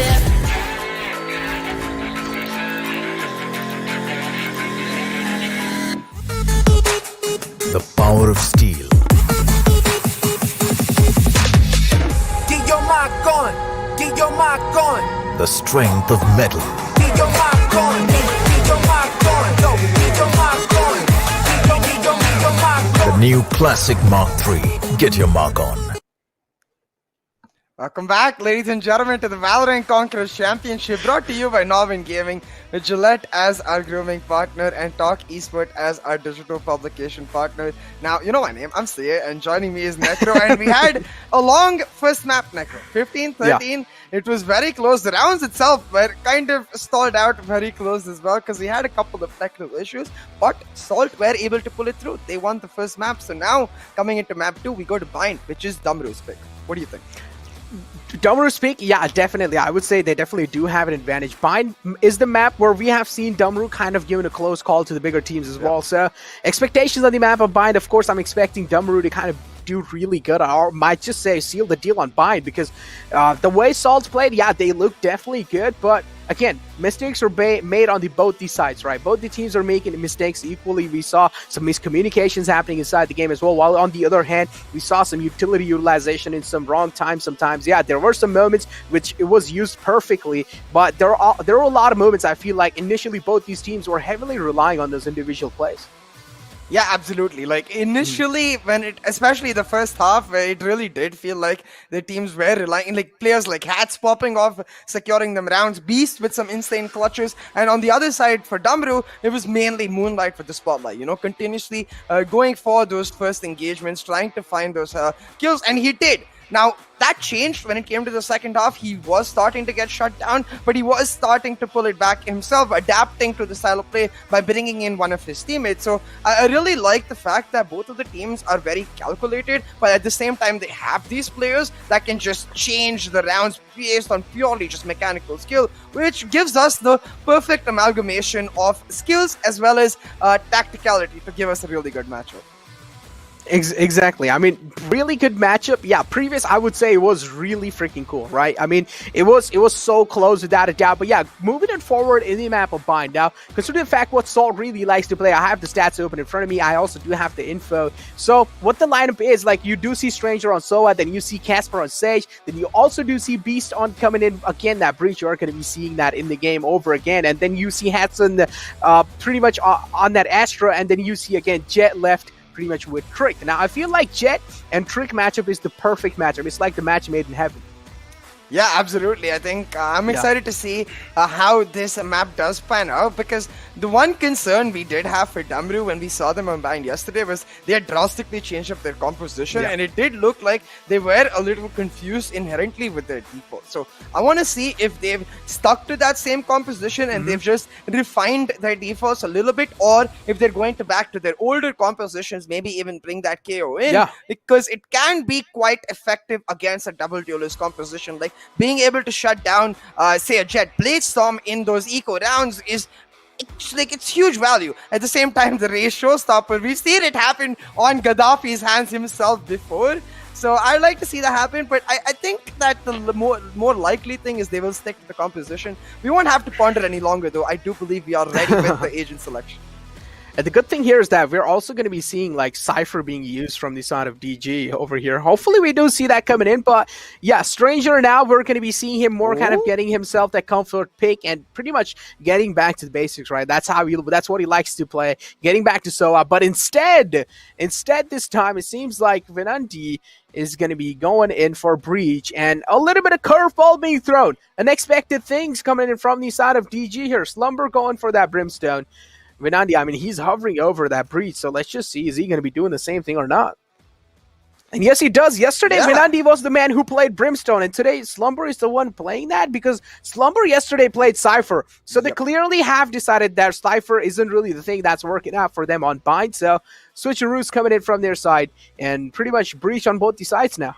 Yeah, especially because, like, I think a lot of this has to do with Thin being on Jet, right? Like, he wasn't really on that role yesterday, and it didn't look like, I mean, not on this particular map, but, like, in general, when he wasn't on that role, it didn't look like he was comfortable the one time he was playing Sky. So I think, once again, they've completely morphed their bind composition to play around their strengths, and I love this, because I say this very often, for underdog teams, it's very important to recognize your strengths and weaknesses, and for Damaru Gaming, one of their key strengths has always been the pure crack nature of Thin and Moonlight, combined with the fact that the players behind them are consistent support players like Gaddafi, Winandi even, and in general, the style that Damaru pick up is always to try and enable their star players in Thin and Moonlight. So now, Moonlight continuing on in his Reyna role as the Jet comes through. It's a double initiator matchup on both sides, but I still do think Salt have a bit of an advantage, and that's going to be because of the fact that the second duelist, and not exactly a duelist, but given the way Casper plays it, you can call that Sage a battle Sage,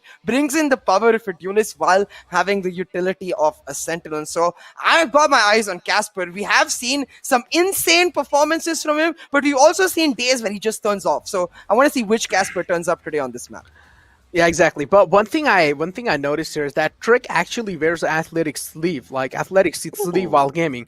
And let me tell you the advantages of actually having a sleeve, right? Or at least wearing a t-shirt or wearing a shirt which has like a full sleeve on it. So the thing is, like, on sometimes, you know, you have your hands kind of a little sticky, a little sweaty, right? Yeah. So what that athletic sleeve does, or what a sleeve does, is help your hand glide comfortably on a cloth mouse pad. And that is just so useful. It is a little thing to notice, but that can help you aim so comfortably inside the game. And this is a little tip, guys. You guys can actually implement this as well. This is a little tip given by Necro.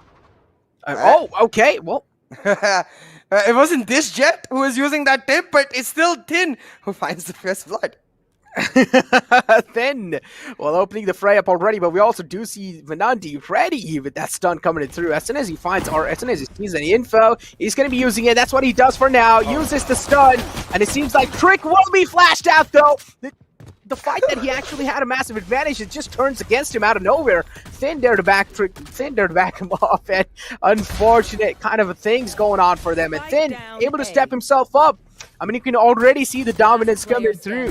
They are just looking so... Oh my god, that shot from Stranger just turns right onto Casper. One tap coming in through from Stranger there. And, well, Gaddafi is going to be the man to pretty much shut down Stranger. It's like, all right, Stranger, calm down. I do understand you're a little heated up, but it's time for me to calm you down. I think Trick actually got flashed by his own teammate, but it wasn't like an option, you know, like, because if he stayed outside U-Hall, then Venanti would flash him. If he went inside, he got flashed by his own teammate, while Venanti was flashed as well. So, poor Trick, man, can't stay outside, can't go inside. He's like, bro, what the heck do I do? Ends up dying. Props to be given to Venanti. Blind still managed to find the kill on Trick. Yeah, so let me tell you why that flash was actually there, right? That stun actually came in right time, and he was stunned. So that's why the flash was a little delayed, but this is my theory. Yeah. This is the judge, though, on Moonlight. Finds one, goes for the heal. He's got the Exceeli syndrome, refuses to dismiss. Oh my god, but those Stranger able to deliver just with Classics, the best gun in the game. And that's why we call it Classics, just able to do so much damage on the enemy line. Strict down to only 22 HP, though, but still...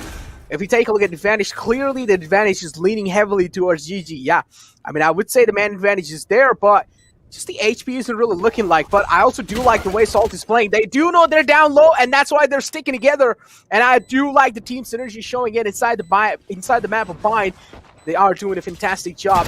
Finn pushing inside the side against the judge, and the confidence is just absolutely immaculate. He's able to find one. He's able to convert it into 2. He's able to get himself a 3K. He defused him. What? Oh my god. Oh, what?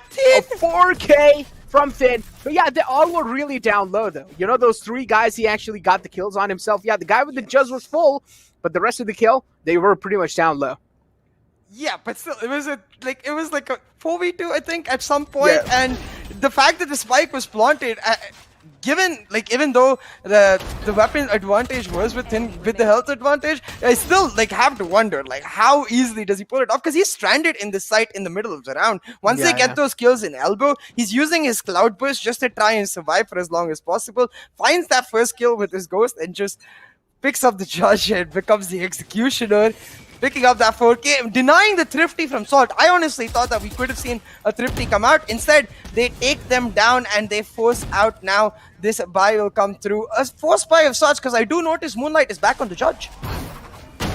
You mentioned Moonlight's back on the judge, and Vol, he does get himself an opening. Drake being shut down, and again, they just don't have any clue where Moonlight is, but this time, Slumber is going to be the man who gets instantly shut down. But on the other hand, Moonlight utilizes the TP, and Hats finds himself an opening on the Finn. Big man being shut down. This is also kind of the man advantage. It now has been equalized, but the problem here is that Salt has advantage when it comes to that gun. They do have all the Phantoms. The Phantom's going through. He missed his jump, and that's why Hats will have to pay the price for it. He gets shut down. Gaddafi pretty much gets himself the side control, and for now, that recon as well is pretty much well-placed recon. Oh my god, he's able to open the fray up. Managing to get himself one. Gaddafi, though, able to kind of trade things out. Casper does know this plan has been stuck. And Casper, I'm pretty sure he's just going to be one of those players who's just being really annoying at this point in time. And he's really sure if the plan's being stuck. Gaddafi beautifully played that situation out. Only had 7 HP, though, to actually come out on top. It's crucial, actually, that he holds his position right there, Gaddafi, because for the Sage to actually spot out the spike, she's going to have to white peek, but while she's even trying to pixel white peek, because of Gaddafi's position, he spots him out instantly and sprays him down. Casper is not expecting Gaddafi to be there ever, but because it's already half diffused, Gaddafi knows that he has more than enough time to just hold on there, hold on strong, and pick up the round for Damaru Gaming. The buy round 1, Salt now forced onto an eco. Their economy is in tatters. They will be still able to afford Sheriffs and a Spectre, but in general, Damaru Gaming now all guns blazing. They even got an operator online on Thin. Let's have a look at their defaults, because you see the Breach in Vinandi backing up Thin, while the Reyna Moonlight makes the moves with Slumber. Now this combo is something we've seen a lot before. We'll see how it pans out, because the defense is on. A heavy stack from Salt as they try to get into B-side. As you did mention, it's a heavy stack coming in through. Moonlight down only 59 HP. That means he needs to back off and at least try and play a little bit more safer angle. You do see that TP coming in through from their side. And, well, pretty much a curveball being thrown, I would say. When we do have them. And now, A-side control is being shown, but the main problem here is that the SOA is actually getting revealed while the same thing happens. Gaddafi is in the lamps area. Is he going to be able to find one? No, he's going to be the answer. Stranger replies back, gets himself a frag onto Gaddafi, but he also does have the Hunter's Fury available. If he wants, he can pretty much go back and play on the post plans, and I'm pretty sure that's what the main game plan is here. And Moonlight just able to drive by with the Vandal. Hook set up, Trick has to peek and he gets taken down. Stranger is a little too early with his Hunter's Fury. He's gonna get pushed and not taken out, but denied the opportunity to actually win the round. As the defuse goes through for Damaru, they'll take Stranger down at the end of it and they will make it 4-0. I love the retakes coming through from Damaru Gaming. They're so clean with the way they understand how they need to clear out which corner at which time, you know? Like in this retake, for example, the moment they actually hear the plant, Gaddafi goes for the peak, picks out one, but at the same time on the other side of the map, Slumber is clearing out B long. He finds Hats, and because Hats is taken down, suddenly you no longer have utility from that Astra, and you no longer have the late flank that the Astra could bring. Because of that, now Thin can reposition himself comfortably down in heaven, and they all pincer through and come through on the retake, relying on Gaddafi. Even though Gaddafi goes down later in the round, since all of them are like focus onto A shot. It's just a matter of setting up one smoke for Slumber and the defuse going through. A 4-0 lead now for Damaru Gaming. And I think what's especially cool for me is the fact that this team, it's like this composition is not necessarily overly strong on defense. It's a double initiator, double duelist composition, for hell's sake. So imagine their strength on the attack if they can keep up this momentum on the first half. Exactly. Tactical timeout finally ending. It seems like Salt, they definitely have had a pep talk for themselves. Why are things really not working out? And hopefully with that tactical timeout, they're able to change a little bit of things. And I'm expecting a massive change coming in through. They do realize that previous round was an eco. And over here now, they have finally gotten themselves those guns back. We do see Finn on an aggressive end, but he's just not really going to be finding anyone because there's no one really peeking out for the hookah. From the side of Salt, DG Moonlight's position being compromised, and this is not good. But he got stunned in the nick of time. Pretty much a well-coordinated play, and oh my God, Gaddafi's Hunter's Fury able to find himself those two massive frags. As Stranger though still manages to shut down Moonlight, but that Hunter's Fury wasn't worth it. He is the Hunter. Look at this, though, Salt now. They were able to still find the trade. So it's a 3v3 on the map as they try to get the execute in onto A. They have Shavas control with Hatch, so they're leveraging that. Now able to use the breach utility to get U-Haul control and getting the plant down with Stranger. Now, with this plant down, it's important. It's very important that they hold on for U-Haul as long as possible. Because as you can see on the map, Hatch is going for the late look around. The orbital strike being set up to deny U-Haul, but Beast actually moves in, finds the kill. The one is more than enough for him because now look at Hatch. He's coming on the full wrap. As I did mention now, he's definitely coming out in full wrap there. No charges left. Finn, Stranger is down low. This is a little problematic, I would say, but yep, Stranger being shut down by Finn. And that's a massive frag coming in through. Astra, of course, had to be the last man alive. He is the one who picked it, Astra. What?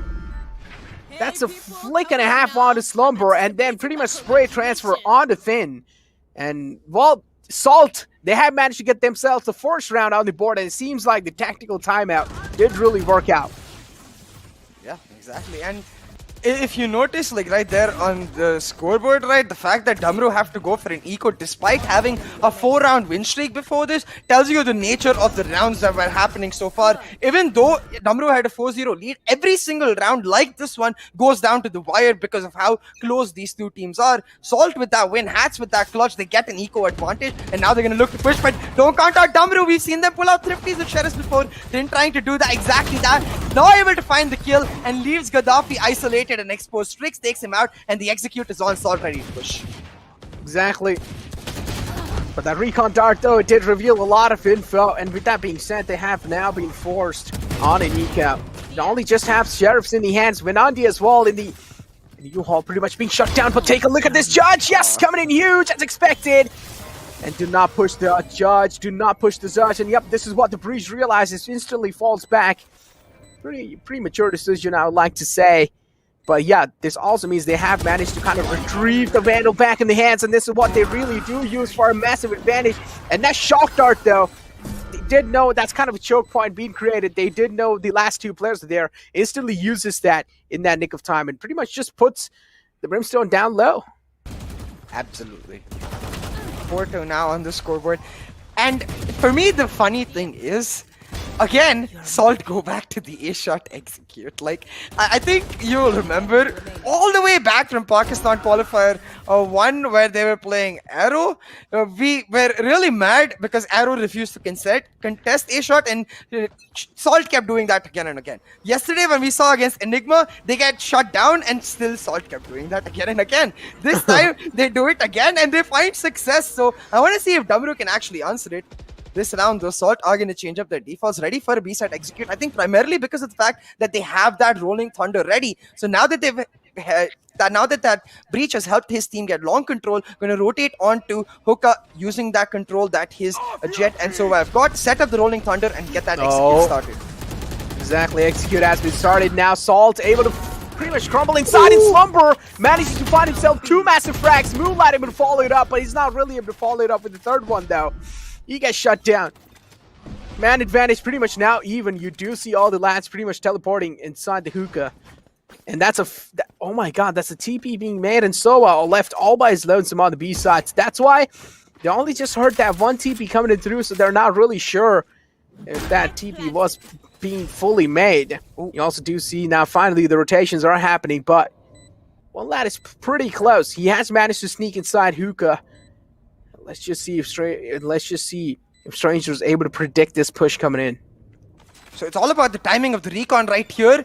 The fact that he's using it right now will give a ton of information. But look at the CT push, the defensive side push happening in. The Rolling Thunder comes out and Salt are getting pressured, but Hats manages to find the kill on Gaddafi. And just like that, this round is all but over because irrespective of how much utility Venandi has in a 1v2 with the open plant allowing for both a Heaven post plant and a defender side spawn, means Salt pick up the round.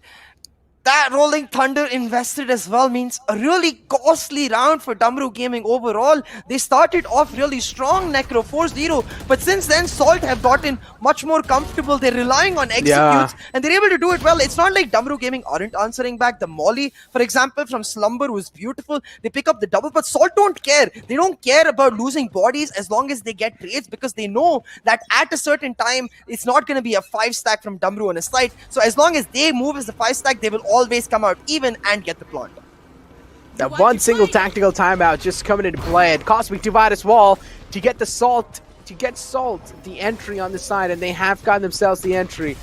And oh my god, all the time it's like Salt, they initially have those two kind of things which would help them single-handedly get inside the site. And this time it seems like a questionable peek out coming in from their side. Gaddafi able to find himself an opening, but on the other hand though, while Finn manages to find guy who's planning, so pretty much the plan has been denied for a moment now. Moonlight as well to follow it up. Casper being shut down, and take a look at this run and gun by Trick with the Phantom. He managed to find himself too. And now I'm pretty sure someone definitely wants to reply back from the side of DG, and this is where the spot out has coming through, but Trick is just a little fast. He finds himself too with that Blade Storm.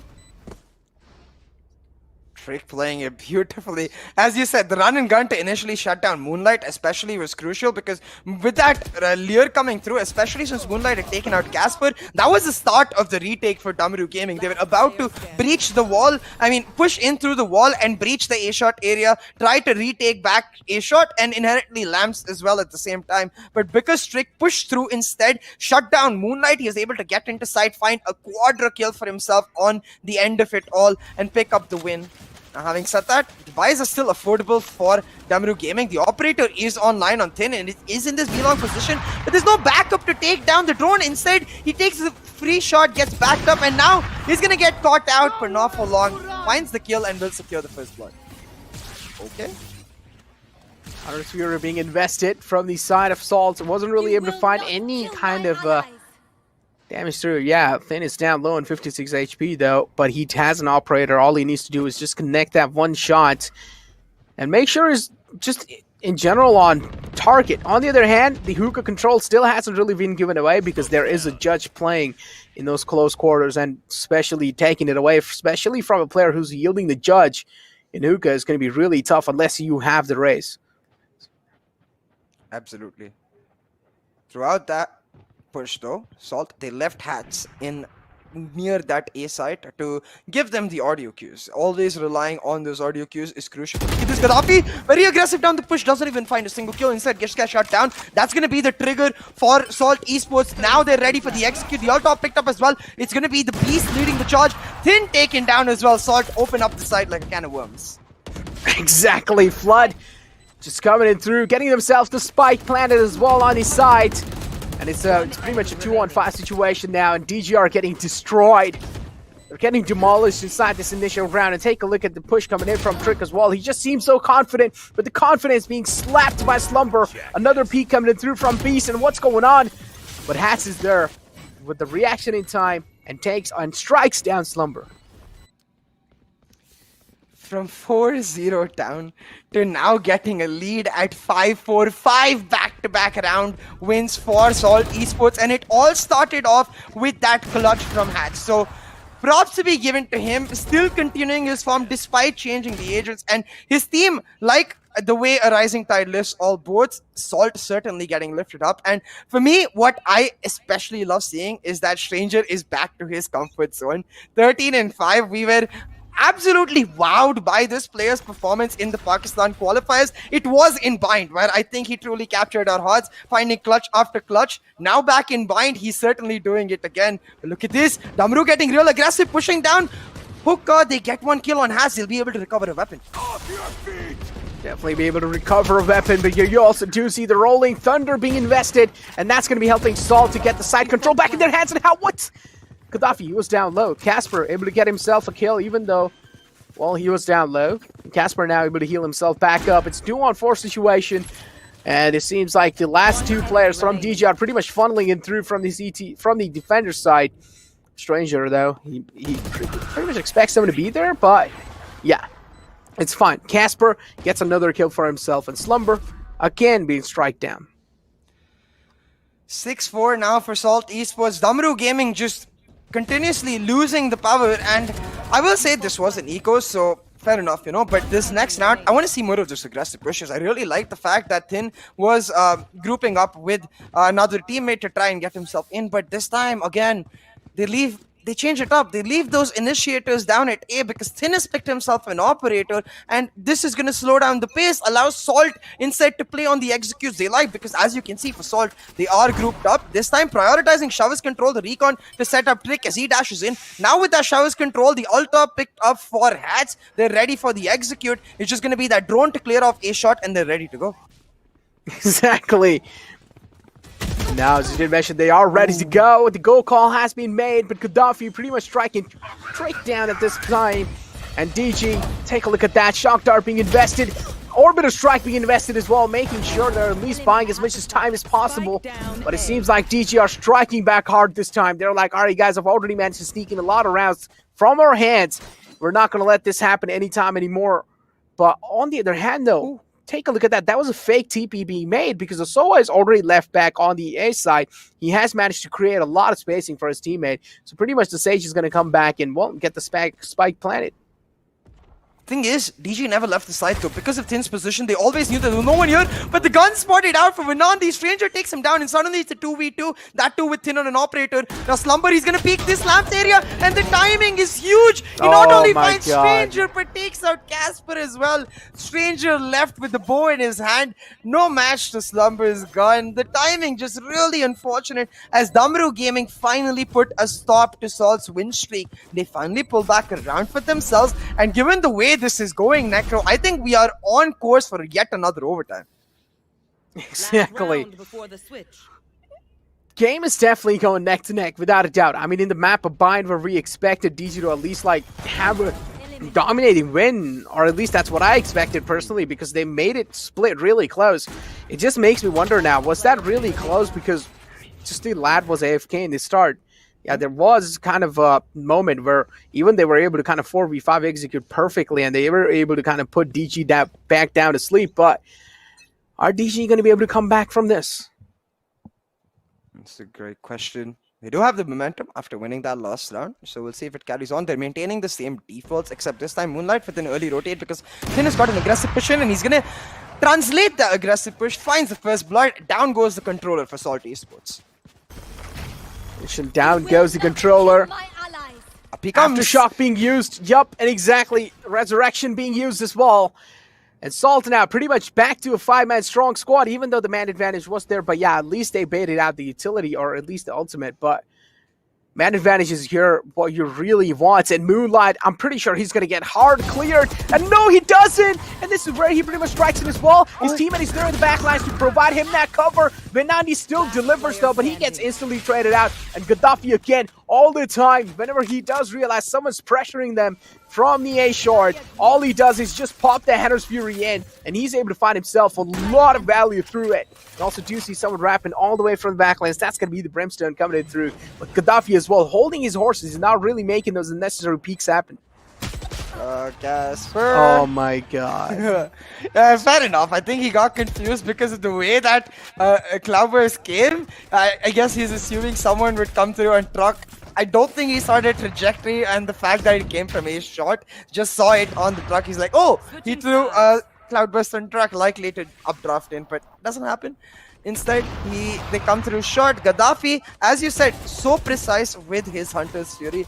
But that play right there, that was the change in the round entirely because they don't check Moonlight. And I feel like at this point, you have to, because he's played the judge in so many rounds, he's played the off angles in so many rounds. You need to check every single corner because that's what Moonlight excels in. He likes getting into these unpredictable positions. Like, for example, in the attack, I think we're going to see him pure W as he tries to just find engagement and then use his utility to get out, you know, for his self-survival. So let's see, 6-6 on the board now. Definitely on course for overtime, but Damaru Gaming now onto the attack. That double duelist, double initiator composition truly coming online.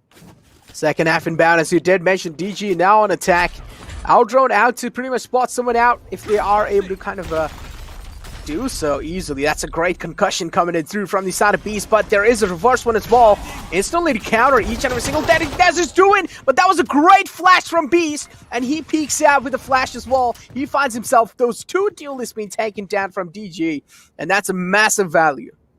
Yeah, that's huge value, and this a clear indication of those buffs to Breach about a month or so back at the start of this last act. The timing on his animation change gives him so much value. Now Stranger will find another. Beast is jiggling. He finds one more. And oh my Stranger god. Gets taken out. Casper finishing it off with Necro's best weapon in the game. The right click coming through. I think it's only the best weapon if it only has right click. Like if you join both left click and right click. Left click's kind of useless, but right click is so cool. Right click, yeah, I would say left click is really good if your right click's pattern isn't really matching, you know? True. If it's really bad, then yeah, you decide to kind of you first test the right click patterns with like 2 right clicks. You press once, oh, is it really hitting? You press it again, oh, is it really hitting? That's when you start spamming the left click, you know? That's how I personally use the classic. Absolutely. But like, so as I was talking about, that breach changes, right? Like he lost about 0.3 seconds on his unequipped time. The duration increased and the wind-up time it needs for the fall line, even that has decreased. Like similarly on the flashpoint, right? Like the time it takes for him to go back to his weapon, it makes such a big difference. Now, a long push coming in, a 1-for-1 trade. This is favorable for Damaru because they get to pick up a weapon.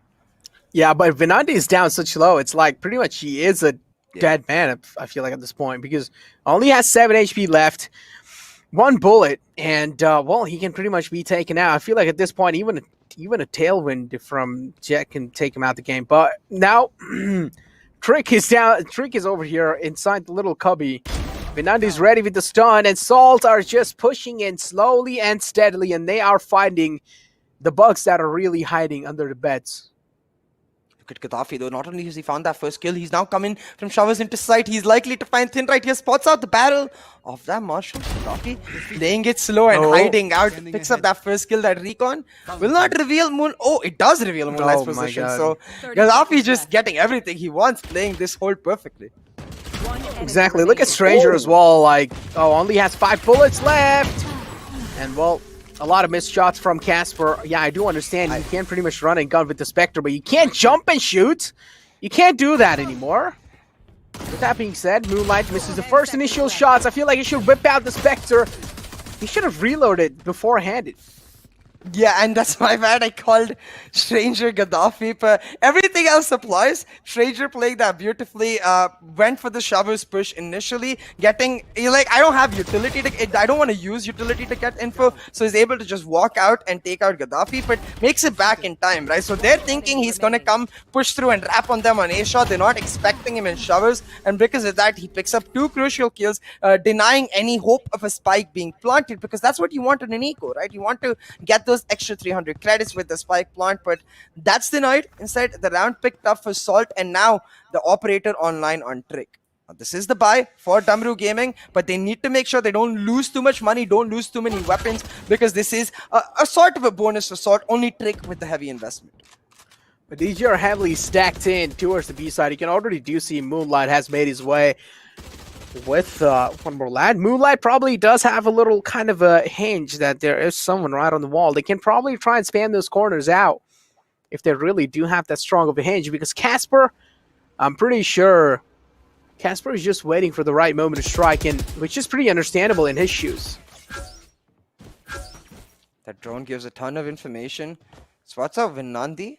Does not spot out Moonlight though. So now with that wall going down, Moonlight has a really good position. Casper gonna drop down below. Long being pressured. Casper under a lot of pressure here.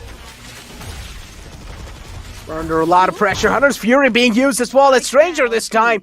It's going to be the one to connect that. And Casper again with a lot of value coming in through with that position he had with the wall. Finn is available there, but that one charge coming in through, that one scan changed the entire course of the game, because I feel like Finn was the only man who could have been the game changer with that initial position he had.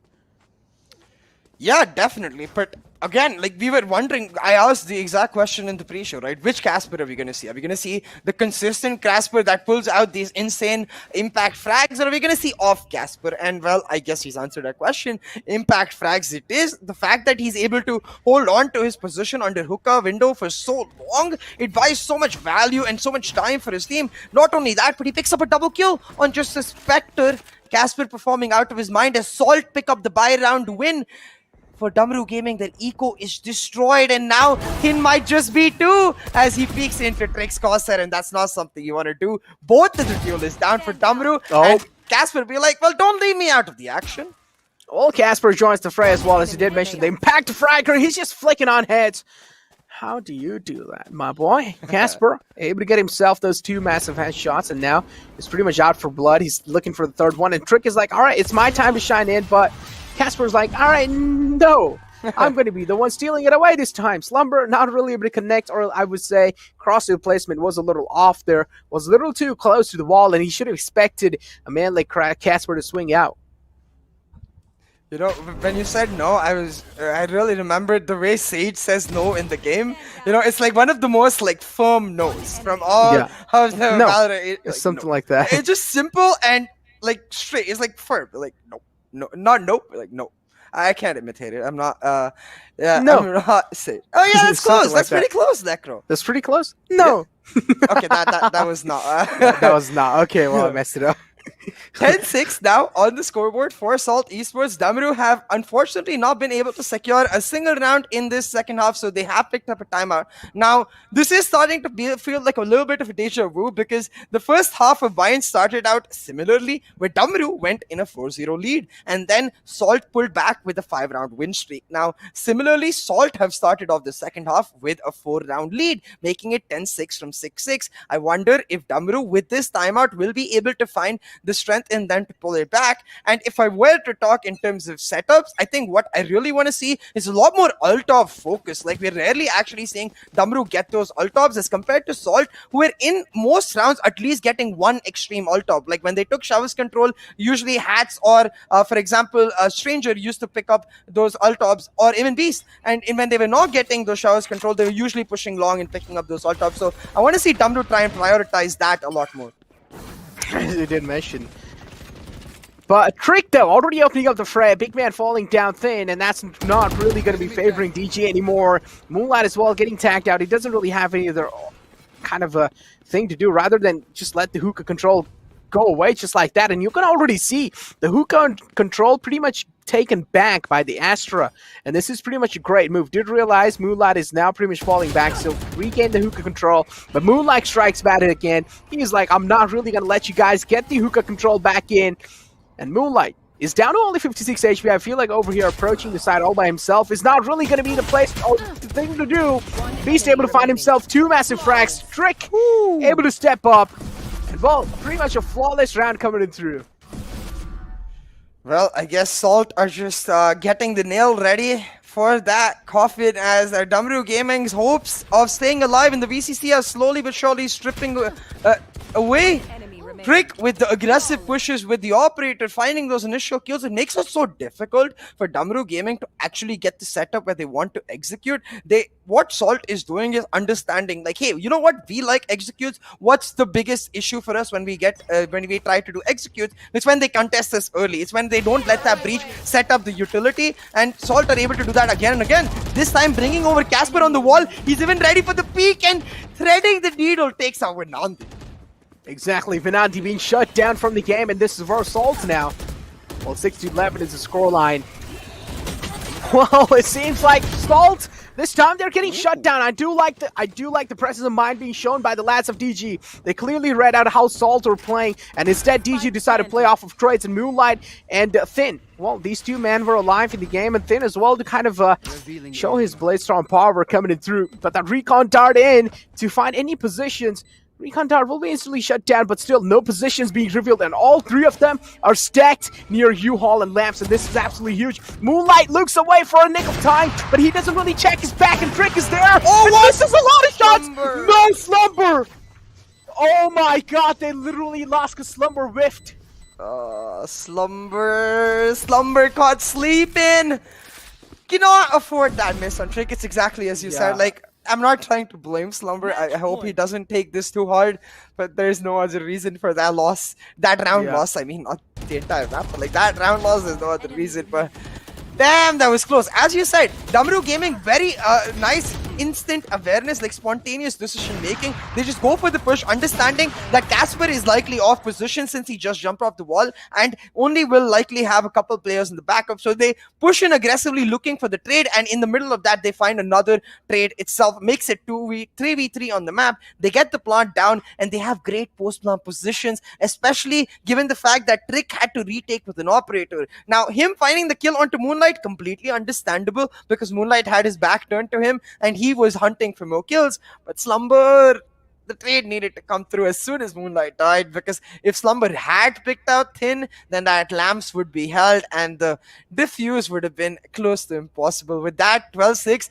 I think this is just one of those, I believe this is like one of those Vodafone Giants timeout, where they only do timeout to let the other team get more panicky and get more flustered, you know. Salt now in a 6-round win streak on their defense. I don't think they're going to change any setups. Yeah, 12-6 is the scoreline, and as you did mention, not really expecting to change anything, because up till now it's working, so why do you need to change it, right? Yeah, maybe on the A side, a little bit we might expect, because they have realized, they have found the kind of read onto it, so yeah, it does make sense if they do change some things, but it clearly didn't really seem like it, right? Stranger was having a great time, he was having a laugh with his teammates, so none of the serious conversation was being seen in the webcams as well, so I'm personally not really expecting any changes, and this is what exactly is happening. Instead, though, one thing we are definitely witnessing here is that the bathroom's control is pretty much heavily being denied by Salt, and they're like, all right, we're really not going to let you guys have that bathroom control. On the other hand, the A-Short control has been given away. That means they all are going to be funneling in through U-Haul and A-Short, and so Casper peeks out right in with this crosser, and he will be shut down. The thing is though, like because of that Shavis control, this is still a winnable round for Salt because they have that Rolling Thunder ready. The retake is really strong, but because a player has gone down now, the Rolling Thunder ready for Damaru as well. So the counter could come through. Beast is getting it ready up to deny the plant, and it will happen, but his team isn't ready for the retake. Trick moves in with the Blaze Storm though, finds one, Beast with another. Suddenly the man advantage has been turned. The spike carrier drop, but now dropping Trick will make it a 2v2. Scratch that, a 1v2. Salt match and series point right here as Thin goes in for Hatch. Not able to run and gun. No, you can't do that with a Vandal, Thin. You can't run and gun with a Vandal. And instead, the Salt strikes back hard, and they get themselves the win over here. That means now they're going to be moving in forward in the lower brackets. And, well, it's going to be interesting to see how things are going to be looking like here, because Salt, with the dominating win outside, 2-0ing them out the game. DG, consider the fact that Bind was their map. Expectations were that DG will probably seal the deal on Bind, but still, they completely lost, and pretty much, yeah, I'm going to say I am a little disappointed, but hey, it's fine, you know, it's fine. It is definitely fine, because there's always something that you're learning. These are one of the best teams from their regions, and you have played cross-region. There's so much things to learn. You can always go back and check what kind of mistakes you made, and just in general, have a talk with your teammates and try and figure out some new ways, because I'm pretty sure in the future as well, you guys are going to be getting a lot of opportunities. Exactly, and it's also because, like, I think the Nepali community, out of all of the countries we have here in the South Asian region, I believe the Nepali community is the youngest when it comes to the Valorant scene. Yeah. So they are very new itself, so this is a huge achievement. I think Bind, of course, I agree, one of their strongest maps, but the fact that they kept changing their compositions really weakened it for them, you know, because you saw strong fundamentals, but you didn't see any setups. Like, the way Salt had executes planned out before the match even started, that was not there for Damaru Damaru Gaming. So yes, while I appreciate the fact that they're willing to try new things, to try and surprise Salt Esports, because that's one of the main points we always ask from underdogs, to try and surprise the favorites. It doesn't end up working out. So a nice effort from Damaru, but Salt clearly a level ahead, 31.58%. That's definitely the highest headshot percentage we've seen so far. Yeah, exactly. I mean, yeah, as you did mention, that's definitely the highest headshot percentage. And this is what we've had kind of a talk about, right, as well, is that Pakistan region definitely brings in that aggression, and also they have some cracked aimers. We have had a talk about this. Pakistan region definitely has one of those aimers who are really insane. So each and every single region has their own uniqueness, right? So, but over here, we do have the Pakistan region coming in tall against Nepal region and pretty much sealing the deal. I mean, dominating win, I would say 13-6. It's quite insane. And Salt able to pretty much make sure that Damaru is staying down or staying back from this competition here. And Salt are going to be the one to move forward. This also means that the journey for Damaru Gaming is ending. Yes, unfortunately, Damaru Gaming will be the second team joining, crash landing on you on the way out of the tournament. But looking at the stats, right, Stranger really stepping up in this map. You could see the stress he was feeling in Split all translated into performance here in Bind. 24 kills, he is the MVP, but nothing to take away from a player like Thin, especially 7 first bloods on that, most of them on the operator. He really did put in his best performance. Unfortunately, I just feel like they weren't able to get Moonlight in as aggressively as they could with the breach Sova. But hey, let's quickly have a look at who the MVP is. I think it is going to be either Stranger or Casper, because Casper had a beautiful performance on Split as well. What do you think who the MVP is going to be? Yeah, it's going to be Stranger. Yeah, I mean, it's like Stranger. When you talk about consistency, right? Stranger, of course, delivers that all the time. Yeah, considering the fact that Casper did quite good on that previous map. But hey, over here, Stranger was the one who pretty much stole it away from him, I would say. He got himself 40 kills, 29 deaths, and 15 assists with the econ rating of 68, an average combat score of 233. And first bloods, it's going to be 1. And Stranger, just a fantastic performance in the final game, or in the final or I would say, in the final game and the final day for DG. And unfortunately, now, as I did mention, and as CA did mention as well, they're going to be joining crash landing on you in their plane way back on their home. And unfortunately, this was their place where their journey really ends. And I personally am really sad for that, because, in general, they have let the hopes down for the Nepali community. But hey, it's fine. I'm pretty sure the support is still going to be continuing for Damaru Gaming. Absolutely. I think at the end of the day, yes, it will be disappointing that the Nepali team in Damaru Gaming is no longer available in the tournament to try and keep making a push. They will be proud of the fact that they are able to put up such a good performance. Like, not the greatest. We definitely expected a little bit more from them, but not the worst either. It's not like they just collapsed under the pressure. It's not like they, they completely disappeared. I felt like they gave it their best, especially since they tried to change the compositions. What that tells me is that a team is willing to experiment, and for me, a team that is willing to experiment will always learn more in the long term. Yeah, exactly. I mean, experimentations are the best way to learn, right? And especially, it's like if you keep on experimenting, that means you also do figure out what things are really not working for you. You can try and either leave that and try a new thing, or you can try and work around on how are you pretty much making it stronger in the future, right? But it also just gives you an edge over the team that isn't really doing anything and just sticking to the fundamentals. That means the main problem here is that sticking to the basics is the main problem here is that you pretty much know how they're going to play. You pretty much know what move they're going to be making in the game, and you can easily counter back. On the other hand, a team which is unpredictable, they always just have an edge, just like how CA said.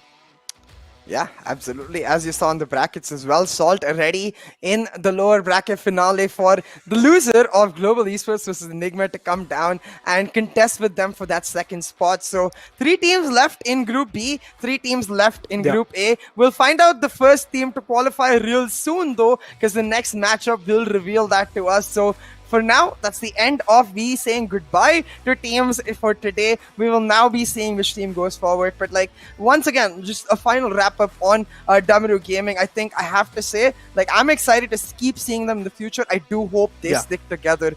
For now though, as I was saying, we are going to go set ourselves up for the third best of 3 for today. It's going to be an upper bracket finale, which means the stakes are going to be higher. Do stick around. I'll see you with the next set. I'm getting freaky. Yeah, I'ma break the crazy. Get that freaky freaky on. 생각보다 같이 freaky. Yeah, I'ma break the crazy. Get that freaky freaky on. 생각보다 같이.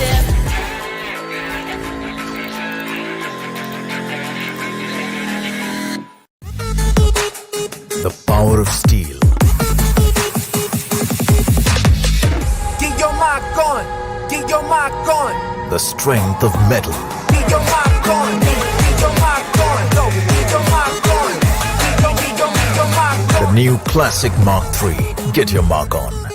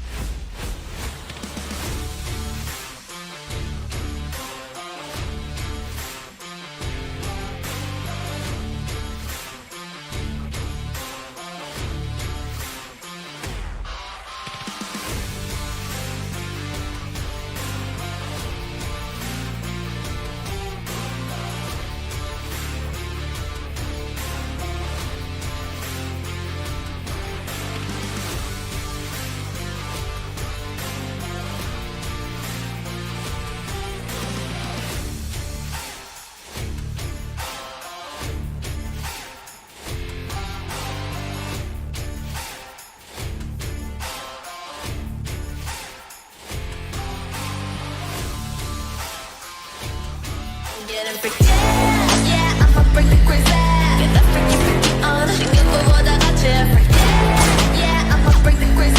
Get that freaky, freaky on. 신경보다 같이.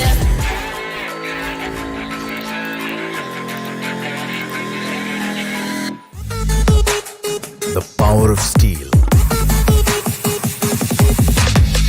Get your mark on. Get your mark on. The strength of metal. Get your mark on. Get your mark on. Go. Get your mark on. Get your mark The on. new classic Mark III. Get your mark on. Welcome back, ladies and gentlemen, to the Valorant Conquerors Championship, brought to you by NODWIN Gaming, with Gillette as our grooming partner and Talk Esports as our digital publication partner.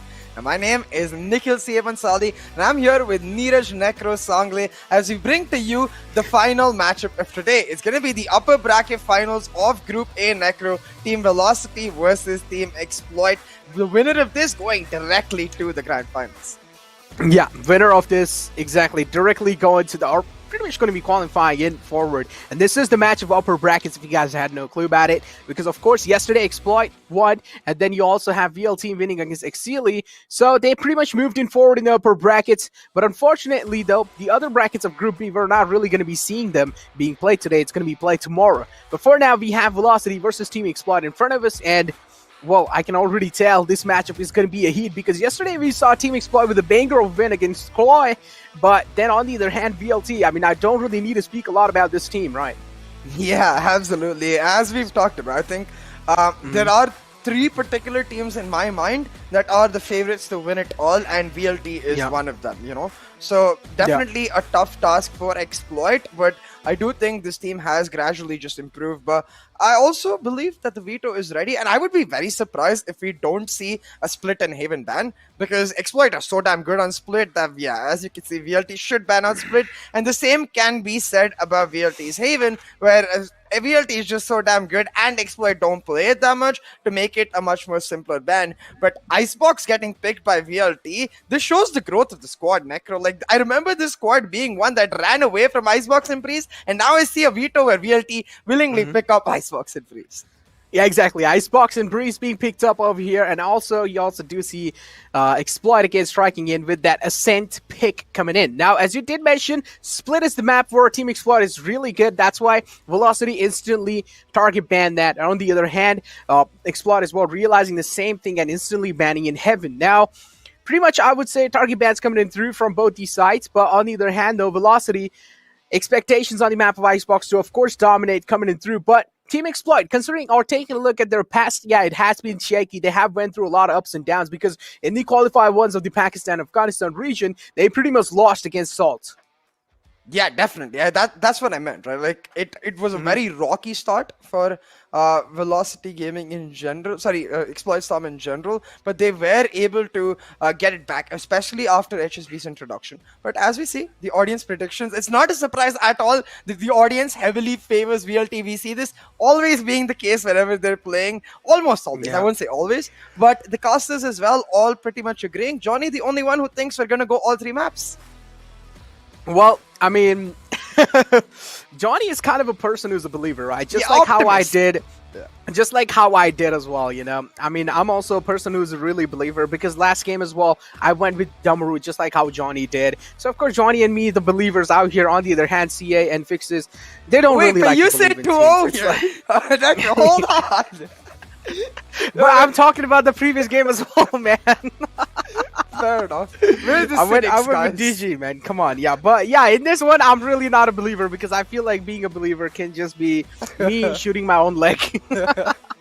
Fair enough, right? Like, you have to go with what you feel is right, and what we feel is that Velocity will take it away. And I don't think the scoreline will speak for the match. A 2-0 is what I expect, but a very close 2-0, where it should at least go to double digits for both teams is what I'm expecting on Ascent. Now, on Icebox, unfortunately, I don't think it's going to be that close, because I remember checking the stats yesterday for Velocity in general. They haven't lost the map on Icebox since June. That's like a couple of months now. They haven't lost a single map on Icebox. They haven't lost on Icebox in VCC itself. So this team is formidable. They are ruthless and they are cold on this map. Well, maybe it's the first time for everything, you know? maybe Team Exploit might just be the one to strike them down in Icebox. We never know. You know, there's still a maybe going in. As long as we're really not hopping inside the game, we won't really have clue over here. But yeah, talking about the matchup yesterday and talking about Team Exploit in general, yeah, I would say looking really confident after that dominating win against CLOY. On the other hand, Velocity at this point, they're pretty much used to it, right? They're just here dominating throughout the entire series. They're just really used to it. It's like, all right, it's just work. It's just a day in the office. All right, I'm here to work. They just look around everywhere. They just win, pretty much moving forward, and that's how they have been playing throughout the series. But now I feel like Exploit. I don't know why. I feel like Exploit might just be the one to give a run for their money. But what do you think so? Well, I certainly do think so, that it is possible, but at the same time, I think Velocity is just too rounded of an organization for them to not be able to close it out. Which is why I think it's going to go very close, double digits again for both of the teams is what I'm expecting, but I think Velocity will take the cake and pick up the matchup. Now, talking about Icebox, right? The composition we're expecting from Velocity is the same as what we've seen from most top tier teams. That's the Sage, KJ, Viper, Jet, and Sova combination, where Amaterasu functions as a sort of battle sage on that pickup. Now, for the side of Exploit, I think it might be the same lineup, but what I would like to actually see from them is a double duelist, because even in the international meta, the Jet, Reyna, with teams like G2, teams like Liquid, for example, they've been regularly picking it up. Even it's something that Sentinels have played all the way back from Reykjavik. So the Jet Reyna meta has started to really come back, and I think a lot of it is to do with the fact that the Killjoy is a lot more expensive. It takes a lot longer for a utility to come back, and in the hands of a player like Shooter, I think that Reyna could be the difference to make Velocity finally drop the map of Icebox. Well, look, Velocity dropping the map of Icebox, I personally don't really believe it. Like, my ears just don't. My ears just don't accept it. Like, my ears, my body. As soon as I hear that, I just don't really accept it being said, because they have, as you did mention, they haven't lost a single map since June at this point, and that's a long time in itself. And Icebox, I'm pretty sure, and considering the fact that Velocity, if you talk about that team, if you talk about experience, they definitely do have lots. But on the other hand, they also do have a player like HSB coming in. He also does have a decent amount of, I would say, backup. He also has a decent amount of experience in general. Maybe HSB is going to be the man to pretty much tell his team how Velocity, or how to counter Velocity on this map, on that map. So I would say expectations are definitely going to be from me and CA. Of course, it was a 2-0, so I'm expecting a dominating win from Velocity, but hey, we still never know. We can't just sit here and talk about it before the games even start, right? Because, like, the composition, they were able to strike down a team like GE in the map of Icebox and pretty much turn the wins in their favor. Exactly, so it's going to be very difficult for Exploit, no doubt, but I personally have my eyes on Storax, actually, because on Icebox, he's going to be picking up the Jet. He was prolific with the Operator the last time we saw him yesterday, very good with his approach to how he plays the game. You know, he's very careful, and I think that speaks of the fact that he's also the primary IGL for the team, knows when to make his move and when to not, so I'm excited to see how that works out. As we were talking about these players, as you mentioned HSB as well, a very strong player for Exploit Storm. Looking at the comparison between him and Amaterasu, it's effectively the same. Like, yes, Amaterasu has slightly more kills than ACS, but he also has a slightly more deaths, and that combined with the fact that HSB is actually the initiator player shows you how good both of these players are. No, exactly. I mean, that's what I said, right? HSB is a man who definitely does have a lot of strong background, and also at the same time, he's just so experienced. So he can definitely be one of those players who can, like, give a run for their money, like Velocity. But over here now, as you did mention, Storax likes to play that Jet coming in on the map of Icebox as well. The same thing is there on the map of Breeze. He likes to play that Jet as well, even on Breeze. So one theory we can pretty much conclude here is that Storax is kind of a man who really does play Jet when it comes to those open maps, right? Yes. When it comes to those open maps like Breeze and Icebox, where their sites are pretty much wider open, where there's not really a lot of corners to hide around. Yeah, on the B side, I would say there's a decent, or on the A side, my bad, there are a decent amount of angles to hide around on a Icebox, but still, they're not really that kind of angles where you do see angles in a map like Split. Yeah. There's Of course, there's a lot of angles on Icebox. So I get what you mean. It's not congested. It's not Yeah. corners, Yeah. and it's not as exposed in general. Like in Icebox, there's a lot more room. You're exposed vertically, but on that ground level, not as much. So I'm excited to see Storax because, as you said, the idea, as he explained as well in the interview, right? Like the idea for him is that whenever the team needs a jet operator, that's when he picks it up. Now, I do believe that the matchup is ready, so we don't have to ponder on the picks any longer. We will see. I want Shooter on the arena, but I expect him to pick up the Sage, and I guess that's what it's going to be. He's locked it in instantly. So mirror compositions from both of the teams is the Nah.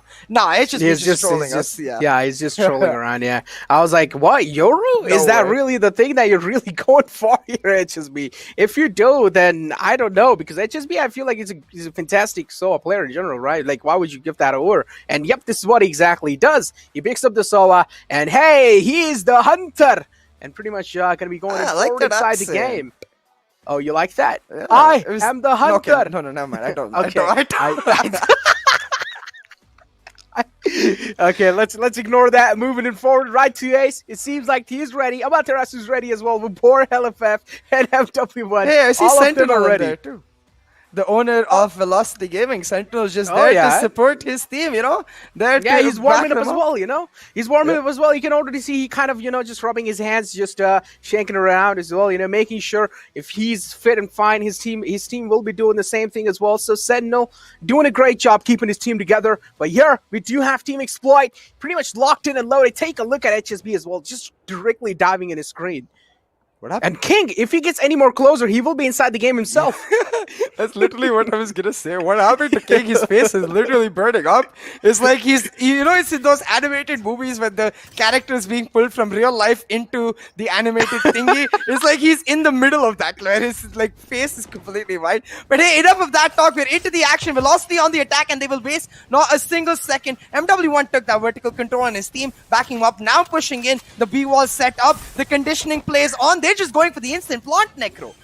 Exactly, instant plant. I mean, they don't even need to work to get the side control in their hands. Getting the plant down, instantly backing off. Shock darts are there. But yeah, I mean, pretty much to clear out the default spots and making sure they're clear now in the game. So at least they do have a little info saying that, okay, those spots are at least cleared out, so they can pretty much try and go for a retake here. On the other hand, the MW1 as well, pretty much all the time. Instantly pretty much stepping back. The spike has been planted now. 0-0 is the scoreline. I actually thought the spike was planted initially before. My bad. It wasn't.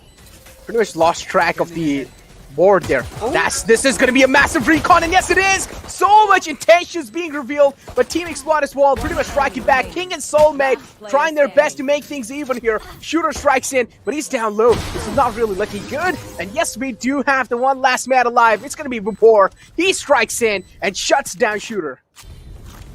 I am so damn hyped. That round was so fast. Exactly. That round was so fast.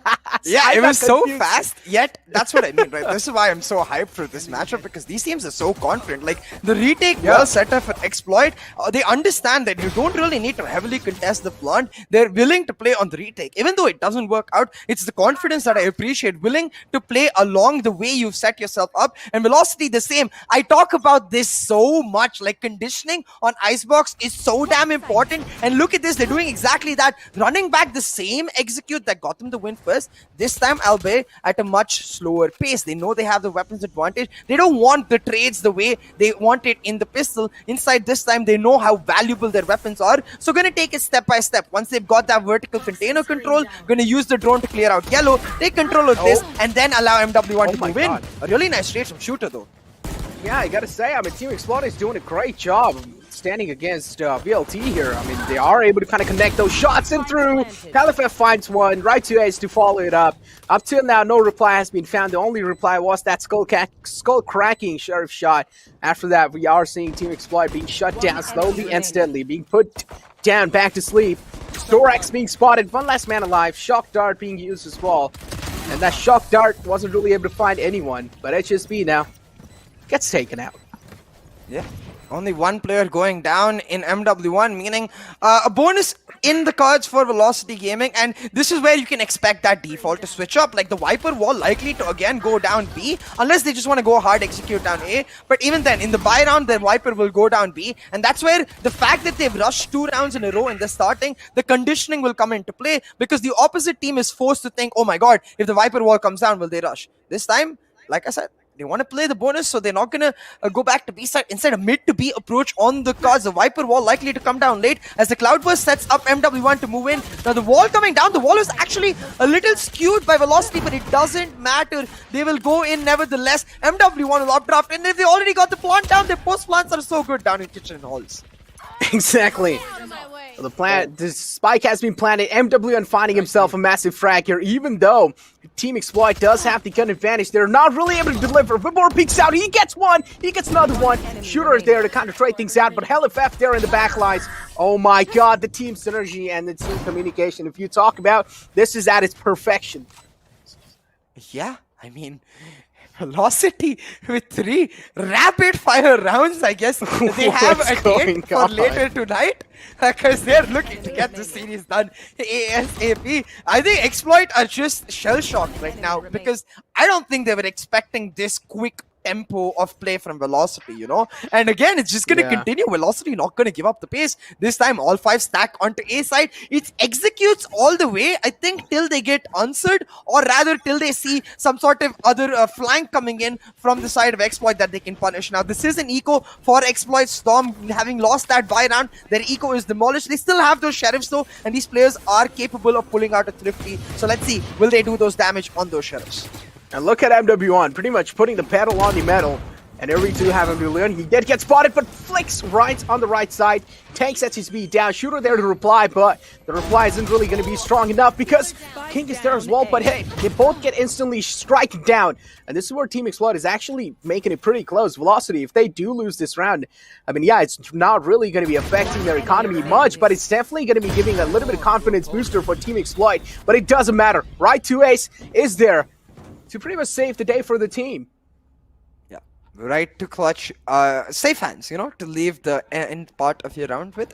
You're gonna make sure he carefully carries over the baby that is the round over the finish line and get them into the loving parents' hands.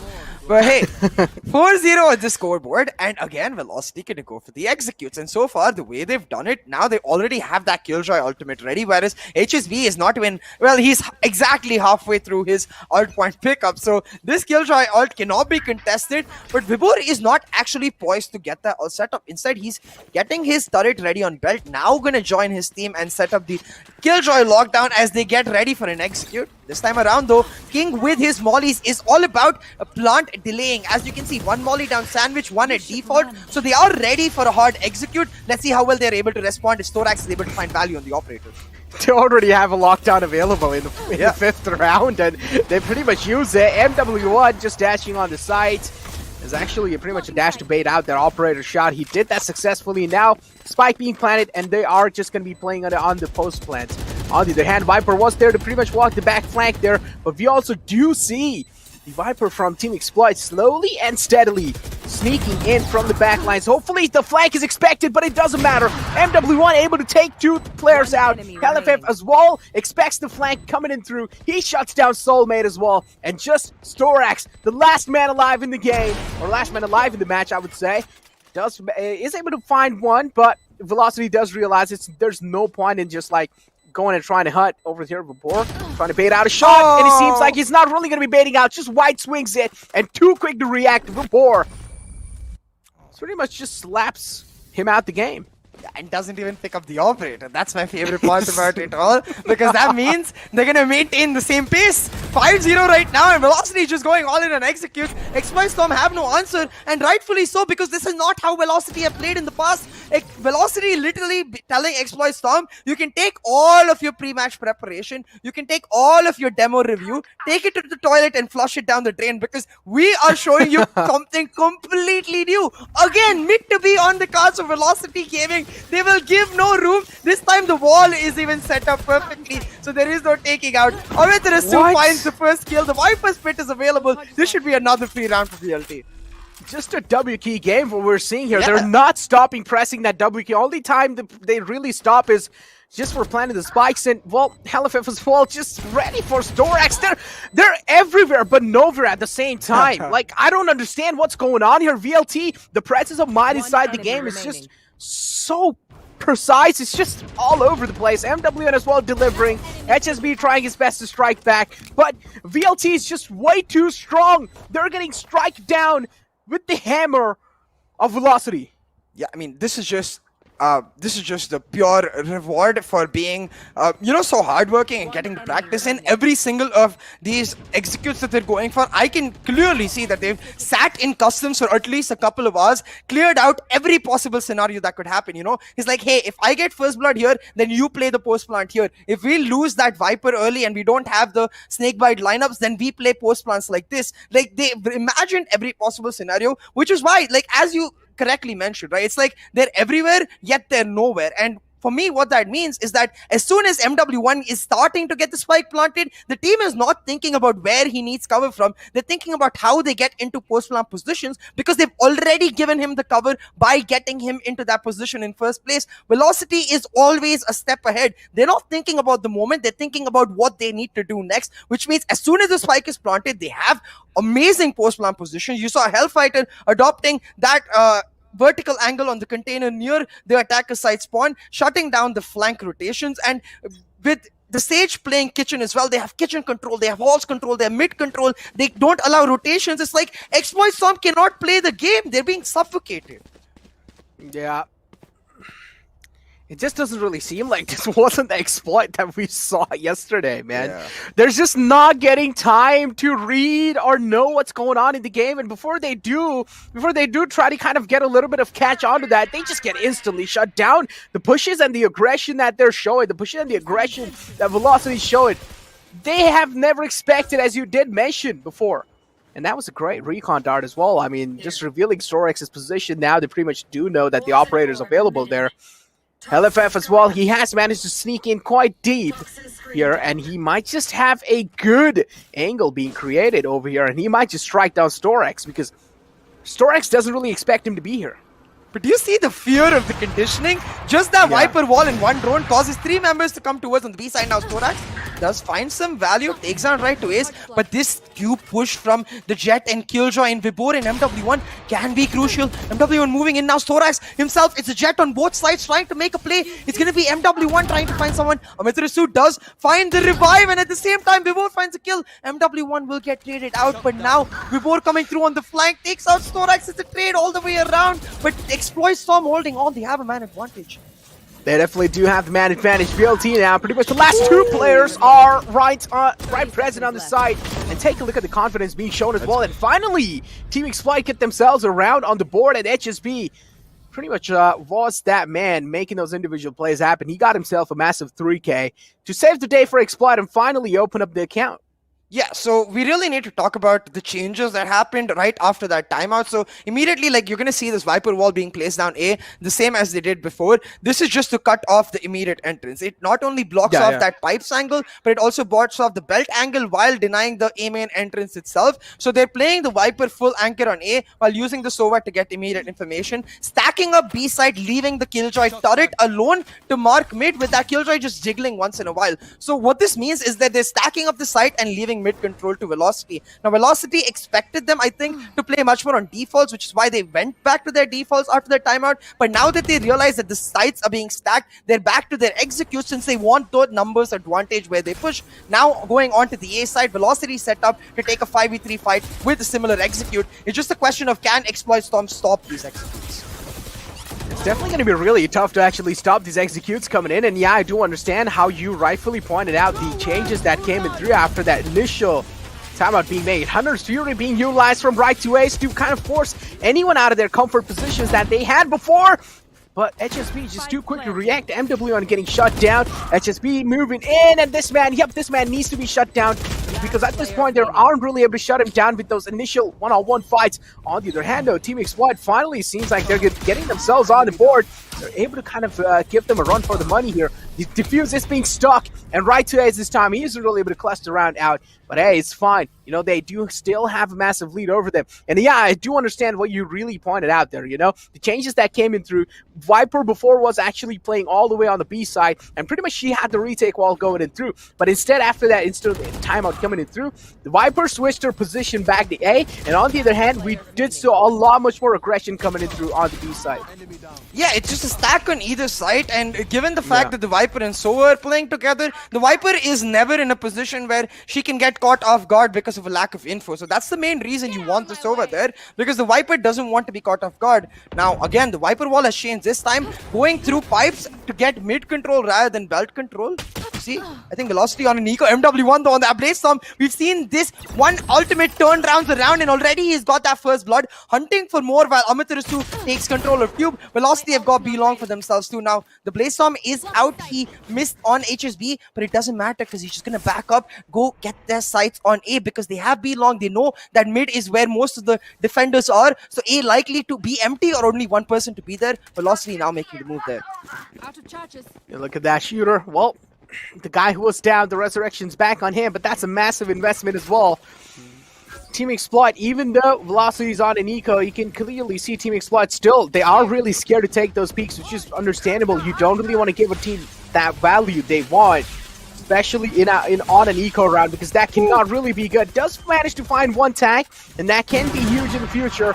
A shooter, though, who does have himself quite a great position. That's a fantastic flick right on the head, but before there to deliver, he replies back, but Storax again there. Present, MW strikes in, but instantly gets shut down by Soulmate, and that should be an easy defuse coming in through. And, well, Team Exploit doing a great job for now. They have won 3 back-to-back rounds. I really like that we get this top view from production too, because it lets me continue talking about the difference in walls, right? So as you can see, this cuts off ramps, pipes, and then all the way down to mid, and it allows the Viper to play much more solo, where you can see the difference in the Sova's position here. He's looking towards mid. They have the read that they are expecting a mid push, so instead of the normal belt wall, they set up a mid wall, and the Sova, while he's still on A, he's ready to help out in mid whenever necessary, as compared to his previous deep position. Now again, they realize that they can't keep continuing on with the Viper anchor at A, so they change up their defaults, now playing the Killjoy anchor on A, while the Sage watches mid, and the Jet is there to support her. They have a retake wall down at B, and Velocity themselves realizing that they need to calm things down a little bit, slow things down a little bit, go back to default. So now you'll see a late drone with that Sova going in, but with Amaterasu being taken down, suddenly Velocity will lose track of their defaults. They're going to have to instead rely on the force position to make a move.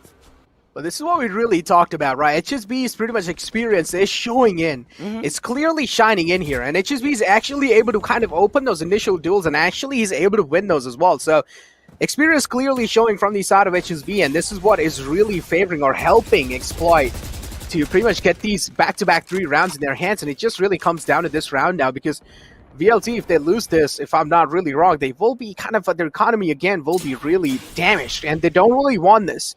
On the other hand, though, Team Exploit, they're really not letting loose any of the corners. They're making sure they're holding it down all the time. A fake lockdown being invested because all the rest of the lads are all the way on the B side. But you also do see that aggressive peak coming in through. And Team Exploit, it seems like they do have a lot of info as well. They are not going to be making those rotations happen. And I also do like how Team Exploit is baiting, but unfortunately Soulmate falls bait for it, and he peeks out in the wrong time. Yeah, now the Viper split being set up. MW1 takes out Shooter as well. The plant should go down, but Storax is moving in with the Operator. The barrel gets spotted out, and MW1 with the triple. Now hunting for the ace. Has a player right above him in halls, but the timing is too strong. So him on your left. Out of there, which means now MW1 in a very interesting position. The Killjoy drops down. MW1 misses the shots on HSB. Now King takes out Ace. He's hunting for MW1, but the timing is there. MW1 turns back, finds his 4K, and now looking for HSB. He will find his ace. MW1 single-handedly pulling black, going back this round for Velocity Gaming. As you rightfully mentioned, Necro, that fake was read like a book by Exploit Storm. They expected it. They held on to their positions. They were disciplined till that very moment. Game face moment indeed, because Soulmate steps out at the wrong moment. He gives MW1 that opening kill, and well, the rest is history. This is now a rightfully or truly a game face moment. Yeah. A massive man like Velocity getting himself an ace already, and he has 18 frags on the board. Oh my god, I can already imagine what he can pretty much do in the future rounds as well. He does have the Blaze Storm available, but on the other hand, though, this time it's going to be Storax who activates it and pretty much finds himself an opening. That's just going to be helping Exploit so much. And considering the fact that now Exploit aren't really looking good on the eco as well, they are on an eco round. So Exploit, if they're able to turn this round back in their favor, that means Velocity will definitely not feel good about themselves. Velocity is all stacked up here. They're recommitting onto this ace side. The MW1 with the rope has moved in, but Shooter takes on Amitara. So the spike carrier is dropped, and Velocity in a very precarious position. Exactly, MW able to find or open the side up, but on the other hand, the Storax strikes in again. Someone needs to take this man down if he's not really being taken down, because he's just gaining the confidence back to back, and that's a questionable move. But with that recon tower being initiated, position has been compromised. King peeks out with so much info. Right to ace or right to clutch, as what people like to call this man, is still alive in the game, and especially his name is right to clutch. He can pretty much try and clutch this round out. That's a fake coming in through, and now finally he is going to be sticking the plant.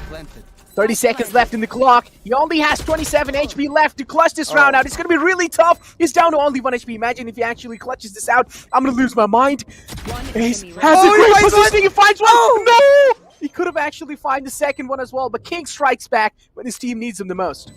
I think if he had like if he actually had 27 HP, I think he would have clutched it, you know, because I don't think one bullet would have killed him, and he might have been able to kill King. Maybe, I don't know. Either ways, nice effort from right to ace, but Storax really the highlight of this round, getting that opening kill with the Blaze Storm. He's like, MW1, I'm not gonna let you have all of that spotlight. Really important as well, because their eco was in a very bad position. So the fact that Storax gets multi-kills with just the Blaze Storm, it gives him a chance of getting the operator online for the final round in this first half, in this next round, and that operator could be the difference between them finding a 7-5 or an 8-4. Now, scratch that. It won't be an operator. I guess they did have the money. Yeah, I noticed Shooter has the money, but just not going for it. Instead, opting for the rifles with proper shields. So, once again, the Viper Spit set up, but MW1 is just Jet with Jet battle, man. Oh my god, that Jet diff clearly looking clean. MW1, sheesh! He's just doing a great job. All the time, MWN just looks so unstoppable. And he also does, I mean, yeah, with the Blade Storm available, MWN is just able to do so much damage. Lockdown available from their side. And well, pretty much it seems like Team Exploit are just single-handedly getting completely dominated on, and a flawless round from their side as well. And MWN again making those game face moments happen. Why is he so good? Why is he so damn good? I don't know. Like, he's so clean. I 22 personally, kills. yeah, I want to slide in his DMs, and I just want to have some tips, man. Like, just give me some tips. All right, Necro, I see you. Necro trying to be the next, next raw fuel, I guess, like the upstart Jet player that comes out of nowhere. Hell yeah, man! Surprise everyone. Let's go. I'll be casting Necro next, so because I'm not gonna get to the pro stage. I'll tell you guys that. But anyways, back to the action. 8-4 on the scoreline. A decent half for Exploit Storm considering the way it started. Right? It was 5-0 down, so they were able to pull it back, but still a strong end for Velocity. 8-4, I feel like, is still a very good scoreline for them to now go on to the defense. Now, MW1, aggressive as ever, taking Pipe's control for himself. For me, that's what a Jet has to do on the defense. Always take some vertical angle proactively. But the problem here is that he gets heavily attacked, and that is not really looking good, at least on the second half. First this round. Got tagged down to such low HP, and considering the fact that Shooter also does have he's looking really good. I mean, Classics, of course, the best weapon in the game. What else do you need, especially when you do have those Classics, and when you do have managed to kind of get at least closer to the site? Classics are in its prime, but MW1 doesn't let Storax to get that opportunity. Instead, King, though, showing the power of the Classic and strikes in hard. On the other hand, Shooter as well doing the same thing before being shut down. And as I rightfully mentioned, Classic is the best gun in the game. Quote me if I'm wrong. Well, wait, why would I quote you if you're wrong? I would quote you if you're right. I mean, just tell me if I'm wrong. No, I agree. The rhetoric is just too damn good. It's free too. Talking about the Classic, no doubt it's gonna be an actual Shooter finds one kill with it. Now Amitarasu with an instant trade. Going for the jump peak, did find a dink. Amaterasu fighting the triple. Now in a 1v1, the heal is still coming through. Sets up the wall to go for the defuse. Only one nanoswarm there, but King able to barely thread the needle and take him out. King manages to secure the pistol, and that's huge because now Velocity Gaming will not be able to get double digits online in the first few rounds. I mean, it's like even if he did manage to kind of take King out there in that position, Amaterasu, because the problem here was like he was really running low on time. Even if he did take him out, I don't feel like he would have had left with like enough time to actually try and clutch that round out. If I'm not mistaken, I think he had about 3 more seconds till he could defuse. So if he'd taken out King in that right there, then yes. But if King had just jiggled and survived, then yeah, not gonna happen. It was just King was so low, you know, so definitely possible. But I think Force Buy could come through from Velocity. I don't think it is going to because they still have a sizable lead. And given the way they're pushing, I don't think it is. Yeah, so just an eco for Velocity Gaming. They went for the B stack and it's not going to work out because all of Exploit Storm, they're just waltzing into A for free. Yeah, even though they did went to the B stack there, you can clearly see all of them just stacking outside mid. And as soon as they do realize it's a complete A push coming in from their side, then Velocity, yep, just going to be flooding outside mid here. Of course, Amaterasu is going to be the one to pretty much lead the torch, and you're left with Killjoy all the way in the back lines. And then MW on the last man to make the rotation all the way back from the B side to the A side. Well, the retake is on now. Ladies and gentlemen, Team Exploit, of course, winning that previous round. They definitely do have the gun advantage coming in through, so I'm expecting them to actually steal this round away, but Soulmate getting tagged by the recon dart. No, the charge wasn't really able to go through.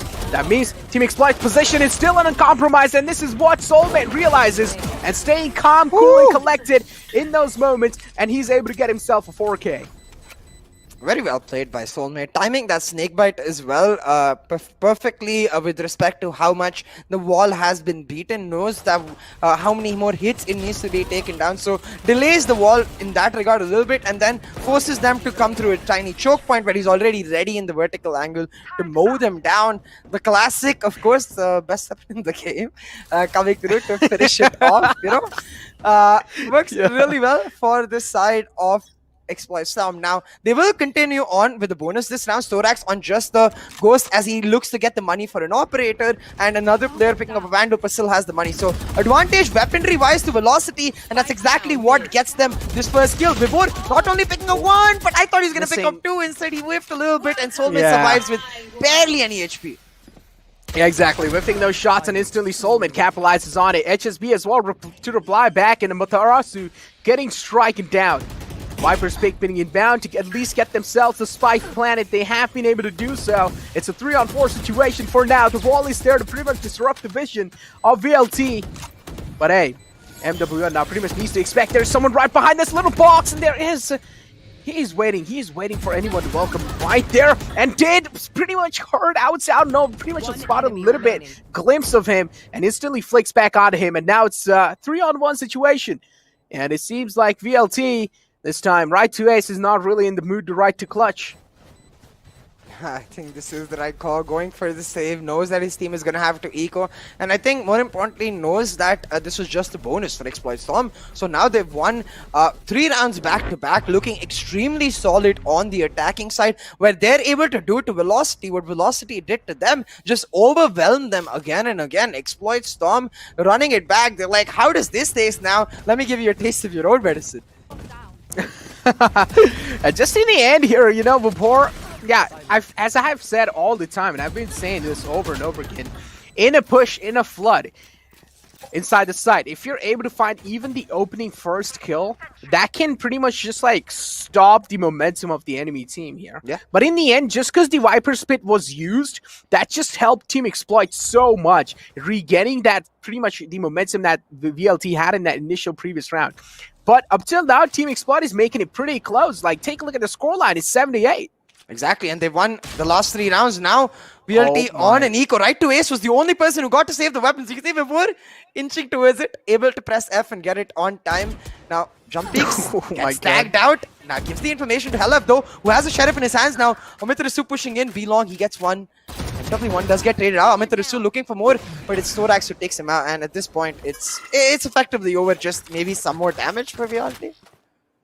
Yeah, pretty much. Yeah, that's going to be their main mentality in the game, just to try and deal as much as damage as possible.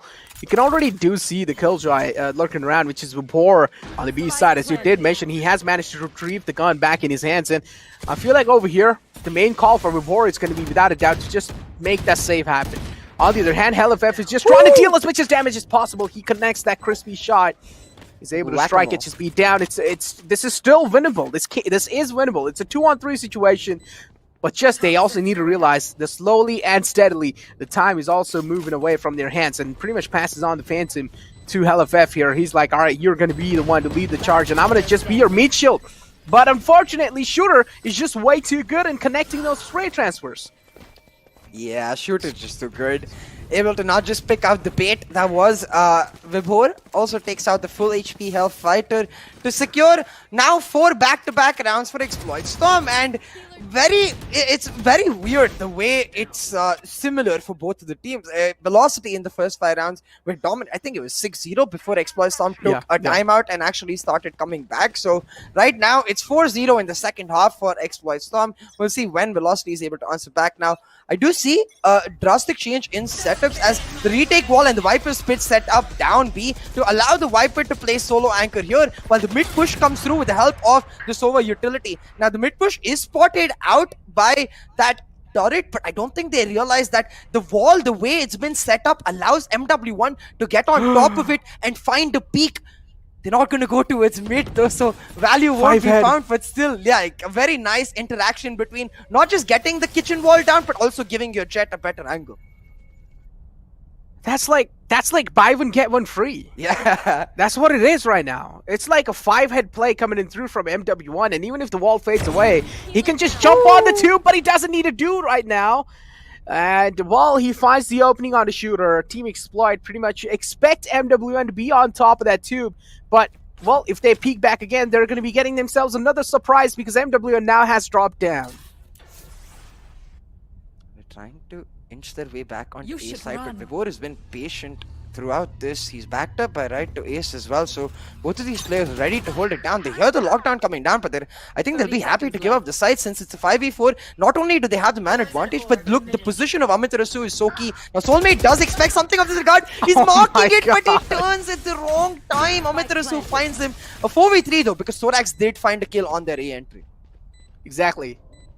4v3 as he did mention, and well, Vapor strikes in hard. The resurrection's inbound from Amaterasu, and now it's a 5-on-0. Scratch that, I was about to say 1. But now it's a 5-on-0 because they have managed to clear out everyone. And Vapor pretty much passing on the point here. Yeah, I mean, we were just asked before this round. It took 6 for Exploit to, cut the momentum, stop the win streak, put a halt and come back. Velocity be like, we'll do it in 4.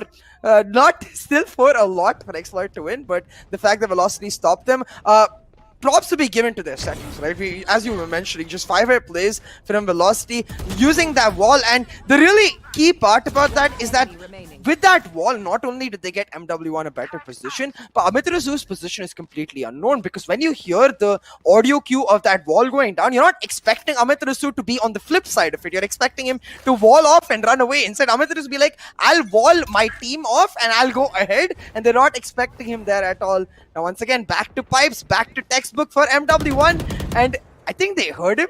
They're scared to peek, and they should be, because he takes them down like flies.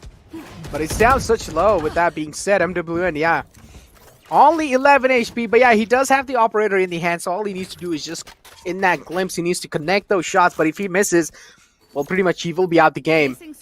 The only way to counter MW1 here is to either double peek, but already the man advantage is looking heavy on the side of VLT. Even if double peeking, that means MW1 will probably be able to connect one shot, and you cannot really afford to lose any more men at this point, so you can't use anyone for that meat shield going it forward. So, right, 2Ace has managed to find himself a comfortable spot on the ramps here, or on the raft here, but here we do have slowly and steadily, Team Exploit aren't really approaching directly side to side. Instead, they're just going to be focusing, or their main focus is here going to be to get the spike plant down, and that's what they do. Soulmate able to get himself 2 massive frags, but there is Matarasu. He misses a couple shots.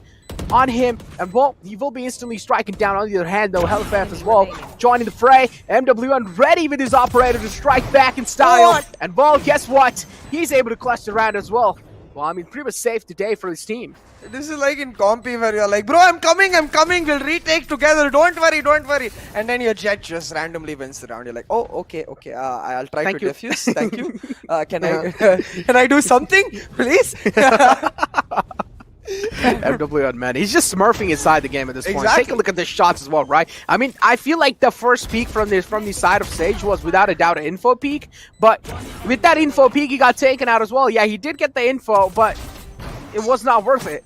Yeah, and that's why, like, I was talking about the Reyna in the pre-show, because this is one of the primary reasons internationally you're starting to see the Reyna come back into Icebox meta because of how strong the operator is. Like, players like Shazam able to exploit, you know, the nook and crannies of the map. There's so many angles for the operator to hold that you can't possibly not try peek any angle. It's like, as the attacker, you can't just sit in your base and do nothing. You have to go somewhere. So at that point, it becomes very difficult. Now, there is a way out of this, and for me, it's instead of playing the Killjoy on the flank protection, play the Sage on the flank protection. So that way, you can use that Killjoy turret to get that initial peek before you go out. But even that is risky, you know, because there are certain techniques of stepping back. Like if you're playing on pipes and they put up a turret, you just come back. Don't let the turret spot you. Time the re-peek back, right? So that, you know, they put down the turret, they're going to wait about a second or so for the turret to come up, then about 2 seconds later they're going to peek. So if you count 3 seconds and peek again, you're going to find someone. So it's not a foolproof way, but it is somewhat of a way to try and pull it back, because other than that turret, the only way you can deny angles if you put slow ops where the operator is, but you're never going to know where he is. He's always changing his positions.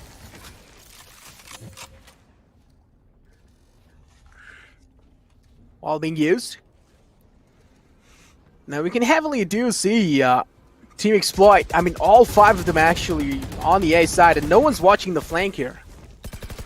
Rightfully, well, pretty much their main focus here is to get the spike planted, and Amaterasu is stuck behind, but he still managed to find the maximum value out of it. Resurrection is inbound, Viper's Pit inbound as well, and this should help them be at least sneak inside the side, get the plant in. That's what they really do. Right to Ace, dropping down, sound kills given away, and no, he just gets spammed through the Viper's Pit, just with that little sound cue.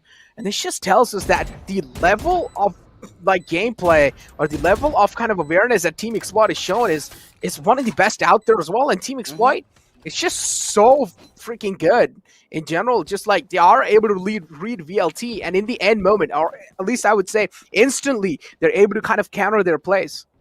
Yeah, definitely. Exploit in that top. I would say like one of the favorites to qualify from Group A, you know, besides Velocity Gaming. I think it's going to be a tough task for the other 2 teams. And it's, as you said, like they are so damn good at reads. We've talked about this a lot through their qualifiers as well. There's this sort of a mirror team, you know, if the other team is very tactical, they play very tactically. If the other team is just pure compy style brawl, they're like, okay, let's go pure compy style brawl and frag the hell out of our minds. They're very happy to match the playstyle of the opponent team. And the biggest advantage of playing like that is that when you actually bring in your own pocket strats, then the opponent team is just going to get extremely surprised. They're going to be like, wait, they were playing like us, how did they randomly change? And that's what Exploit is really good at, the changing, the adaptation. So we'll see if they're able to continue their momentum though, because it's still VLT maintaining the lead like they have throughout this map. And we have to remind our viewers, VLT have not lost an Icebox since June. So we'll see if Exploit are able to, you know, set a new trend and take down Velocity Gaming. Instead, like start off this series on a strong note. Now, the setups have once again changed for Velocity Gaming, leaving the Killjoy on the sole anchor to its A. Primarily, I think because they have the lockdown ready to play retake on A if they want. They've even set up the B retake wall, while the Sova just gets mid-round info using the drone towards that mid angle. Now, nobody, I think only Storax was spotted out, so they don't know the rotations are happening. Yeah, they definitely don't really know the rotations are happening. They probably think but Storax is holding the flank, but the thing is, like, if a duelist is holding the flank, then that's still a questionable approach, right? Because VLT are clearly expecting the push happening, and with that being said, with that outburst and that updraft coming in through, they have probably hurt Storax. And this is where pretty much a flood is coming in through as well, and that was a great dash to kind of get himself secured, and oh my god, that one little charge, and HSB is just able to find himself those kills. And up till now, no reply has been shown to Team Exploit. They are going to be able to get the spike planted, and in the nick of time, he's also able to make it back to safety, and Team Exploit are looking really good. No casualties on their name, all 5 players alive. On the other hand, though, VLT on that receiving end, I'm pretty sure they are pretty much in that panicky state for now. 4v5 though, they're coming from the retake. They were going to go on the flank, but instead decided they don't have enough time pulling through that lockdown to push on the retake. God. Now, it's not about the lockdown itself guaranteeing the territory, it's about the position. So HSB does beautifully to cancel that ulti. Inside backing up his team. Amitarasu though, he's sticking it, taken down by the Nanoswarms, and now 1v4. Wibor will go down as well. With Exploit Storm pick up the round, they make it even on that scorecard and demolish the economy of Velocity Gaming at the same time. Velocity are going to have to go on an eco, I believe, with this round, because if they force here and lose, then the match will just be over. So gonna go for that eco. Will be able to afford semi-buys of sorts, like a couple of Spectres, a couple of Sheriffs, but is still a severe disadvantage faced with Exploit Storm, who now with this round will look to take the lead for the first time in this matchup. Once again, I have to talk about that B-wall. Conditioning is so key. They went for the hard execute last time. This time, setting up the same wall. They've left the Viper on the lurk where they look towards. This is side for the aggressive push using the wall from Amitarasu. They find the first blood on Storax. The first blood is absolutely huge. Storax out. That means their duelist out as well. Jet not anymore in the game. Oh, no. Definitely it's going to be really tough to find the entry, but Shooter still able to follow it up and reply back in South, but Amaterasu's there. And he replies back as well. And guess what? VLT now, within a blink of an eye, the tables have been flipped in their favor. And Team Exploit, they do get the side control. But hey, they still haven't really gone the spike plant though. HSB is still standing tall and standing pretty much like a mountain on this style. I'm pretty on this side. I'm pretty sure is really not going to let anyone slide in inside the side. They still haven't really heard the tick coming in off the spike plant. That's why we don't really see VLT coming inside, which is pretty understandable. No angles being overcommitted. Take a look at that. VLT as well playing things out so safe. Yeah, absolutely. The plant will go down now, but that's what I was saying. The Hunter's Fury is available for Velocity Gaming, so just waiting for that plant fog to push it through. But instead, HSB uses it to push in beautifully, finds a double. The trade comes through from Hellfighter, but it is still a 1v2. Now, the Recon will reveal Soulmate's positions, but he's just trying to set up a Snake Bite so he can leave. They will brave the peaks over the Snake Bites though, and Soulmate will find one. Now, another Snake Bite being set up, but Soulmate with 8 HP manages to find the clutch. There was so much discipline from Velocity in the middle part of the round, but towards the end, when they could see the horizon, when they could see the finish line, they panicked. They got overconfident. They peaked one by one. There was no reason to do that. Could have just double peaked. Even if they wanted to peak on the Snake Bite, they should have done it so together so they could trade, but they don't. And all of that mid-round discipline down the drain as Exploit pick up the lead. Exploit pick up the lead, and pretty much, yeah, because that being said, VLT, I mean, clearly the signs of worry were being shown on their faces. And yeah, as you rightfully mentioned, right to Ace, right, that peek wasn't really needed. He peeked in through the Snake Bite, and with that being said, of course, the damage was doubled on his body, and that's how he just went down with pretty much a crucial headshot connecting right on his head. And well, they were able to kind of sneak in through a round. Now, Team Exploit, again, I mean, if VLT loses this round, then economy will be looking shaky again, and I don't really know what VLT can do later on to squeeze the final round away from them. And as you have mentioned, they haven't lost a single map since June. It just really comes down to this initial kind of a map, right? Each and every single player has rotated, but on the other hand, though, there is only that one more lad sneaking inside the B side, but with that out drone, his position being compromised, and HSB, the big man, falls apart. It's just that alarm bot down mid, which is giving VLT so much information, allowing them to maintain stacks on sites. Like, they have a double stack on A, a triple stack on B. It was there till right away is just rotated over to mid. But for them, these stacks all on the basis of one tiny alarm bot. So really nice setup from Velocity Gaming. Still have the nano swarms to delay the plant, but finally Shooter will be able to get the spike planted. Now the spray is going down as they look to take down the wall. But in a 5v4, Velocity should be able to comfortably retake. It's all about yellow control. The longer Exploit Storm hold on to yellow control, the likelier it is that win this now. 10-11 is the scoreline. As it did mention, this is the deciding round for Team Exploit, and same thing goes to Team VLT as well. Song grenades being used, making sure no one's really stepping their boundaries. Cloudburst is there, and VLT just flood in through on the yellow containers, and now they're pretty much trying to take down the guys who are playing on the post plants and lineups. One of them being Soulmates, of course, and then you also do have the Killjoy coming in. MW1 is a little too low, and this is where the snake bites are coming in through. Oh my God. Take a look at what King strikes in huge, and it's the match point secured by Team Exploit. And oh my God, Team Exploit, it seems like, yep, as I did mention, there's a first time for everything, and VLT as well, clearly on their faces. Take a look at Amaterasu's face. He is so, like, he seems angry, and at the same time, he doesn't really seem happy. I mean, people agree are rarely happy, Necro.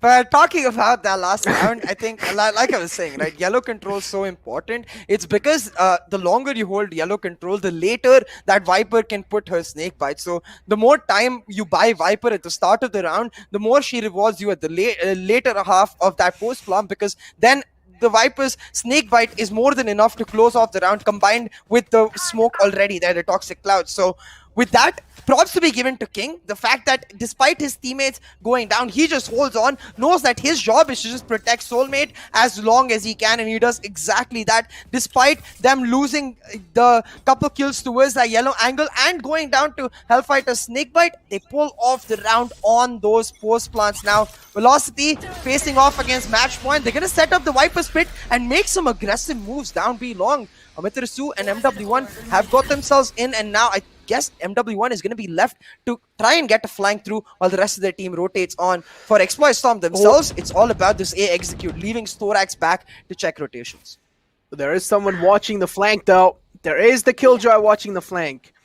And if MW1 gets spotted, that could be the main key. And MW1 does not need to be taken out, because, as I did mention, he's the main key inside the game here. If he gets taken out, that can be definitely a lot much more problematic. There's a heavy stack coming in through from the side of Team Exploit, and it seems like no matter what, even if there is the Viper's Pit there, they still do want to come at its side. And considering the fact that the opening has just been given away like that, it's not really good. Right today, it's being shut down and spammed through the Viper's Pit. They also do have the recon dart ready to reveal any kind of info. And here comes the recon dart all the way in the backside. And see, guess what? That was a complete fake coming in through, and now they have opted out to rotate in the nick of time. The revive will even come 30 through for seconds right left. away. So now MW1's position is so key. They are going for the mid to B push. Kitchen has been walled off because of the Viper's Pit. So Vibor is not going to be expecting, and it's huge. Shooter finds Vibor. Amitarasu though able to jiggle away in time and take Shooter down. Amitarasu now looking for more. It's a 2-for-1 to 8, but it's Thorax who finds the lead and now gets the time for his team to get post plants. Exactly, 2-on-3 situation. VLT looking really shaky. They don't really have the man advantage. HellFF just walks right in his crosshair. And it's just that one last man alive. MW1. Oh my God, he sticks in the defuse. Is he going to be able to do so? No. The smokes fade away, and so MW1 will have to stop it. And well, guess what? Since June, they haven't lost, but now there's the first time for everything. And well, Team Exploit managed to get the win on Icebox. And take a look at that.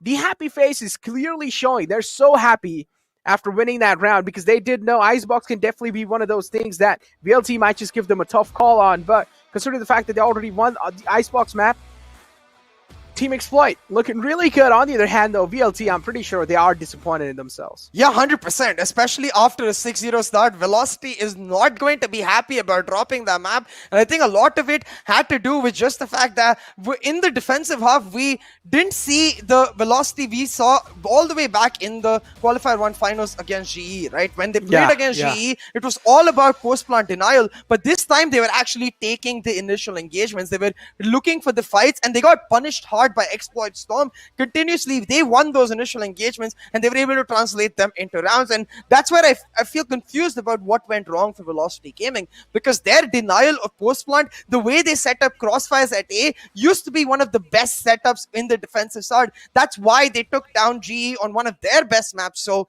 the defensive half going wrong, definitely not what I expected, but props to be given to Exploit Storm because they ran back what Velocity did to them, but they adapted faster than Velocity did, because what Exploit Storm did on their own defensive half was stack up the sites. When Velocity tried to do that, Exploit Storm punished them by always having mid control. So Exploit Storm always expecting Velocity's reaction, just ended up smurfing that second half, at least tactically, and picking up the round win. As you said, dropping Velocity's map of choice, and now going into map 2, which is Ascent, which Velocity regularly bans. This is starting to look real scary for one of the favorites in this competition. Yeah, this is definitely looking really scary. Consider the fact that, as you did mention, completely caught off guard Team Exploit. Team Exploit didn't really expect that aggression coming in through in this start, right? For 6 rounds, 6-0 was the scoreline. But then, after that timeout being taken, we saw some, changes being made. Vipers playing on A. On the other hand, on B, they were really challenging those aggressive angles. But take a look at the team statistics as well, or at least the statistic in the previous game. Well, we clearly do see higher damage on the side of Team Exploit as expected, and 17.28k on the other hand. The headshot rate is pretty much higher on VLT. It's the objective wins that I instantly have my eye on, because it tells me that Exploit Storm were much better at playing post plants in their attacking half than Velocity were themselves, or rather Exploit Storm were much better at forcing Velocity into these opening peaks early, so they couldn't really retake, So that fact, though, those those post plant rounds that Velocity couldn't defuse, I think made a big difference. But I think for me, as we expected, MW1 clearly performing above and beyond. 10 first plus 27 kills, but the rest of the team not able to match up. Like on the other side, you can see Exploit much closer in their frags department, but Soulmate most definitely standing out. Yeah, it's like you can clearly see on the side of Team Exploit, right? Frags are well divided between all of them. Like 21, 18, 14, 16, 15. On the other hand, though, I mean, you just see MWN pretty much skyrocketing. And I would say till Vibor, it's fine. But then Right 2A is just completely down below, right? With only 9 kills on his name, 18 deaths. And then you also do have like 15 assists coming in from his side. But unfortunately, yeah, that was Icebox map. And that was being picked by VLT. But now moving inside Ascent, as you did mention, Ascent is the map that VLT doesn't really like to play. And, well, that is at least a map that they like to ban out the game. And well, considering the fact that they banned Split, which they did realize Exploit is really good, that means they didn't really ban Ascent, and they pretty much expected the Ascent pick coming in through because they did realize that Exploit is quite decent on the map Ascent. So, well, I am expecting they have something ready. They have something cooking up behind the scenes, and maybe, considering the fact that they didn't really ban Ascent this time, it's like, I'm expecting something is really cooking up behind the scenes, and we cannot just let like Ascent be like, okay, maybe there's a chance that Team Exploit might just dominate. No, I'm expecting Ascent to be a close call as well. Yeah, definitely. I think irrespective of whose map pick it is, given how good these two teams are, we can expect every map to go the distance, right? Even this 13-10, it all just changed off of one round. As you mentioned, right to Ace not having the greatest games. In that 10-10 situation where they went for the semi-buy, it was a 2v1. If they pulled off that round, they destroy the economy of Exploit and they take the lead. So that round was a game changer because Soulmate clutched it, Exploit able to push all the way through and get that 13-10, and that's why he is the team MVP. But for now, we still got 2 more maps in the back, so we're gonna take a small break and be right back in a jiffy with the rest of the action. Don't you go anywhere.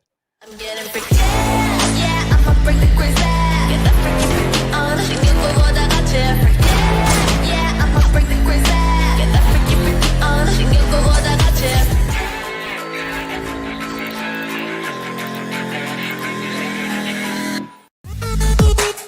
The power of steel. Get your mic on. Get your mic on. The strength of metal.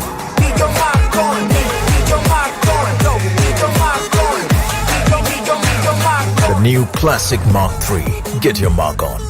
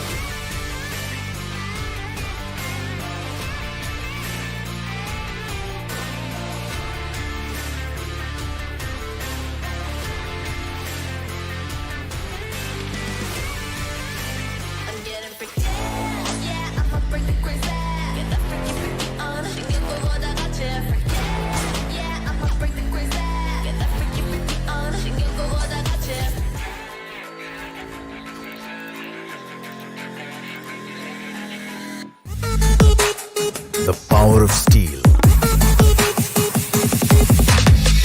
Get your mark on. Get your mark on. The strength of metal.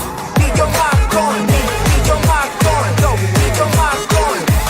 Get your mark on. The new Classic Mark III. Get your mark on. Welcome back, ladies and gentlemen, to the Valorant Conquerors Championship, brought to you by NODWIN Gaming, and Gillette as our grooming partner, and Talk Esports as our digital publication partner. Now, my name is CA, and I'm joined by Necro here for what is turning out to be a blockbuster of a series. The upper bracket finale in Group A between Velocity Gaming and Exploit Storm. And Exploit Storm, already you can see they're pumped. They pulled off an upset, one Icebox. Yeah. Exactly. I mean, unexpected happening here. As you did mention, this is just complete of a banger of a thing going on. Unexpected happening. Even you clearly did see in the webcams, right? The entire lads of Velocity Gaming, they were just so upset. Right to us as well was just sitting and just wondering like this, how did they lose? And don't get me wrong, I might just be a little harsh here, but I just feel like the overconfidence was being punished over here. Overconfidence was a lot shown. We saw so many dry peaks coming in. We saw so much ego being shown from the side of Velocity. And on the other hand, they just got completely destroyed by Team Exploit. Yeah, I get what you mean, and I think for me it was very obvious in the defensive half, especially even more than the attacking half, because where was the post-plant denial? Like, where were the crossfires that we saw back in the GE match with Vibhor playing the transformer angle and the Sova playing the sandwich angle in AS, though those crossfires like worked really well. There wasn't really any of the Sage anchor plays that we saw towards the B side from Amaterasu in the previous setup. Instead, they were going much more aggressive setups, which I understand. I assume is because that they changed up their attacking setups. They inherently wanted to change up their defensive setups too. I get the idea, but when it doesn't work in the starting, when you've lost 4 rounds back to back, I expect them to change, and they did. But then again, after they won a few rounds at that 10-10 mark, everything changed. It was just that one clutch by Soulmate, which I think just drove Velocity into a state of pure desperation where, yes, the next few rounds were close, but they always looked in control of Exploit Storm. Yeah, exactly. The control was there. Yeah, even though Velocity, if they were able to kind of sneak in 1 or 2 rounds away, it never felt like Exploit just never left the control away. They always had the control. They always had the grip over the game. And this is what Velocity, somewhere down line, it was just like they were getting punished over and over and over again. As you did mention in the defensive half, we just didn't really see that Velocity that we saw against GE, right? Yeah. We just didn't really see that Velocity that we saw in the past games. And consider the fact, I feel like if they really stick to the basics here and not really try and change a lot of things, I feel like they would have had way much more success than they did what they did. Yeah, in the attacking side, yeah, I felt like they were really aggressive, which was a good thing to catch Exploit Storm off guard. But then later on, Exploit did a great job reading whatever Velocity was doing, and they just completely realized, right? They were like, all right, this is what they're doing. This is what we really need to change in the timeout. Then we instantly did see the switch coming in through as well. Viper on the B side, pretty much throwing that cross wall, making sure no one's really gaining info at the same time. It can help them out quite a lot in that retake, making sure no one's really getting a lot of things done on that retake or on that, I would say, post-plant, especially on the attacking side. So that's what Team Exploit, I really did like the capitalization. And as we were having the convo about Exploit, how good they are on adaptation. And clearly, this was them adapting at the prime positioning. And I feel like VLT heavily underestimated Team Exploit. Yeah, absolutely. Because the funny thing is, the defaults that VLT ran with respect to executes, Exploit ran a very similar style on their own attack, and VLT, just how Exploit adapted with the idea of stacking up the sites and relying on Killjoy utility to cover mid, that's what VLT also did. The only difference was, since Exploit had already done it before, they knew how to break those defaults. They just went for hard executes on particular areas, like where they knew the contest wouldn't be there, and then they played on pristine post plant. So as you said, Exploit playing this first map beautifully. They now go on to the map of their choice in Ascent. Now, with this map choice, I'm hoping we get to say goodbye to one of our guests here, over here down in the virtual desk, and the Phoenix comes through for Amaterasu, because historically, it's one of his best agents. On Ascent, it's one of the best agents. It's just a match made in heaven. Give me the Phoenix, Amaterasu. Give it to me. I mean, that's what he's done, right? I mean, he has done. VLT has done it against GE. He has whipped out the Phoenix. So I feel like this is what they really need to do against a team that is on really, like, you know, on a higher caliber. And they need to realize Exploit Storm is there as well. Of course, in the first half, the first map, overconfidence got punished, but it's fine. You can always try and regain yourself back. I saw VLT kind of losing a lot of kind of their mental strength after that first game, right? Because they didn't expect, completely got striked hard with the hammer of Exploit Storm, and Exploit Storm just stormed in through out of nowhere. And I do understand, but they should not really let that lose or let that loss get in their heads, because their main focus here is to not let that kind of winning streak on Ozbox going forward. Instead, to win and qualify for the Grand Finals. Yeah, for Velocity, I think there's a lot at stake here. It's a redemption on the line on Ascent, and I really like the fact that we're likely going to see Amaterasu and Phoenix on such a high-stakes environment, because from all of my history casting him from like all the way back a year, right? Like when he's on Phoenix, he's just on another level. He is on fire. Like he makes the, you know, when the Phoenix is picked in the lobby, he's like, I got this. He's like, take a seat, all of you, I got this. That's what I feel like when Amaterasu picks it up. And I think we're ready with it. It is going to likely be that lock-in through, but for Exploit Shooter back on that arena, that's something exciting to watch as well. Exactly. And this map of Ascent is definitely going to be bringing in a lot of promising things, right? And imagine, I mean, if they do manage to pull this off, the upcoming map is going to be Breeze as well. That is going to be played after this. This would really be great. Breeze as well. So I would say back-to-back, we're up for surprises and a long end. This is what I really like, right? You wanted to see a close matchup coming through. And, well, guess what? Amaterasu this time. Yeah, he's not really going for that Phoenix. Instead... Don't. Wait, really? It's definitely possible, because the KO Sky works very well on Ascent, since the A main angles can can give a lot of value with the suppression, but I still expect this to be a Sova Sky, because Amaterasu is likely to just play the style the Phoenix does, but instead on the Sky. So a lot of power flashes, like we've seen players like Shooter inhabit that Sky. Now the KO is still hanging on.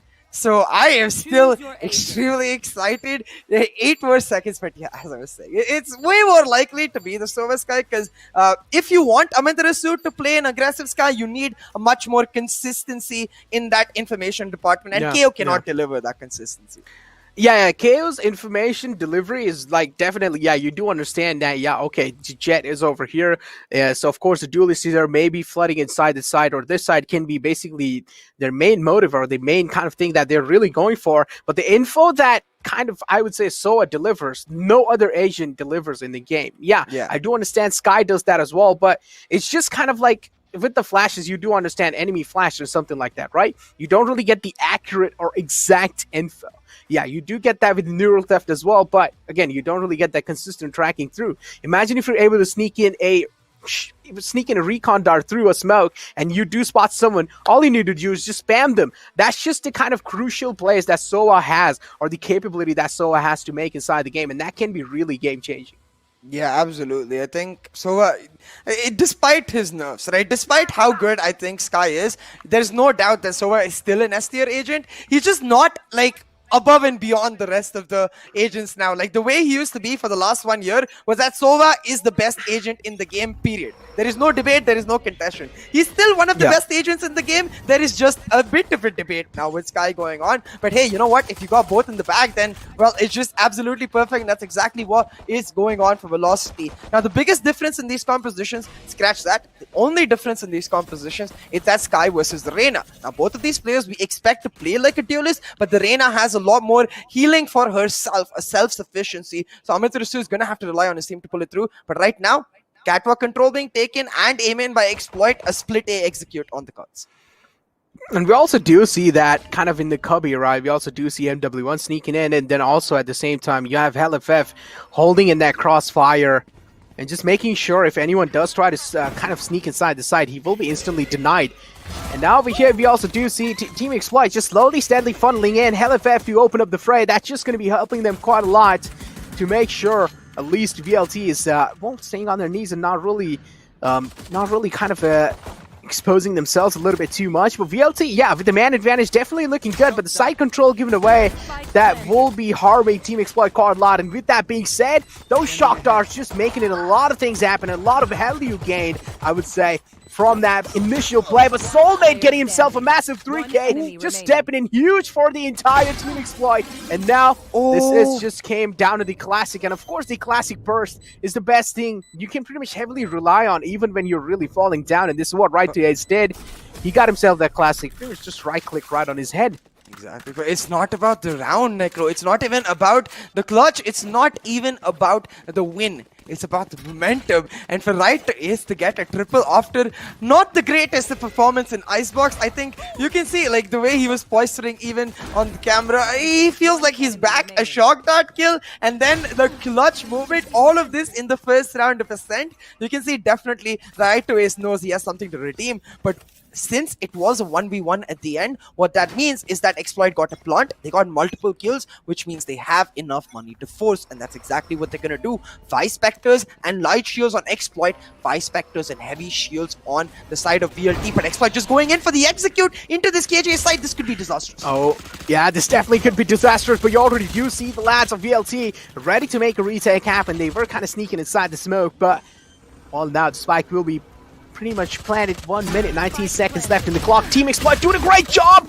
keeping VLT down, but hey, guess what? Report and Right to a strike in when the team needed them the most. It's a 4-on-2 situation, but the side control is there in the hands.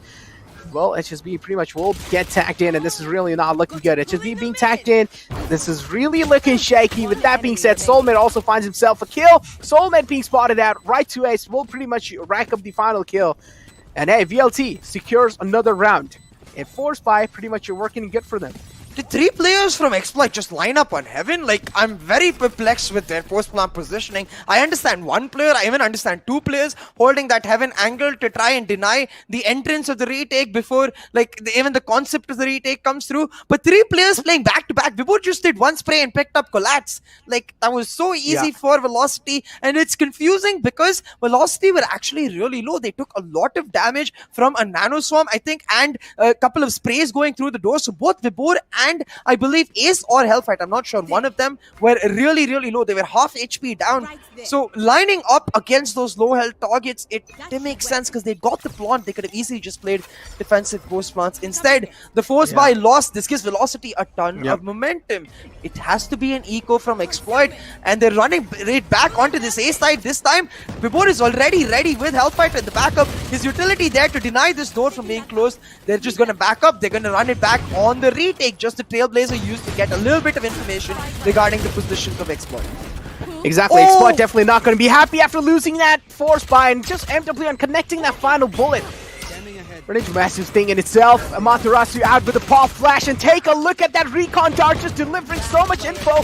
King is trying his best to turn wind back in his favor, but it seems like this time it's not really going to be happening. That was a broken buy coming in through from their side, but hey, VLT managed to pretty much steal another round in their hands, and now this is going to be the decider round, because this is where even Exploit will have themselves a decent gun, but on the other hand though, they will also have the gun advantage because, well, VLT, they did have themselves kind of those Spectres. Yeah, you can see 3 Spectres have been secured from their side. On the other hand, Right to Ace is on that Phantom, and you also do see MW1 whipping out the Operator. Yeah, this is a bonus for Velocity Gaming, of course, with the exception of MW1, which even that won't matter as much, because if you notice, he has 5 out of 7 ult points, right? So even if he gets 1 kill here, he's likely to have the ultimate in the next round if they lose it and have to play a full buy in the next. So right here, basically, effectively, because of that Blaze Storm, a full bonus for Velocity. MW1 very aggressive. The drone spotted out that turret, so he knows the KJ is lurking. His team should have told him that mid control is being taken by Exploit, so they're going to leave MW1 to anchor down B and instead send back that Sova to help out Amaterasu on this mid hold. Exploit Storm, though, they love this A site. It's been either a split A execute or a direct A execute every single time. This time it's split A. Split A, I mean, 3-0 is the scoreline. Hunter's Fury being invested by Right to Ace as well, just trying to find any kind of attack through, but up till now he hasn't. Oh, take a look at HelloFF. Oh my god, he has a key positioning and he's not really being expected here. Spots Storax out, and well, Storax being taken out. First he makes sure he had trigger discipline. What's being shown from his side, and look at that, before able to secure Another kill for himself. Lockdown being used as well to force anyone out of the sights. And guess what? HSP and Shooter just being shut down like that. King as well, ready to kind of try and reply back, but right to Ace was, well, just shuts down that reply as well. And VLT, another round secured. 4 rounds back to back, just like how it happened in the previous map, I would say. They were able to secure back-to-back rounds, but let's see if they're able to continue the momentum in the future rounds as well. Thorax, you need to check Minery there, man. We got a free kill. Not only would we have got a free kill, but with that aim and control, since right to ace used this Hunter's Fury, Soulmate has, as you can see, his lockdown ready. He had it ready in the last round itself, so they could have used that lockdown to get a push in, but instead, with Thorax dying, there's no hope left now. They are, I believe, on an eco right here. Can force, actually, so I wonder if they are going to do that. But with the Blaze Storm popped on Sorax, it's more likely that they are on eco. This time, having taken mid control, mid to B is the idea, but MW1 says no, finds one, gets traded out, and Soulmate with another exploit looking for a thrifty. Exactly, Shooter being tagged, that's not really looking good, but still the confidence is there. From the side of Team Exploit, they do have the man advantage. It's a 3-on-4 situation. Team Exploit looking really strong up till now, but right to Ace does expect him to be there, and yes, he knows exactly where he is. He manages to sneak in all the way to the switch, and yup, you also do see the lockdown being invested this time though, but from the side of Team Exploit, we did see him trying to use the Cosmic Divide. I think he still will. He's just waiting for the lockdown timing to go through, so they have more time on the Cosmic Divide. So should be set up right about now. Yeah, so the boathouse angle being cut off. All of the players pulled into sight. They are gravity well. They're concussed. They're revealed. And Velocity just go in and blaze them down. The retake. Perfect utilization of the utility available to Velocity. They continue on their lead. 5-0 on the scoreboard now, and damn, this is why I have always said, for me, Hellfighter is outright one of the best Astras in India and I guess South Asia too. Right here, it's him and Blackhawk up there. Lightning Fast comes extremely close as well. But these players, they just have a knack for timing their utility to perfection without their team even telling them. You know, they don't need the calls. They just know when their team is going to move. It's like a central attacking midfielder in football where the best ones know when their strikers are going forward. They don't wait for calls. You know, they have these extra sensory vision almost.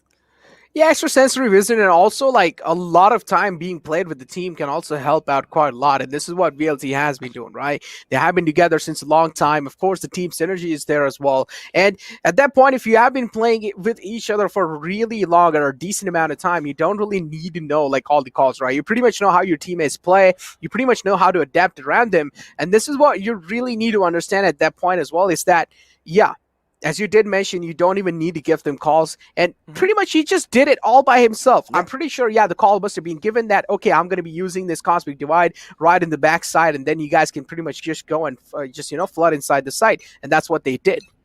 Yeah, exactly. Like, it just, I'm going to ult and then util, you guys go. Like that. Like the idea of the efficiency of communication, right? This is something when I was an analyst for VLT, like I would hop on a lot too. Like in general, what I've learned from like international analysts like Sean Garris, for example, is the idea that it's not just about communicating properly, but it's about trying to build a short form for yourself where then you save time in that communication. But hey, back to the action now. Exploit changing up their defaults, using the drone to get themselves aggressively in, the Cosmic Divide to set up their A, execute. They're looking for the narrow blunt, but given Amit Rasu's position, he's just happy to pop flash and take the kills. This is what we're expecting. The Battle Sky, now the Seeker's coming out. It's a ton of information for Velocity. Oh my God. But Hellfighter does burn down, spending too much time in binary. Yeah, he was like, all right, maybe even if there's pretty much just like, you know, vault breaking down, I will still gonna be staying here.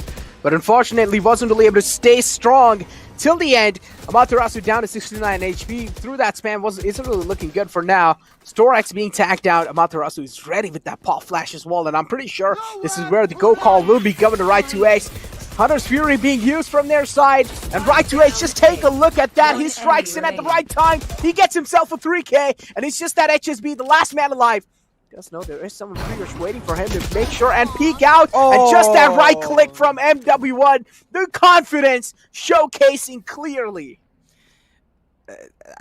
That's oh my God, I feel like that's more BM than actual BM, you know, because our opposition player actually feels bad. Like, I just got slapped in my face. But this right here, the pop flash from Amaterasu, perfectly timed with Ace's peak. The synergy so good in this team. And Ace, I have to applaud him. He has stepped up so damn well on Ascent, completely making up for his a bit of a miss over in Icebox. So 6-0 once again for Velocity. A bit of a deja vu situation for us, I guess, because we've been here before.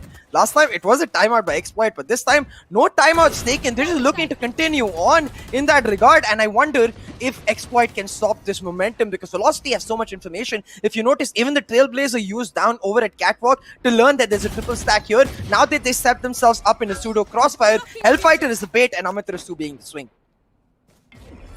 Mention Hellfighter is definitely the man who is going to be peeking out first, and then Amaterasu is there as well in the sidelines to confirm those skills for himself. Amaterasu at this point is taking care of two parts here, even the tree. And even the back lines, but Amaterasu strikes in huge, getting himself a 3K. The complete push from the Catwalk side has been shut down, and he pretty much turns around, shuts down Storax as well, and that's a perfect flash to blind the last man, and ball right to Ace again from the back line. Strikes in, and this is the VLT we know, this is the VLT we saw, and this is the VLT we want to see. I mean, yeah, exactly, and there...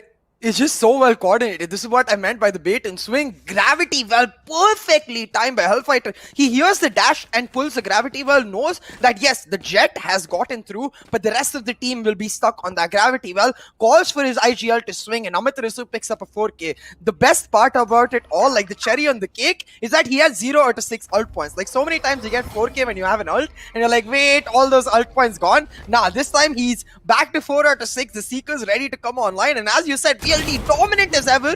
7-0. Oh my god. Now, MW1 did go for an aggressive peek down A main. He got tagged and had to dash away, so maybe Exploit pull back. Oh, pop flash. Oh, that's a good dash as well. Instantly backing out, but take a look at these pop flashes, man. You understand sometimes they can be really one of the most annoying things to deal with. Trailblazer out as well to kind of gain the info. Hunter's Fury being used, and that's going to be such a massive distraction, and that's when they peek out. And Team Exploit for now are getting completely exploited. They're getting completely destroyed, and VLT pretty much doing a great job on how Team Exploit play on Ascent. The research, the pretty much, as we like to say, the homework has been done from the side of VLT, and this is why they're really able to deliver. Soulmate and Storax, the last two men on B main. Let's see what are they able to do. 4-on-2 situation. That was a great pop flash coming through again. Wasn't really able to kind of get a lot of things, or at least make a lot of things happen. MW1 down to 10 HP. Still, he's standing tall. Left. It's 2v4 right now, all on the right to Ace. If he dies, maybe it's his chance, but he will not. He's the top frag and he's been consistent as hell in this game. MW1 takes revenge for being tagged down that early as he finishes it up. 8-0 on the board for VLT. Now, I will say one thing, Necro. Upset or not in Icebox, if Exploit lose this 13-0, all the momentum, all the confidence that they could have possibly got from Icebox will not just go down the drain. It's like you flush it, you clean it with some Harpic, and then you put some extra fresheners to make sure that that momentum is just disappeared. Because a 13-0 loss, it doesn't matter what you've come into that game with. You only leave that game thinking about, wait, I just lost 13-0. Oh my god. So Exploit right now, they just need to find a few rounds. Like, I feel like they will be a lot more stronger on the defense, where they can get King, maybe even an operator, but Velocity is just not giving them room, man. They are firing on all cylinders. Everyone though, pretty much flicks right onto Soulmate, and he gets flicked. And I'm pretty sure his soul leaves his body as well with that flick. But HSB, though, he has managed to find himself an entry with that initial kind of effect coming in through. MW1 strikes in again and takes HSB down. Oh my god, MW1 is already looking really good inside the game, getting himself a 4K, and that individual play being made from the side of him. Well, I also do like how Astro pretty much stared right in the center of that pull. I believe that's a nebula, if I'm not mistaken. That's the center of that stars, and quick tip in the game, it's okay, but please, if you somehow ever get into outer space and actually see a nebula, do not stare into it. You not only will your eyes be obliterated, but likely your entire body as well. Astra stars are fine though. You know, you can look at anything in Valorant in general. Appreciate the sights you see, and thank you production for showing them to us as well. But right now, once again, the defaults have been switched. It's all about getting MW1 into a better position to up, and that's exactly what's gonna happen. The first kill, the spike drop, the second kill, the Trailblazer getting the detonation. MW1 just don't miss. Yeah, MW and Amaterasu are fired up for now. I would say MW and Amaterasu and Right to Ace, pretty much the entire Velocity is fired up after that initial loss on Icebox. They're like, how dare you? How dare you take our win streak away from us? And we are not happy. And that's what they do. They strike back harder than ever. And ever they have before on any other team. And pretty much as you did mention, if this is 13-0, Team Exploit, I feel like probably they will just give up. I mean, yeah, of course they're not, but you need to understand the sarcasm in here. Definitely. Let's see. That's what I was talking about, right? Like the demoralizing effect of a 13-0 is just devastating, but let's see. Maybe they are able to pull off a round. It's unlikely to beat this one. Soulmate position even revealed. This is spam gonna come through as the flank comes in as well. The alarm bot will tell him he's there, but MW1 just with his triple velocity 10-0. Who said Ascent was a weak map of theirs? No. It was not. It was never weak, I guess. It was just them hiding their strats till the right moment to pick it out. And I guess when they're angry about losing a map they haven't lost in a couple months, well, this is when you bring it out. 10-0 for Velocity Gaming. I don't think, like, I was expecting this even less than I was expecting a Velocity loss in Icebox. Oh my god, Velocity are just completely dominating them on the map of Ascent. The map where we didn't really expect Velocity to dominate, they're actually dominating. And, well, on the map which we expected Velocity to completely shatter down Team Exploit, Team Exploit won that. So many surprises. And I'm pretty sure there are a lot of surprises yet to come because the upcoming map is, of course, going to be a breeze after this one, but Velocity, a dominating lead 10 rounds, and on the other hand, Exploit not even able to kind of secure themselves one round. Like, Exploit needs a timeout ASAP. Look at this.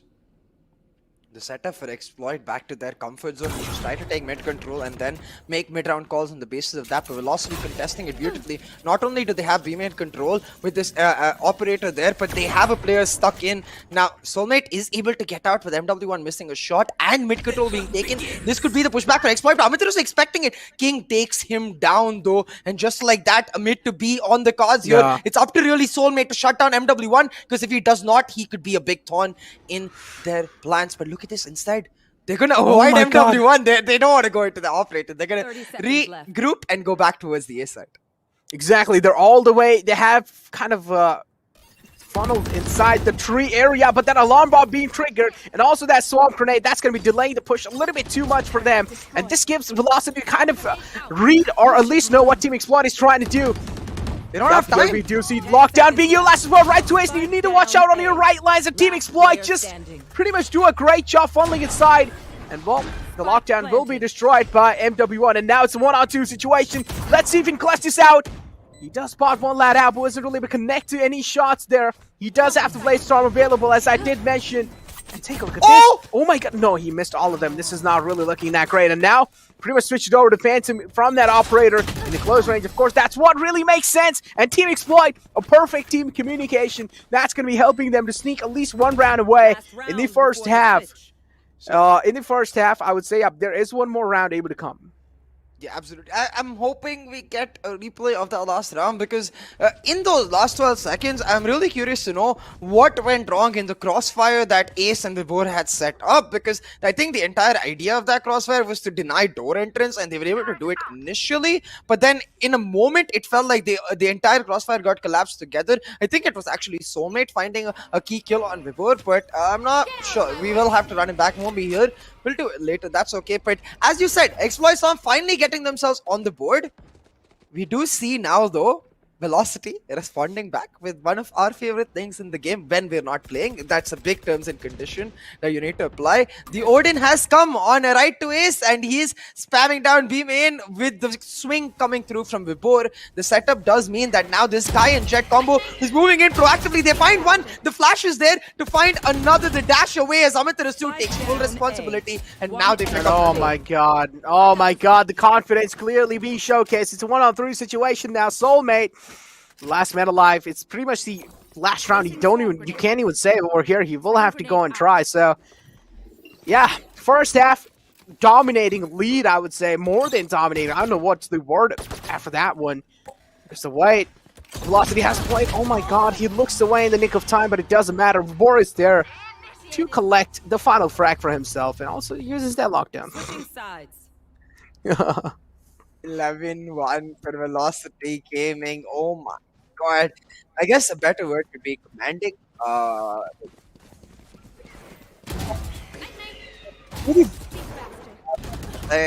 What Velocity has done to exploit Storm on the map of their choice. Like, remember, this is exploits map. Like, Velocity just turning them over and showing them, like, the wrong side of the coin, you know? Like, for me, in this entire map, what I've really missed, and you can see it on the scorecard, is Shooter.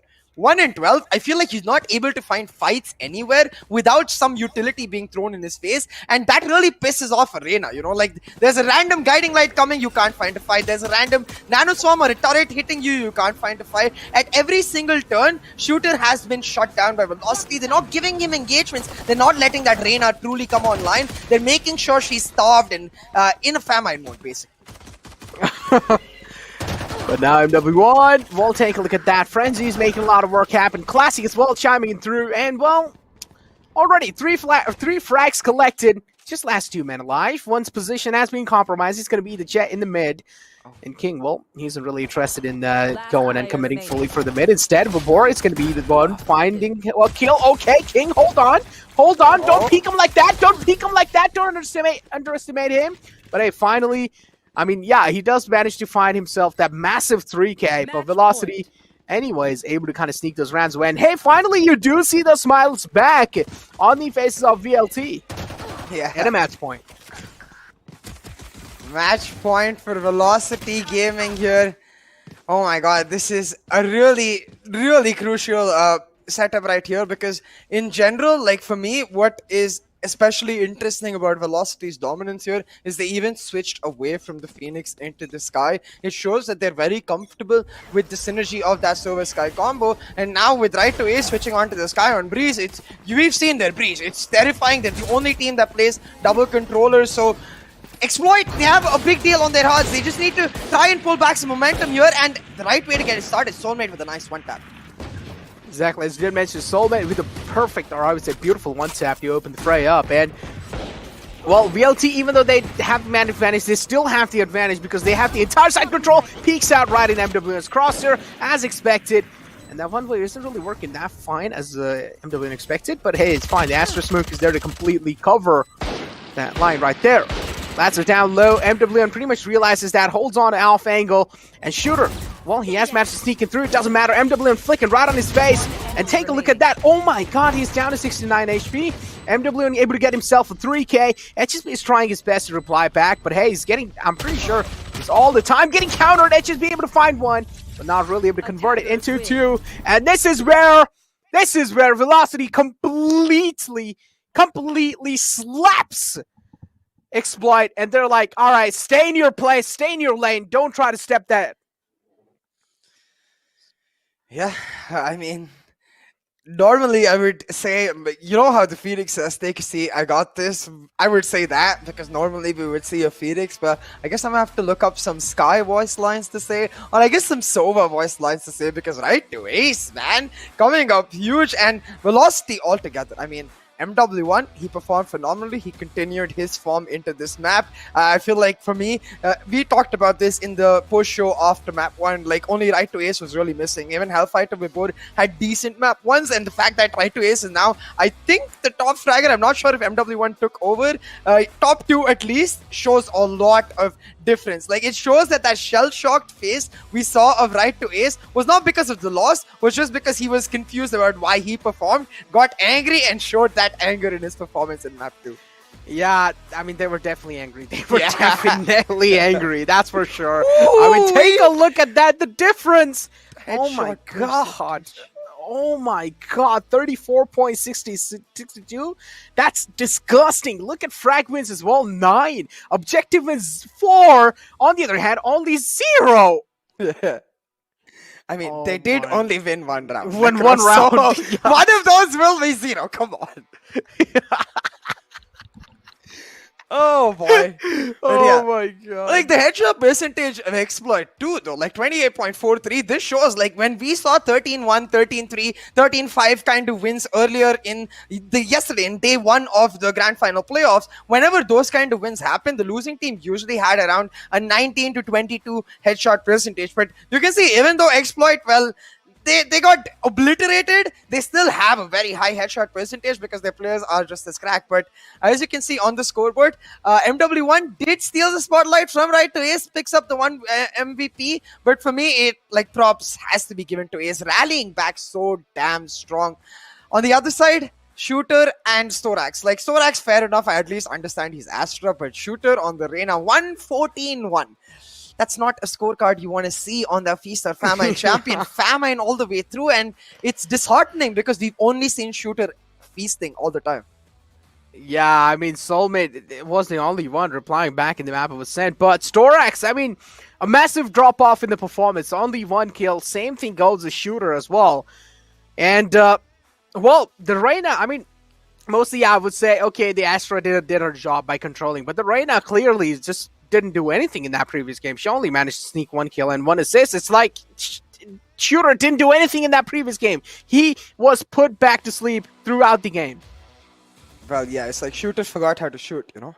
But I don't think, of course, it wasn't the performance we expected, but I don't think it's as much Shooter's fault as it is Velocity's, like, I want to say fault, but that's not the right word. What I mean is Velocity doing really well to shut him down, right? I think the Sky pick, especially a big reason for that. When I think back to Phoenix versus Sky, the biggest difference is that the Sky offers straight up a lot more utility. Like, of course, if you count the curveballs to be the same as the pop flashes, nullify that, the Trailblazer over the wall itself is a ton more information. And it's not just information, it's stopping power. It's stopping power for a hard W player like Shooter. So Velocity coming prepared into Ascent, 13-1 win. I do not know what to expect from map 3, but make sure you find out, because we're going to take a small break and be right back. I hope you don't go anywhere.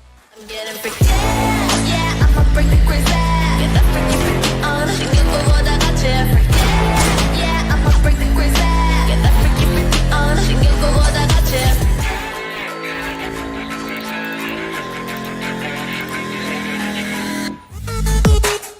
The power of steel. Get your mark on. Get your mark on. The strength of metal. Get your mark on. Get your mark on. Go. Get your mark on. Get your mark on. The new Classic Mark III. Get your mark on.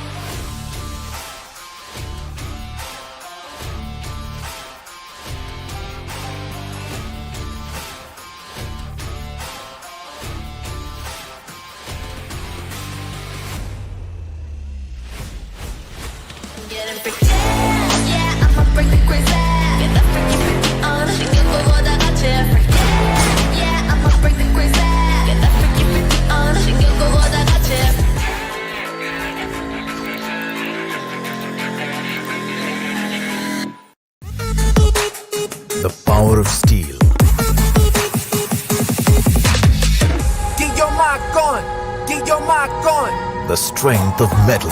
Leave your mark on. Leave your mark on. Yo, leave your mark on.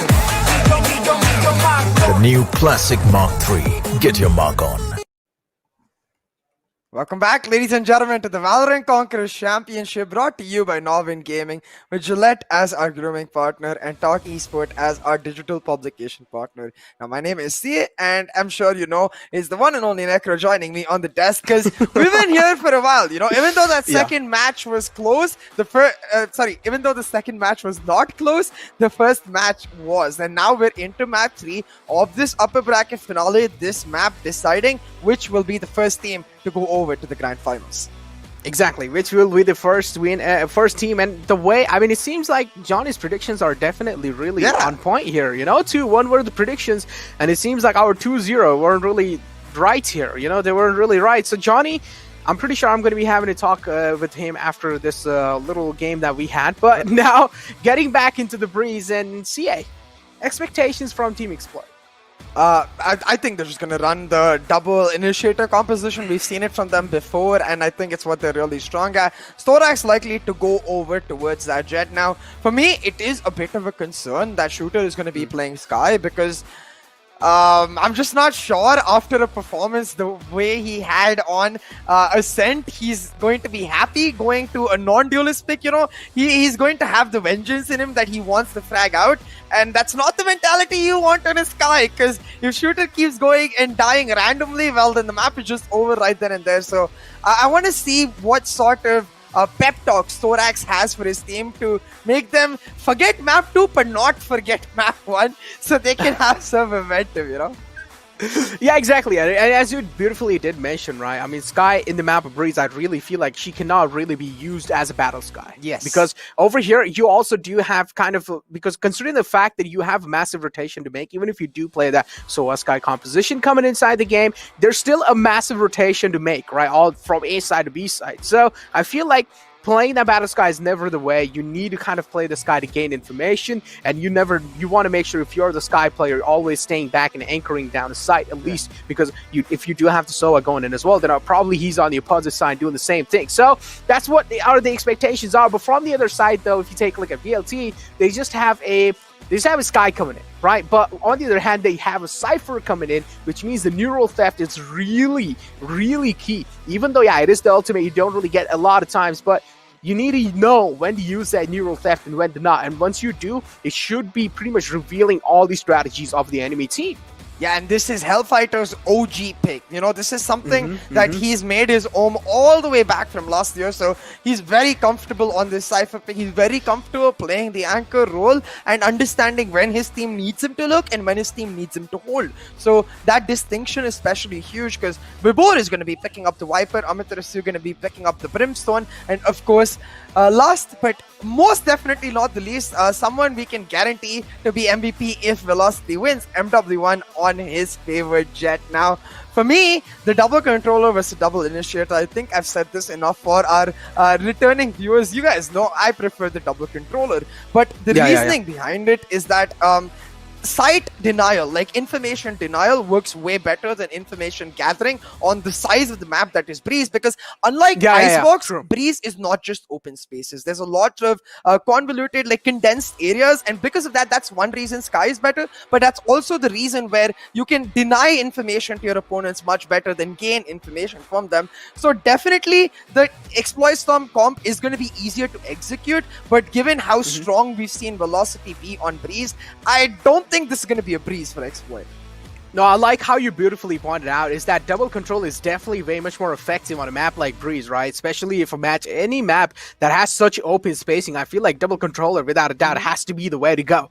And this is what VLT has done. You can clearly see that Brimstone being whipped out. You also do see that Viper being whipped out. Now, let me tell you why this has been done here. Imagine that one thing we definitely rightfully know or exactly know is that Viper is definitely going to be the pick here no matter what. And that's what on the map of Briz is really here. So Viper, one single wall can deny so much info for if you're on the defending side. But imagine if you're on the defending side with the double controller. You have a Brimstone coming in, or even if you have any kind of a controller over here, you can pretty much smoke this entrance off and also try and make sure that the enemy team is funneling in the same way, and he can try and choke that funnel point.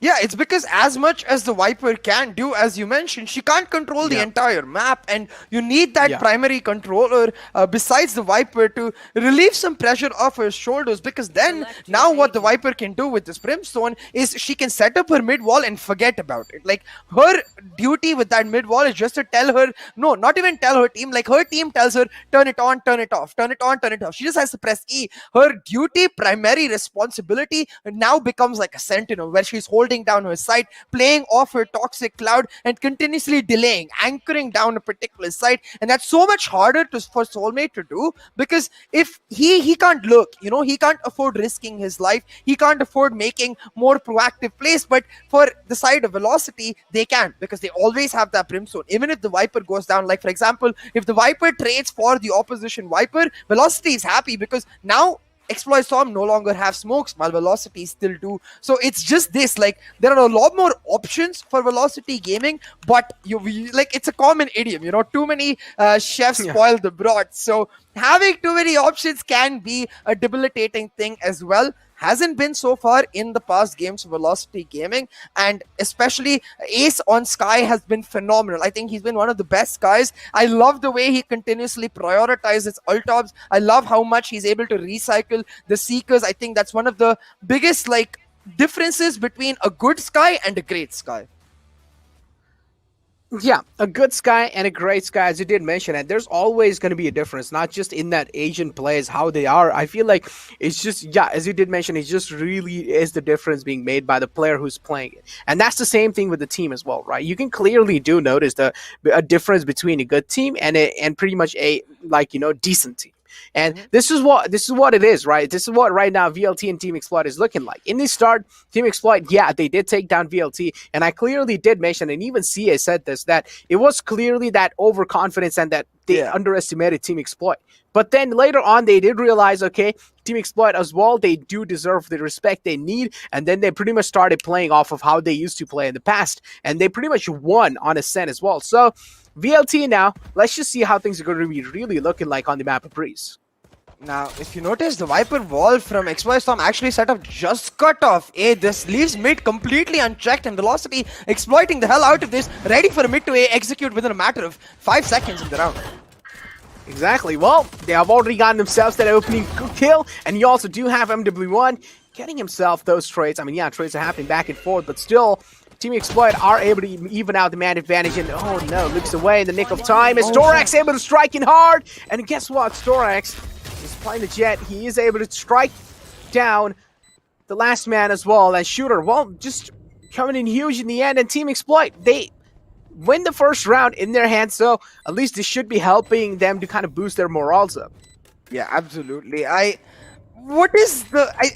It's Gravitational Neuroblaster, right? The name of that skin, like with the skin that got the final kill. I think it's Gravitational Neuroblast. It just has such a weird sound with the kill effect. You know, it's like... Brr, I got scared for a second. I was like, huh? What just happened?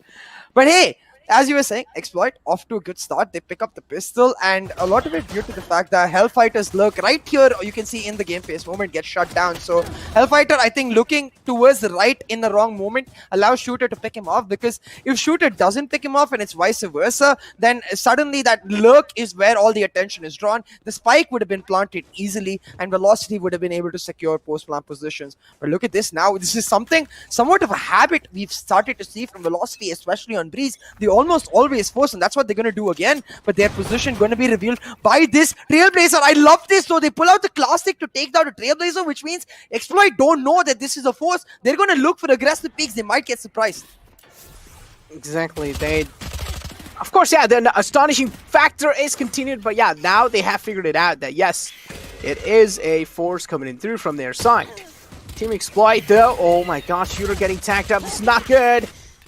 A flasher as well as Storax is just making sure he's punishing those choke points over and over again, and up till now is able to do a great job, instantly healing his teammate. Back up Storax, looking good for now. At least he's good for 3. That's what I can definitely say. But now he's good for 4. He's able to find himself 4 frags. On the other hand, HellFF has managed to pretty much make it inside the double doors. And hey, guess what? HSB pretty much takes it away from them. Another round being secured as expected by Team Exploit. But let's just see. This is going to be the decider round. Or no, actually, this is definitely not going to be because the previous round was being forced by VLT. I feel like they got a little too cautious in that last round because, as far as I remember, a lot of the first buy we've seen from VLT, they just send it. You know, they just go for a hard stack execute, and it works out for them because they're able to find the trades. When they're that slow, it inherently ends up in favor of the side of Exploit Storm because even though it's a first buy, Exploit Storm have better shields since they did win that pistol now. With that first buy going away from Velocity Gaming, Exploit have a huge chance to keep pushing this momentum because Velocity now in the eco.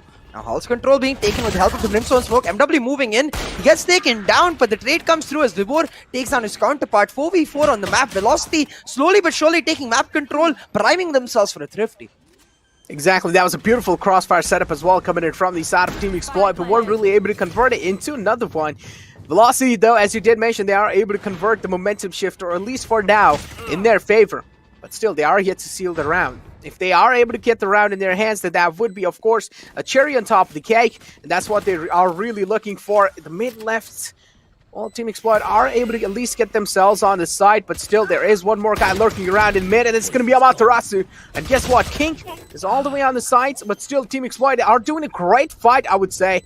Up till now, the Team Exploit here. And King as well getting tacked up from the back lines. Right to Ace, finds one. And now, well, is he going to be able to clutch this out this time? No, is going to be the answer. Yes, he has the time because he managed to kind of get it up till half before. That's really unfortunate for the side of Velocity, but beautifully executed retake from Exploit Storm. Like, I think what is particularly important is that they instantly realized Damaru is towards double doors. Even though that spray doesn't catch him out, the fact that he knows that they know makes him a little more delayed on his wrap. And because of that, Hellfighter is just stuck in the pyramid area. He can't get out. And especially with Vibor going down as well, you no longer have those snake bite lineups to play on. So they kill these key members early on into the retake, and it makes sure that they have more than enough time to get the spike diffused at the end of it. Now Exploit Storm 3-0 up. This is going to be the true test with the buy coming through from VLT. Regularly, we've seen one team push all the way through with 4-0, 5-0, 6-0 leads. But this time, VLT much more defensive in their defaults, holding on, and they punish. And this was a concern we highlighted earlier, Necro. Shooter and his aggression. After that performance on Ascent, we were scared that he might get a little too overzealous. You know, a little too, feeling bad that he needs to prove himself or something like that and might get too aggressive, and it's that aggression that gets punished as VLT pick up first blood. Well, VLT definitely does do that. And, well, as you did mention, this is a little bit of a problem being made as well, right, on the side of Team Exploit, because now Sky being cut off, that means things are definitely looking a little bit shaky, but they do have the Cypher kind of ready onto the side here. With that also being mentioned, the tripwire has also been activated. And take a look at this, Team Exploit, and yes, Storax is striking back hard, and he's going to be punishing that push this time. Manages to find himself a 2K with that operator, and right to Ace is slowly and steadily. He has found himself quite a lot of spacing here, and well, right to Ace is working around that. Take a look at that. Soulmate will peek out in this crosshair, and yes, he does. Soulmate getting punished this time. Man advantage looking even on both these sides here. That's a good recon, I would say. At least does reveal one guy's position. Even though he didn't really get the charge through, he did hear the gunshots coming in through from the backside, so that's what really matters the most. And yes, Ace is really in the clotheslines. He's not expected. And oh my god, that's a big brain play coming in from his side. So let me tell you what exactly happened there, right? Ace pretty much pushing inside the defender spawn. They thought that he's going to be wrapping around all the way, or at least he's going to be sticking in the defender spot. But instead, Ace came back to the side and played really close to the half wall. Yeah, I think what's especially is important is that he doesn't use his second guiding light, right? He uses his first guiding light, but the way he throws it is that he doesn't curve it around into tunnels. Instead, he just pops it at the entry of the tunnels into the site. So they don't actually know.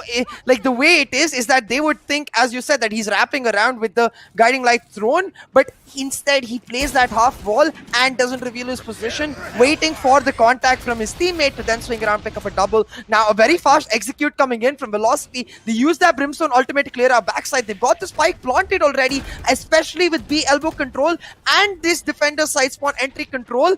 Exploit Storm don't have any avenue for retakes. 3-1 is the scoreline for now.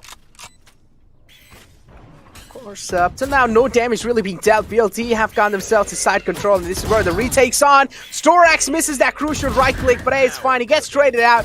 VLT, though, they are going to be punishing any kind of mistakes that Team Exploit makes, and this is what exactly is happening. Trades are happening back and forth. HSB striking in. It's a 1-on-2 situation, and Velocity. Oh my god, well, yep, they pretty much do manage to seal the deal here. LFF collecting that final frag, and hey, 3-2 is the scoreline. I'm really concerned about the fact that the Viper wall keeps going around, and I do notice that Soulmate is moving over to B side with the Cypher, which tells me that it's very likely that the Viper wall goes down mid. So back to this round, just hard execute. We've seen this from Velocity, not just in this map, but even in Bind. When they have the opportunity strike online, they're very willing to use it proactively rather than play it on post plant to allow them to clear off one particular large area, therefore getting them the site. Now, an interesting Viper wall. This is a pure retake wall, especially with the Cypher utility setup as well. They're just giving up B side and trying to stack up A. The Seekers as well use the Guiding Light backing it up. Shooter finds one kill, but now going in for more. Shooter with a double. Oh, that's absolutely huge. That's absolutely huge to turn the win in their favor.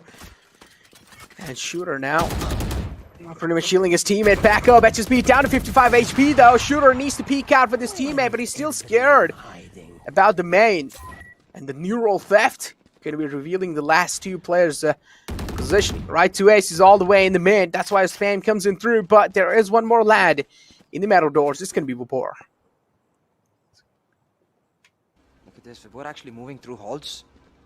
Will get spotted out by this Rapper right here, but it's all about right to Ace's position now. Vibor can just wait here, hold this sight line, look for a pick for himself, while right to Ace positions himself on towards the mid cave side. So right to Ace gonna fake this double door push as Vibor takes down the Trapper at the same time. Now it's all about focus for Exploit Storm. If they were aware that the Trapper went down at the same time the Guiding Light did, they should know that both of the players are towards the mid area.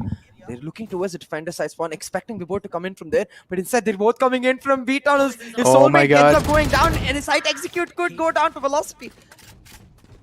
Well, Oh, his Viper's pick. the opening has been found. VLT, even though the man disadvantage is clearly being seen, HSB wants to find himself a tag with that Hunter's Fury, and up till now he's really been able to do so. Finally, he does find that tag coming in through, but hey, Viper's pit being utilized, and still now it's... I feel like Velocity are looking really shaky, and no, that's not good. Yup, that is absolutely huge.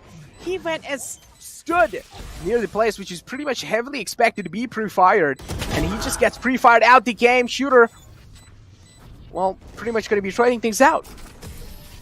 Yeah, without that kill that Sorax got, that round is actually way more difficult than it looks. Yes, it's a 4v2 retake, but into a Viper's pit, her job isn't to survive in that round. Her job was to just buy a lot of time, like set up the snake bite so they couldn't defuse, so that the Sky on right to Ace could then try to play a 1v2, 1v3 even, you know. But instead, Sorax finds a blind shot onto a low Vibor, who is low because of the Hunter's Fury tag from HSB. So that last tag coming in from HSB combined with Storax's pristine crosshair placement secure the round for Exploit Storm as they now maintain that 2-round lead.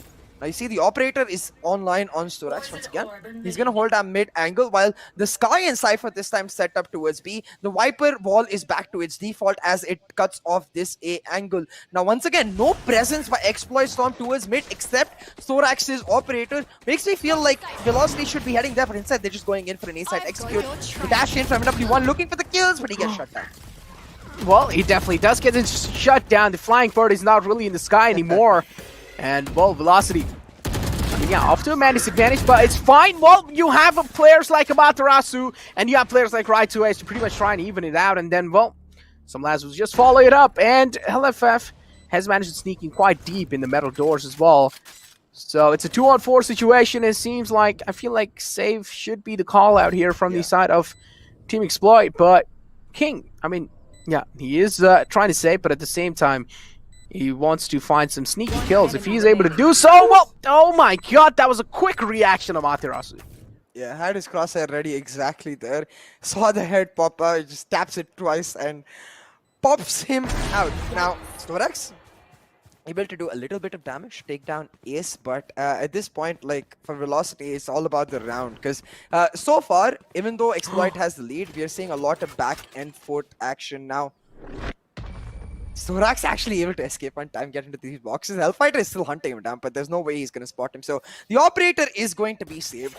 Back to the defaults. Now for me, again, the Viper wall towards A, yes, it's very good for its ability to anchor down the site. And I think they're realizing that Velocity have strong A site executes, which is why they're stacking up the A. That combined with the fact that B is much easier to retake as compared to A, especially with proactive control being taken by the Sky the way it does. What I'm just concerned about is that if Storax gets taken down early towards mid, then mid is just open very easily. But Velocity don't even try to contest that. Instead, once again, back towards this A side, they take the A shop control and now are looking for a split A push. This time, MW1 joining Hellfighter in his false push. Exactly. Storax, they're ready with the operator. They do know, with that being said, he must be forced back, and that's what exactly happened. Storax being forced back out of his comfortable position. But take a look at the angle that Storax has created for himself. Just trying to kind of bam a shot through, but that's quick shot again. The repositioning coming in through from his side. Was able to find the initial frag there. But again, with that being said, man advantage again looking heavily favored on Team Exploit. But still, I mean, the site is in the hands of VLT, and it seems like when you talk about real positioning, this is where VLT does have a massive advantage. And well, that neural theft as well being utilized, this is absolutely huge because Team Exploit's SSB's position being compromised. He's stuck on the side. He doesn't really have a lot of breathing space. But Soulmate though, he strikes in hard, and yes, as you did mention, the lineups is what they're really playing for here. Even if it does get tapped, well, he isn't really even going to be able to tap a spike here. And well, just runs out of time. Yeah, Velocity now able to equalize the scoreline 4-4. This matchup so close in the final map of this best of 3 with the first grand final spot on the line. Both of these teams just giving it their all. Now that smoke was slightly off place. It left a tiny corner on bridge for Storax to peek, and you see what happens when he gets just a small area. He finds that first kill, but at the end of it all, once again, the comfort of Velocity's A execute really showing. They're very strong in their ability to clear off pyramids. Once you clear off pyramids, you get an easy cover to control every other sightline. So that's where they find their strongest. What just happened? Right to Ace found a Trailblazer kill on Soulmate. Wow, okay, that does only 30 damage. How was he so low? I'm so confused. What? Oh my god, probably got spammed through, I guess. Well, Velocity now, again, heavy man advantage favored in their side. It's 3-2-5 situation. Wall is there as well. That's a good ball. And, well, denying the complete info as well, yeah. Have you ever seen a Trailblazer kill? Like, ever? Even in a coffee game, ever? No, never, Same, never. first time for me. Yeah, that's the first time as well for me. That's actually, yeah, that has to be like one of the once in a million moments, I would say, because that's so rare to witness. But with that being said, VLT, well, a flawless round from their side. Team Exploit getting completely shattered in that previous round. And with that being said, that kind of flawless round should definitely bring down their morals a little bit. Yeah, especially being taken down by the Trailblazer. Oh boy. All right. 10-6-3, right to Ace. Once again, back on top of the charts. Like, Icebox clearly just blunder, you know. It's map gone wrong, put it in the back burner, and since then he's looked unstoppable. But for me, like, the biggest hero, and it will always be irrespective of his performance, Amit Rasu right now on the Brimstone. 9 assists. The utility usage by this man is always perfect. On the Brimstone, he times it so well. Look at this. The sniper covered by Storax for HSB to move in aggressively. The initiator taking matters into his own hands. The Viper split has been set up in A, and Ace is trying his best to contest it. But at this point, he's flanked on both sides. The moment he tries to leave, he could be taken down by HSB. He's not peeking, and Ace just runs away from free. I'm pretty sure the sound cue should be given away for him. So he probably does know there might just be a stack coming in through. That's why we also do see Storax kind of playing that rotation angle. And yes, this is what exactly he does as well. He moves over to the B site. Slowly and steadily, he's on his way. He's in the back side now. And here we go. Seekers out from their side. That's a great pop flash. Shooter able to find one. King of the 5 follow it up with 2. And take a look at that. Well, we do have Amaterasu striking in, but it doesn't matter. King is just like a mountain, standing tall on the B side, and he's like, I'm not going to let anyone cross in. LFF, though, the last man alive, and well, Cypher Cam's going to be taking a picture of his as well. Well, that means HSB's there in the back line to take care of him. I'm just really confused as to why they choose to go for a B-side execute, because they know that the Viper's pit is at A. So, like, worst case scenario, there's the Viper and one other person at A. When you are setting up a Viper's pit to cut off the entry to a site, you almost never have more than 2 people on that site, right? So if you are going to use the Seekers to execute, isn't it more efficient to hunt down the Viper, since you know for a fact that she's in a particular area? Like, her Viper's pit isn't infinite range. It has a particular range, and she's stuck in that range as long as that Viper's pit is up. I feel like that would have been the stronger play. Instead, they walk into a stack. Well, of course, where the Viper's pit on one side, Exploit is going to stack up the other. They play that stack beautifully. They shut down the execute from Velocity. And just like that, they even up the scoreline 5-5. Now, finally, I do notice Velocity starting to take mid control. This camera especially really huge, because I don't think Exploit even realized, if you notice the way that camera is set up, not only does it give elbow information, not only does it give tunnel information, but it also covers cave. So now Velocity mid control in their hands, A sharp control in their hands. I think a split A execute is the best move, but they should also know that an A stack is likely, since B was stacked last time around. Exactly. 5-5 being the scoreline. And old team Exploit. Oh my god, Storax almost squats, getting spammed through, and it seems like someone was stuck in that pretty much Viper tripwire as well. But here V2 have the flashes coming inside the side. And King this time, this is a massive switcheroo coming in from his side as well, because usually King was the man who was holding down B side, but this time King has been switched over to the A side. That's a great neural theft. King pretty much know what's happening, but MW from the mid pretty much making massive play happen, even though he got traded out. Take a look at the value he found for himself. Matarasu, last man alive with only 70 HP left. Smoke's being used from his side as well. Moltav and Stim Beacon as well. And Shooter walks in. He finds Amaterasu. Amaterasu being shut down. And again, the lead being regained from the side of Team Exploit. Yeah, 6-5 in the favor of Team Exploit. And this is huge, because I do feel like not only is Breeze more attacking sided, but specifically Exploit's comp, the double initiator, much better on the attack than it is on the defense, because you can proactively use your info gathering agents in Sova and Sky to get your Jet forward, to get your Cypher forward. So Exploit Storm able to make it 6-5, even if they lose this next round, which is unlikely since they have a better eco. Even if they do lose it, a 6-6 is a very good first half against Velocity's favored map. So right here, Exploit in quite a great position as Velocity try to once again switch up their defaults. This time using the Sky to get initial information and B main control. They set up for MW1 and Amaterasu to try and move into halls, but Storax shuts them down. Yeah, Storax, it seems like today he definitely has his precision on point, that's for sure. Storax is just doing such a great job over here. Team Exploit. Amaterasu being spotted, and Storax not going to be missing that second shot. He connects it as well. It's a 3-on-4, it's 3-on-5 situation. And Storax still makes sure, just checking if the mid is clear, and take a look at Soulmate. Velocity, they are pretty much like, they're finding themselves pretty like surprised, right? The positions that Team Exploit is holding. Velocity are getting surprises on their ways, no matter wherever they're trying to go. Enemy remaining. Oh, Shooter able to find that pretty much burst right onto his head. Bordeaux trading things out, and that's a great wall to deny any kind of vision from the rotations that will be happening. 1v4 though, with an impossible pass, does take down the wall, but the trap fire, he's like, don't get in my way. Trap fire says, nope, I'm literally in your way.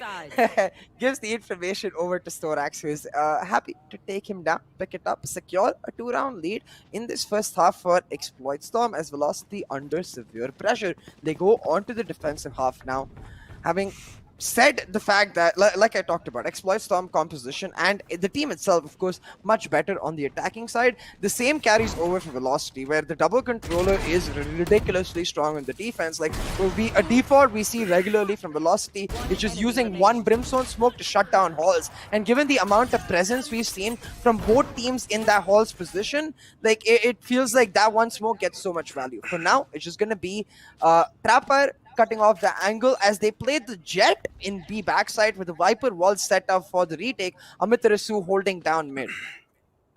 And look at that as well. Heavy presence of Team Exploit in mid, I would say, are pretty much heavily leaning towards the B side. Smoke's being used from the Brimstone, and we do see a 3-man stack up coming in on the B side as well from the side of VLT. So Cypher's the only one left to this cam on the A side, so he's kind of like a solo person who's anchoring down that side.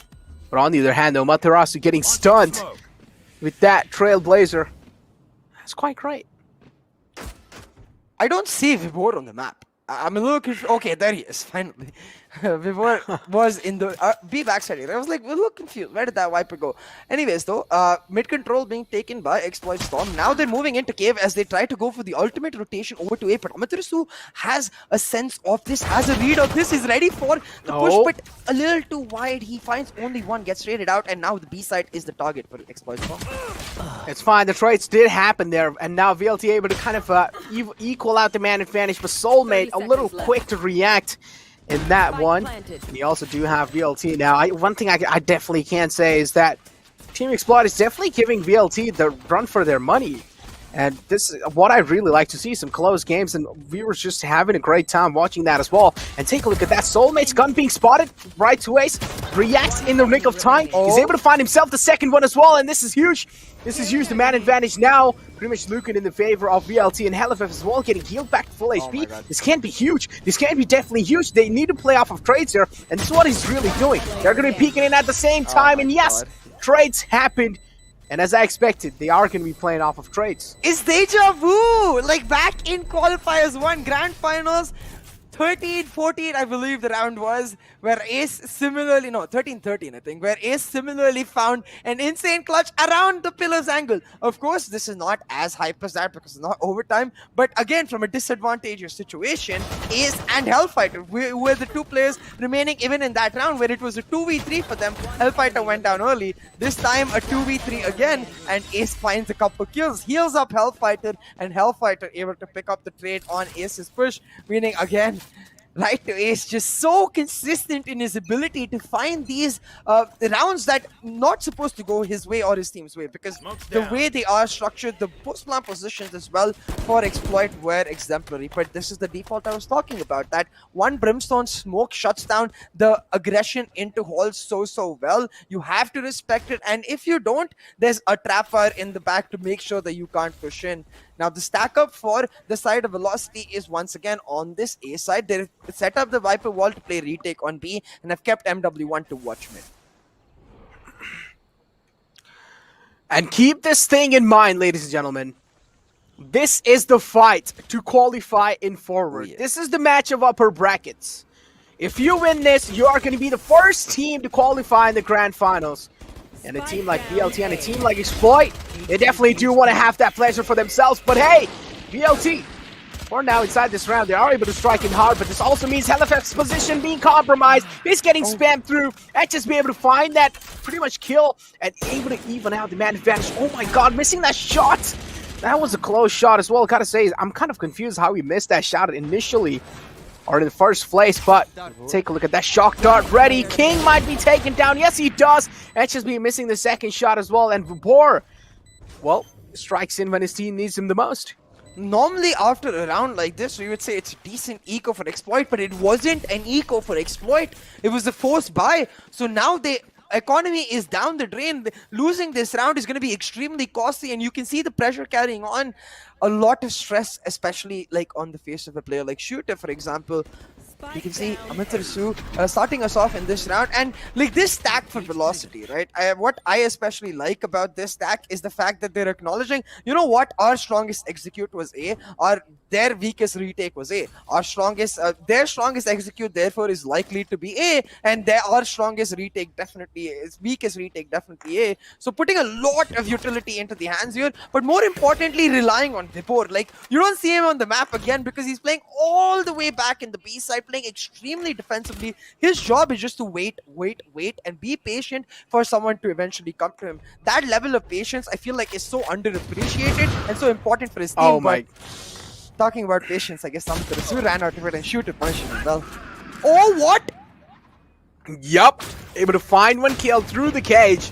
And LFF being the man to actually get shut down. And take a look at this. Team Exploit now, it seems like in the eco round, there's a massive chance that they might just be able to kind of seal the deal over here because they have able to find themselves the man advantage. At the same time, the massive side control, but what? MW1 and right to Ace able to get themselves those insane frags. Now the Viper's pit being invested as well. That means they are fully committing inside and their intentions are pretty clear. They want to get this round in their hands. Oh my god, that was such a close spam as well. Soulmate will peek out in the nick of time, but oh my god, wasn't really able to make anything happen. And VLT able to pretty much turn the tables in their favor. Oh my god, this is why I love Ace's guy so much. I don't know if you noticed, but when they were pushing through double doors, since they knew that there was one person stuck to the double doors, Ace went for a fake flash and MW1 pushed in at the same time. So a small dodge came in from that player, and in that moment, both of them sprayed. Ace was able to take him down. Like, I think, yeah, right here on the replay. So they know Shooter is here. He sends through the guiding light, but he doesn't pop it. So because of that fake flash, Shooter just sticks to the door for a second as he tries to dodge it. And in that moment, the spray takes him out. So brilliantly thought out by Right to Ace, as now from 7-5, by winning these last 3 back-to-back rounds, they made it 7-8.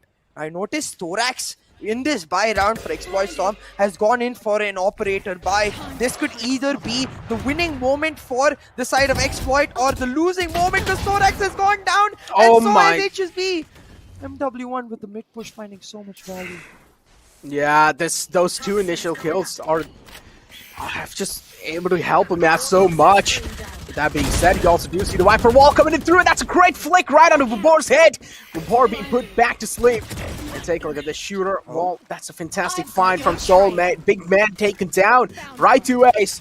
Just take a look at that Seekers used as well. They should just give so much position, pretty much advantage, and also a lot of info. And as you did mention, look at Hellfighter. Well, pretty much expected to be there. That's a beautiful crosser placement. As they did know, the spike has been dropped. So of course, the spike getting camped was the first thing they expected. But Soulmate, though, yeah, the rest of his team is all the way back in the B side, and the rest, well, he was the only one left on A, but not anymore, I would say, because the spike is getting planted. 33 seconds left in the clock, and on the other hand, you also do see King all the way in the mid, and he might just bring in some astonishing plays.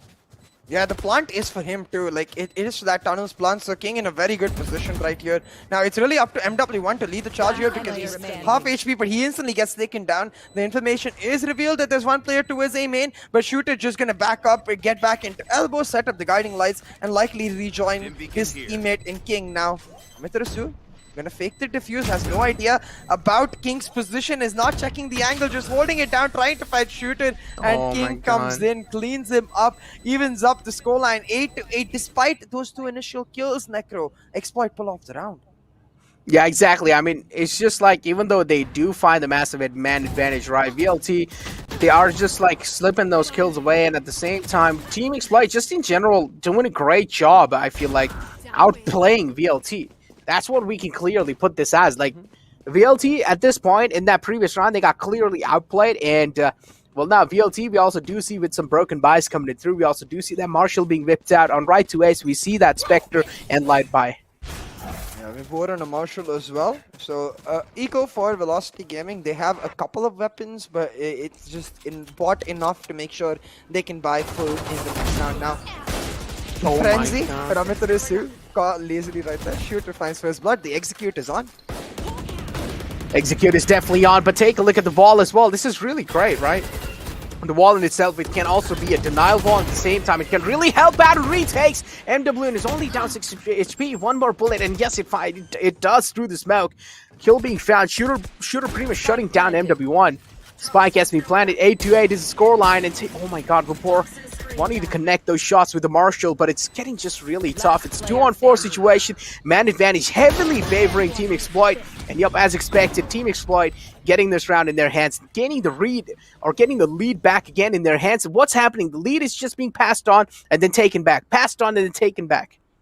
Yeah, exactly. But neck and neck, these teams so damn close to each other. But Yeah. right here in this round, Exploit making the weapons advantage count as they take the lead for themselves now. You were talking about the Viper wall, like 100% agree. It's a beautiful wall, and oh no, I guess, okay, never mind. I thought we cast the cursor. I thought that the buy barrier was the Viper wall, because I was gonna say the idea of that wall, as you said, not only does it block site entry and help in retake, but also helps a horse push because it goes through there, and a mid push, helping you take double door control with that wall. So a versatile wall, but now they're back to their standard default, which is the retake wall towards this B side. The Seekers set up for Exploit Storm. They're gonna run it back, but it works. A side execute is the name of the game for them. And oh my god, one guy, I'm pretty sure he's going to be caught off guard with the Seekers. And yes, the guy caught off guard will be shut down. It's going to be LFF this time. Orbital strike on the side, making sure, buying as much as time as possible to make sure at least the rotations are there. For now, Team Exploit, they do have the side control, but the main problem here is that the Storax is the only guy on the side. The rest of them are just not present. Wall goes up. And now Soulmate walks inside. We'll get the spike planted. That's what they really want. Getting the spike planted. 50 seconds left in the clock. Spike has been planted. 9-8 is the scoreline. This is just getting so neck and neck, ladies and gentlemen. And I just cannot wait. Oh my god, MW1 connecting that crucial shot onto that guy. Onto their hand, though. So many players are down low. Storax, same thing happened. He gets traded out instantly. Amaterasu's down. Only 33 HP. But Shooter with that massive play. And again uses that flash for perfection. Gets himself a 4K. And oh my god, this is getting so close. Yeah, Shooter be like, hey, I'm gonna get an easy flank up, and I'm gonna turn your concerns into, good vibes for, in general, for Exploit Storm. We were scared that he might end up being too volatile, but he's done the opposite, actually quite tempered in his aggression. There have been a couple of rounds where he's been caught completely off guard in his aggression, but most of the rounds very calculated. This wrap, this flank, making sure that Exploit win this buy, and forcing out now a tactical timeout from the side of Velocity Gaming. So the discussion has to be, how do we stop this A aggression? Because that's what Exploit has continuously done. But the question also has to be, since there is a timeout now, they're going to think that we want to stop the aggression, which makes a B execute much more likely, especially since Exploit Storm have the Hunter's Fury. So it's about mind games in this tactical timeout. Velocity need to correctly predict where Exploit is likely to go, and similarly for Exploit, they need to try and predict what Velocity is going to predict and go to the opposite side. But for me, I just want to see this Viper transfer over to the A side, because I feel like she's a lot better in controlling the A side, since especially her Snakebite is really good at denying plots. 10-8 is the scoreline, and well, Team Exploit. Oh my god, this was so unexpected from any of us, CA. Like, be honest, did you expect this? No, I mean, we predicted 2-0, so I can't say we expected it. Definitely did expect it to be really close, but Exploit, like, controlling the map of Icebox and Breeze, 100% not in the playbook for, I don't just think us, but anybody in the audience. Oh my, what? Hello? What? Oh, he just, oh my god. He just sent him to the vacation there, I would say. Well, he's But the already one, on vacation. oh my He's- god. Well, yeah, well, we do have, yup, exactly, we do have Shooter peeks out, and oh my god, again, another shot, what's going on, Shooter? He's hitting some inhuman shots, and oh my god, Shooter was not really able to flick back in time, though, but hey, VLT, I wouldn't really say they have the side control regain, and what? LFF with insane shots as well, but Team Exploit, just, this is like two teams who have best aim and at the same time who have the best tactical pretty much approach in the game. These teams are best in the both kind of things here. Well, 11-8 on the scoreline now. That was the eco for VLT, but that's the last eco possible. As now at 11-8, if they lose this bye, not only is it map and series point for Exploit, but it's map and series point with that eco advantage now. adding on to how I want to see Velocity try and answer this A aggression, I really want to see MW1 step up. Like, he hasn't been able to find those opening frags. And again, he's playing defensive angles. I'd like to see him actually go for aggressive A-sharp angles and deny A-main entry before it even happens. But this time, Ace will have some revenge. Pop shooter before he even enters. And MW1 delivering what we asked for, takes down Soulmate. Now, Thorax did find a trade, but he's at 1 HP. Well, look at that, though. The tank coming in through, and VLT finally seems like they're striking back hard. 3 players have been shut down. The man advantage heavily favoring VLT. Still don't really know what exactly is happening, but you can clearly do see that neural theft being invested. And this is absolutely huge from their side. You can clearly do see. Now the Cypher is just lurking around in the mid, and with that being said, the neural theft pretty much revealing King's position, and this is not really looking good for him. On the other hand, well, you can clearly take a look. Storax is only down to 1 HP, but King has managed to find himself such a massive flank that no one's going to be expecting him to be here. Matarasu, though, has a sense that King is somewhere nearby. He's just slowly trying to 30 clear out seconds cave. left. Should be able to do it right about now as King comes through in the back. The timing is key. King doesn't check spots on the gun barrel.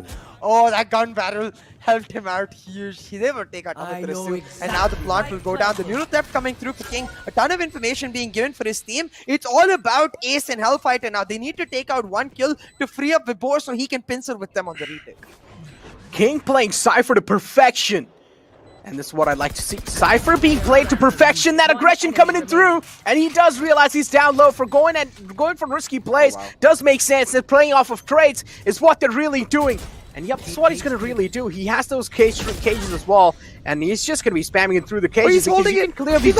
He's holding it, but oh no, King peeks out in the nick of time. And what? Even in the round where Team Exploit had where Team Velocity had the advantage, Exploit managed to pull it off in their favor. And match point is the name of the game, and this is where, oh my god, you can clearly do see Team Exploit as well, just, stepping off their chairs and just jumping around. God, they are excited, they are hyped. Of course. And yeah, exactly, of course, right? Because they are at the precipice of being the first team to qualify for the Grand Finals. They are at the precipice of taking down one of the favorites to win it all and establish themselves as the true kings, get themselves as one of the favorites to take it all. They are pumped, they are excited, and they are calling a timeout. This is like salt in the wounds of the side of Velocity Gaming because they are flustered, they are scared. You can see the stress is showing, but, and I will point this out, when Velocity beat GE in the Grand Finals, I believe they were down 12-10, and then they pulled off a comeback to come all the way back to overtime. That too on the back of a Thrifty. So I'm not going to count them out, but I will say the way Exploit are playing this right now, it's way, way harder than that GE comeback because Exploit are just on another level. The short shooter is hitting, the consistency Storax is able to provide, and as you said, King playing that Cypher to perfection, the pockets of spaces he's able to find for himself, using the size of this map breeze to perfection. Exploit Storm just at another level right now, and oh my god, I am feeling the adrenaline, I'm feeling their hype in my body. Exactly.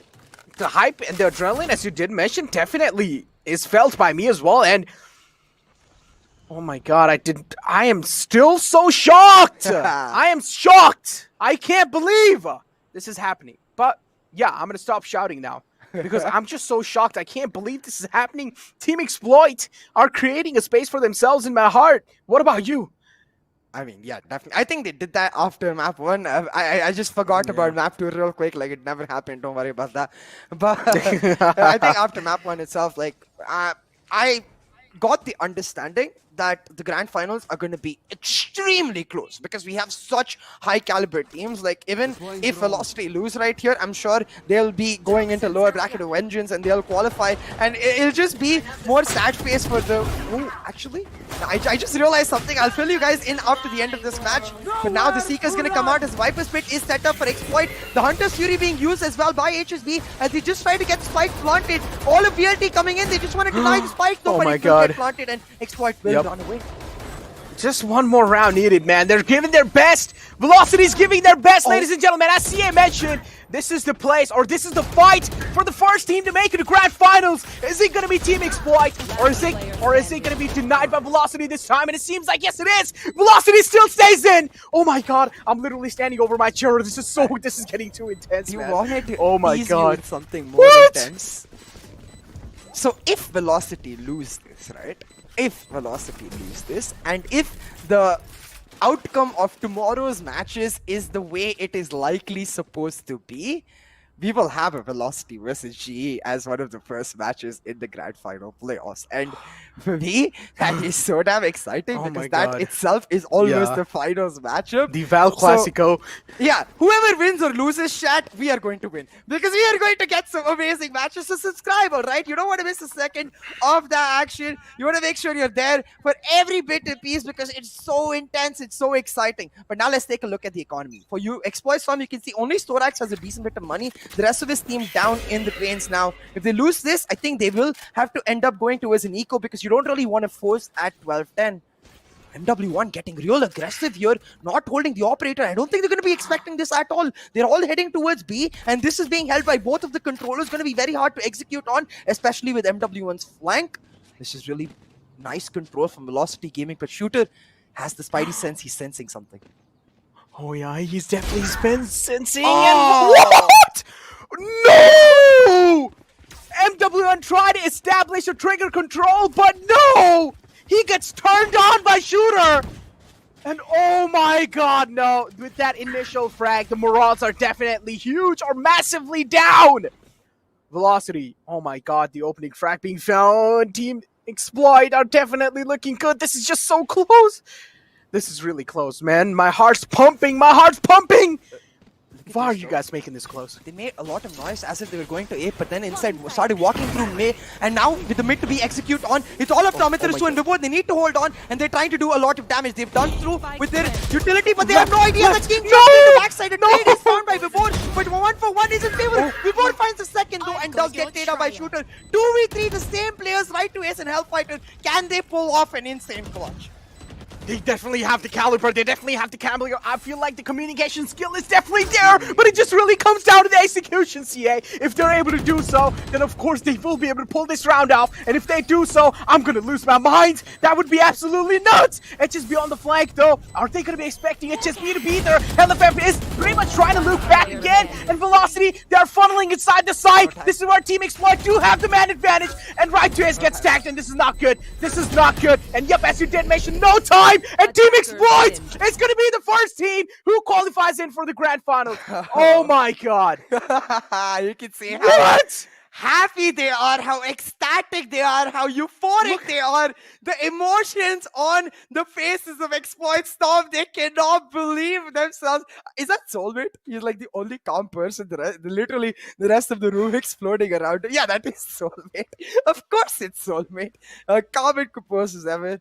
On the other hand, you can see the dejected faces of the players of Velocity Gaming. I think, given the fact that this is still an upper bracket, this best possible moment to lose for Velocity Gaming. The loss itself, not great at all, because for like going down to Exploit Storm, where as you mentioned too after the first map, right, it felt like Velocity thought they were the Goliath, but they were not. They were clearly not. Instead, it was much more even, and that's where Exploit Storm surprised the heck out of everybody with their adaptability, especially on Breeze. The understanding of what Velocity is comfortable with before Velocity can even think about adapting, just beautifully done by Team Exploit Storm, as they will take the #1 seed from Group A. They will qualify for the Grand Finals playoffs, and that man on your screen right there, a crucial reason for making it happen. Shooter finds redemption from Ascent as the shots, man, the shots that hit Necro, like what?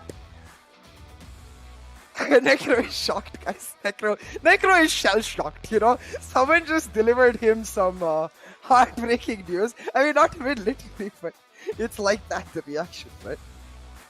I have took off my specs. I literally had my hands over my eyes and my entire face. Oh boy. This is shock. This is not just a shock, CA. This is, I am stunned and shocked at the same time. Uh-huh.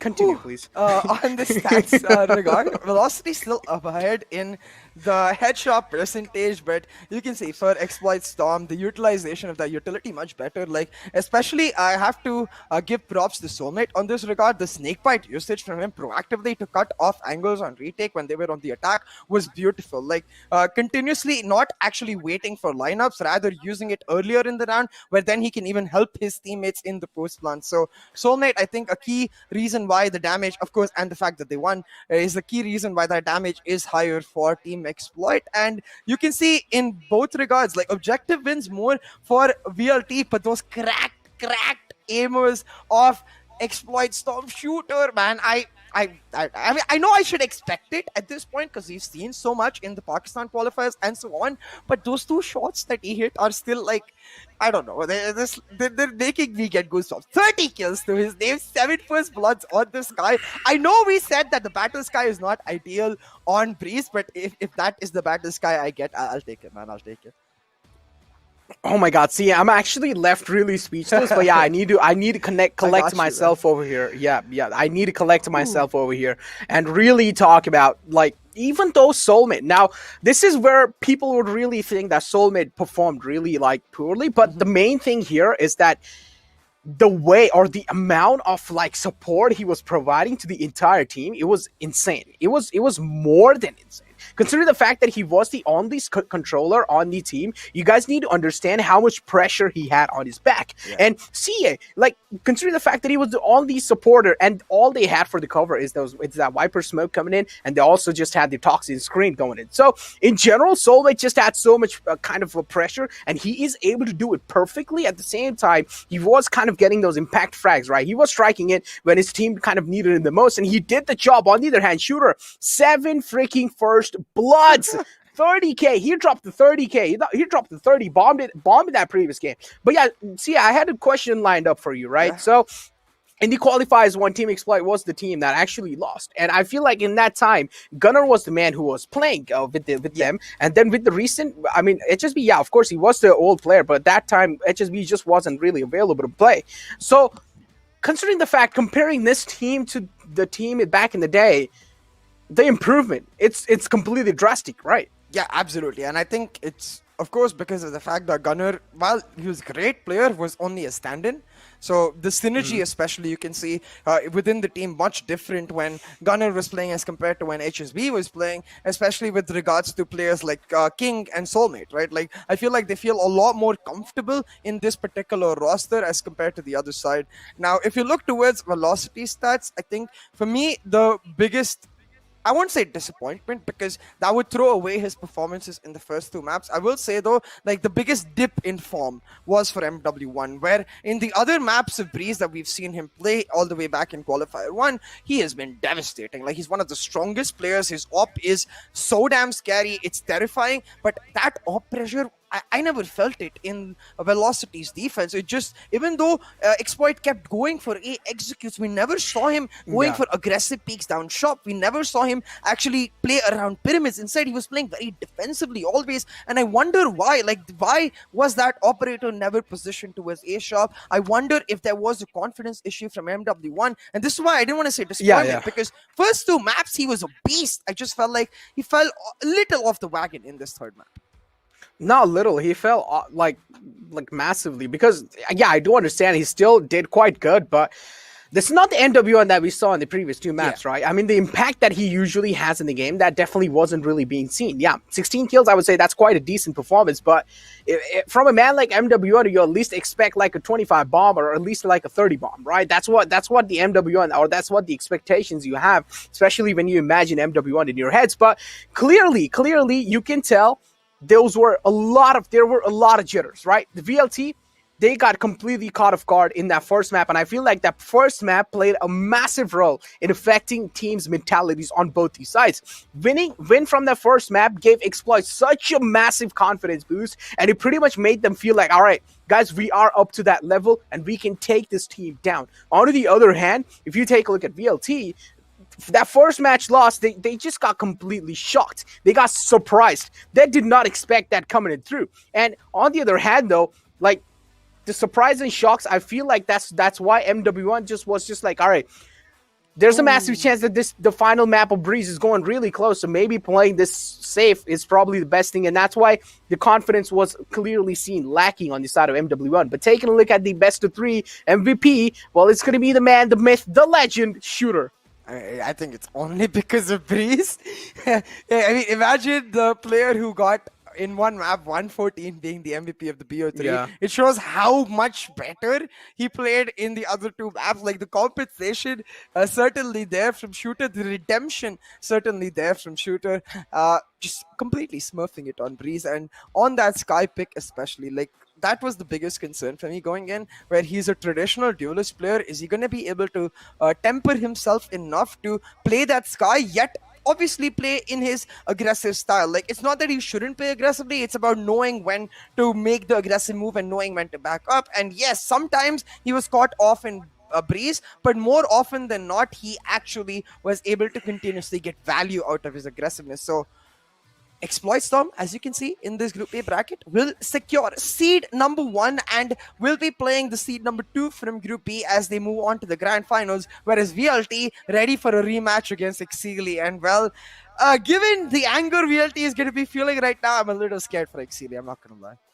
Not exactly. I do understand why, like, you know, the scare is being shown from your side, because now, well, VLT and Exceeli, again, I mean, in the past, we have seen them just completely 2-0, and in the past we did see those comfort picks coming in from those side as well. So pretty much expecting the same thing, pretty much comfort bans coming in from each other's side and comfort picks as well for tomorrow's matchup. But yeah, for now, ladies and gentlemen, Team Exploit are going to be the first team that pretty much qualify in forward for the Grand Finals. The first freaking team. They have made their name and qualified for Grand Finals, and I'm pretty sure this team is going to be happy. I feel like, you know what, they definitely deserve a day off, and they deserve to celebrate. Yeah, absolutely. They get tomorrow off because they have no matches then. But I think from Monday, it's back to the grind as they get ready for the Grand Finals, because that's just a week away. So you can't let your feet off the pedal just yet. You know, you need to make sure you're in the driver's seat, because it's that APAC last chance qualifier on the line. And this result, again, I have to say this. Now, if VLT actually qualify, if they beat Exceeli, which is likely to happen, and GE win their matchup against Enigma, it's going to be VLT versus GE in that finals, which is so damn exciting. But for today, that's the end of all of the matches. Day 3 will be tomorrow, so make sure you're there on time. We'll start at our regular 2 p.m. schedule. Today, we saw Velocity going down to the lower bracket, so we'll see them coming back tomorrow as they fight back against Exceeli. Crash landing on you and Damaru Gaming left us as the other teams move on to the lower bracket. Just to catch more of that, make sure you tune in tomorrow. But for now, it's bye-bye from CA and Necro. See you tomorrow. I'm getting freaky. Yeah, I'ma bring the crazy. Get that freaky on. 신경보다 같이 freaky. Yeah, I'ma bring the crazy. Get that freaky on. 신경보다 같이.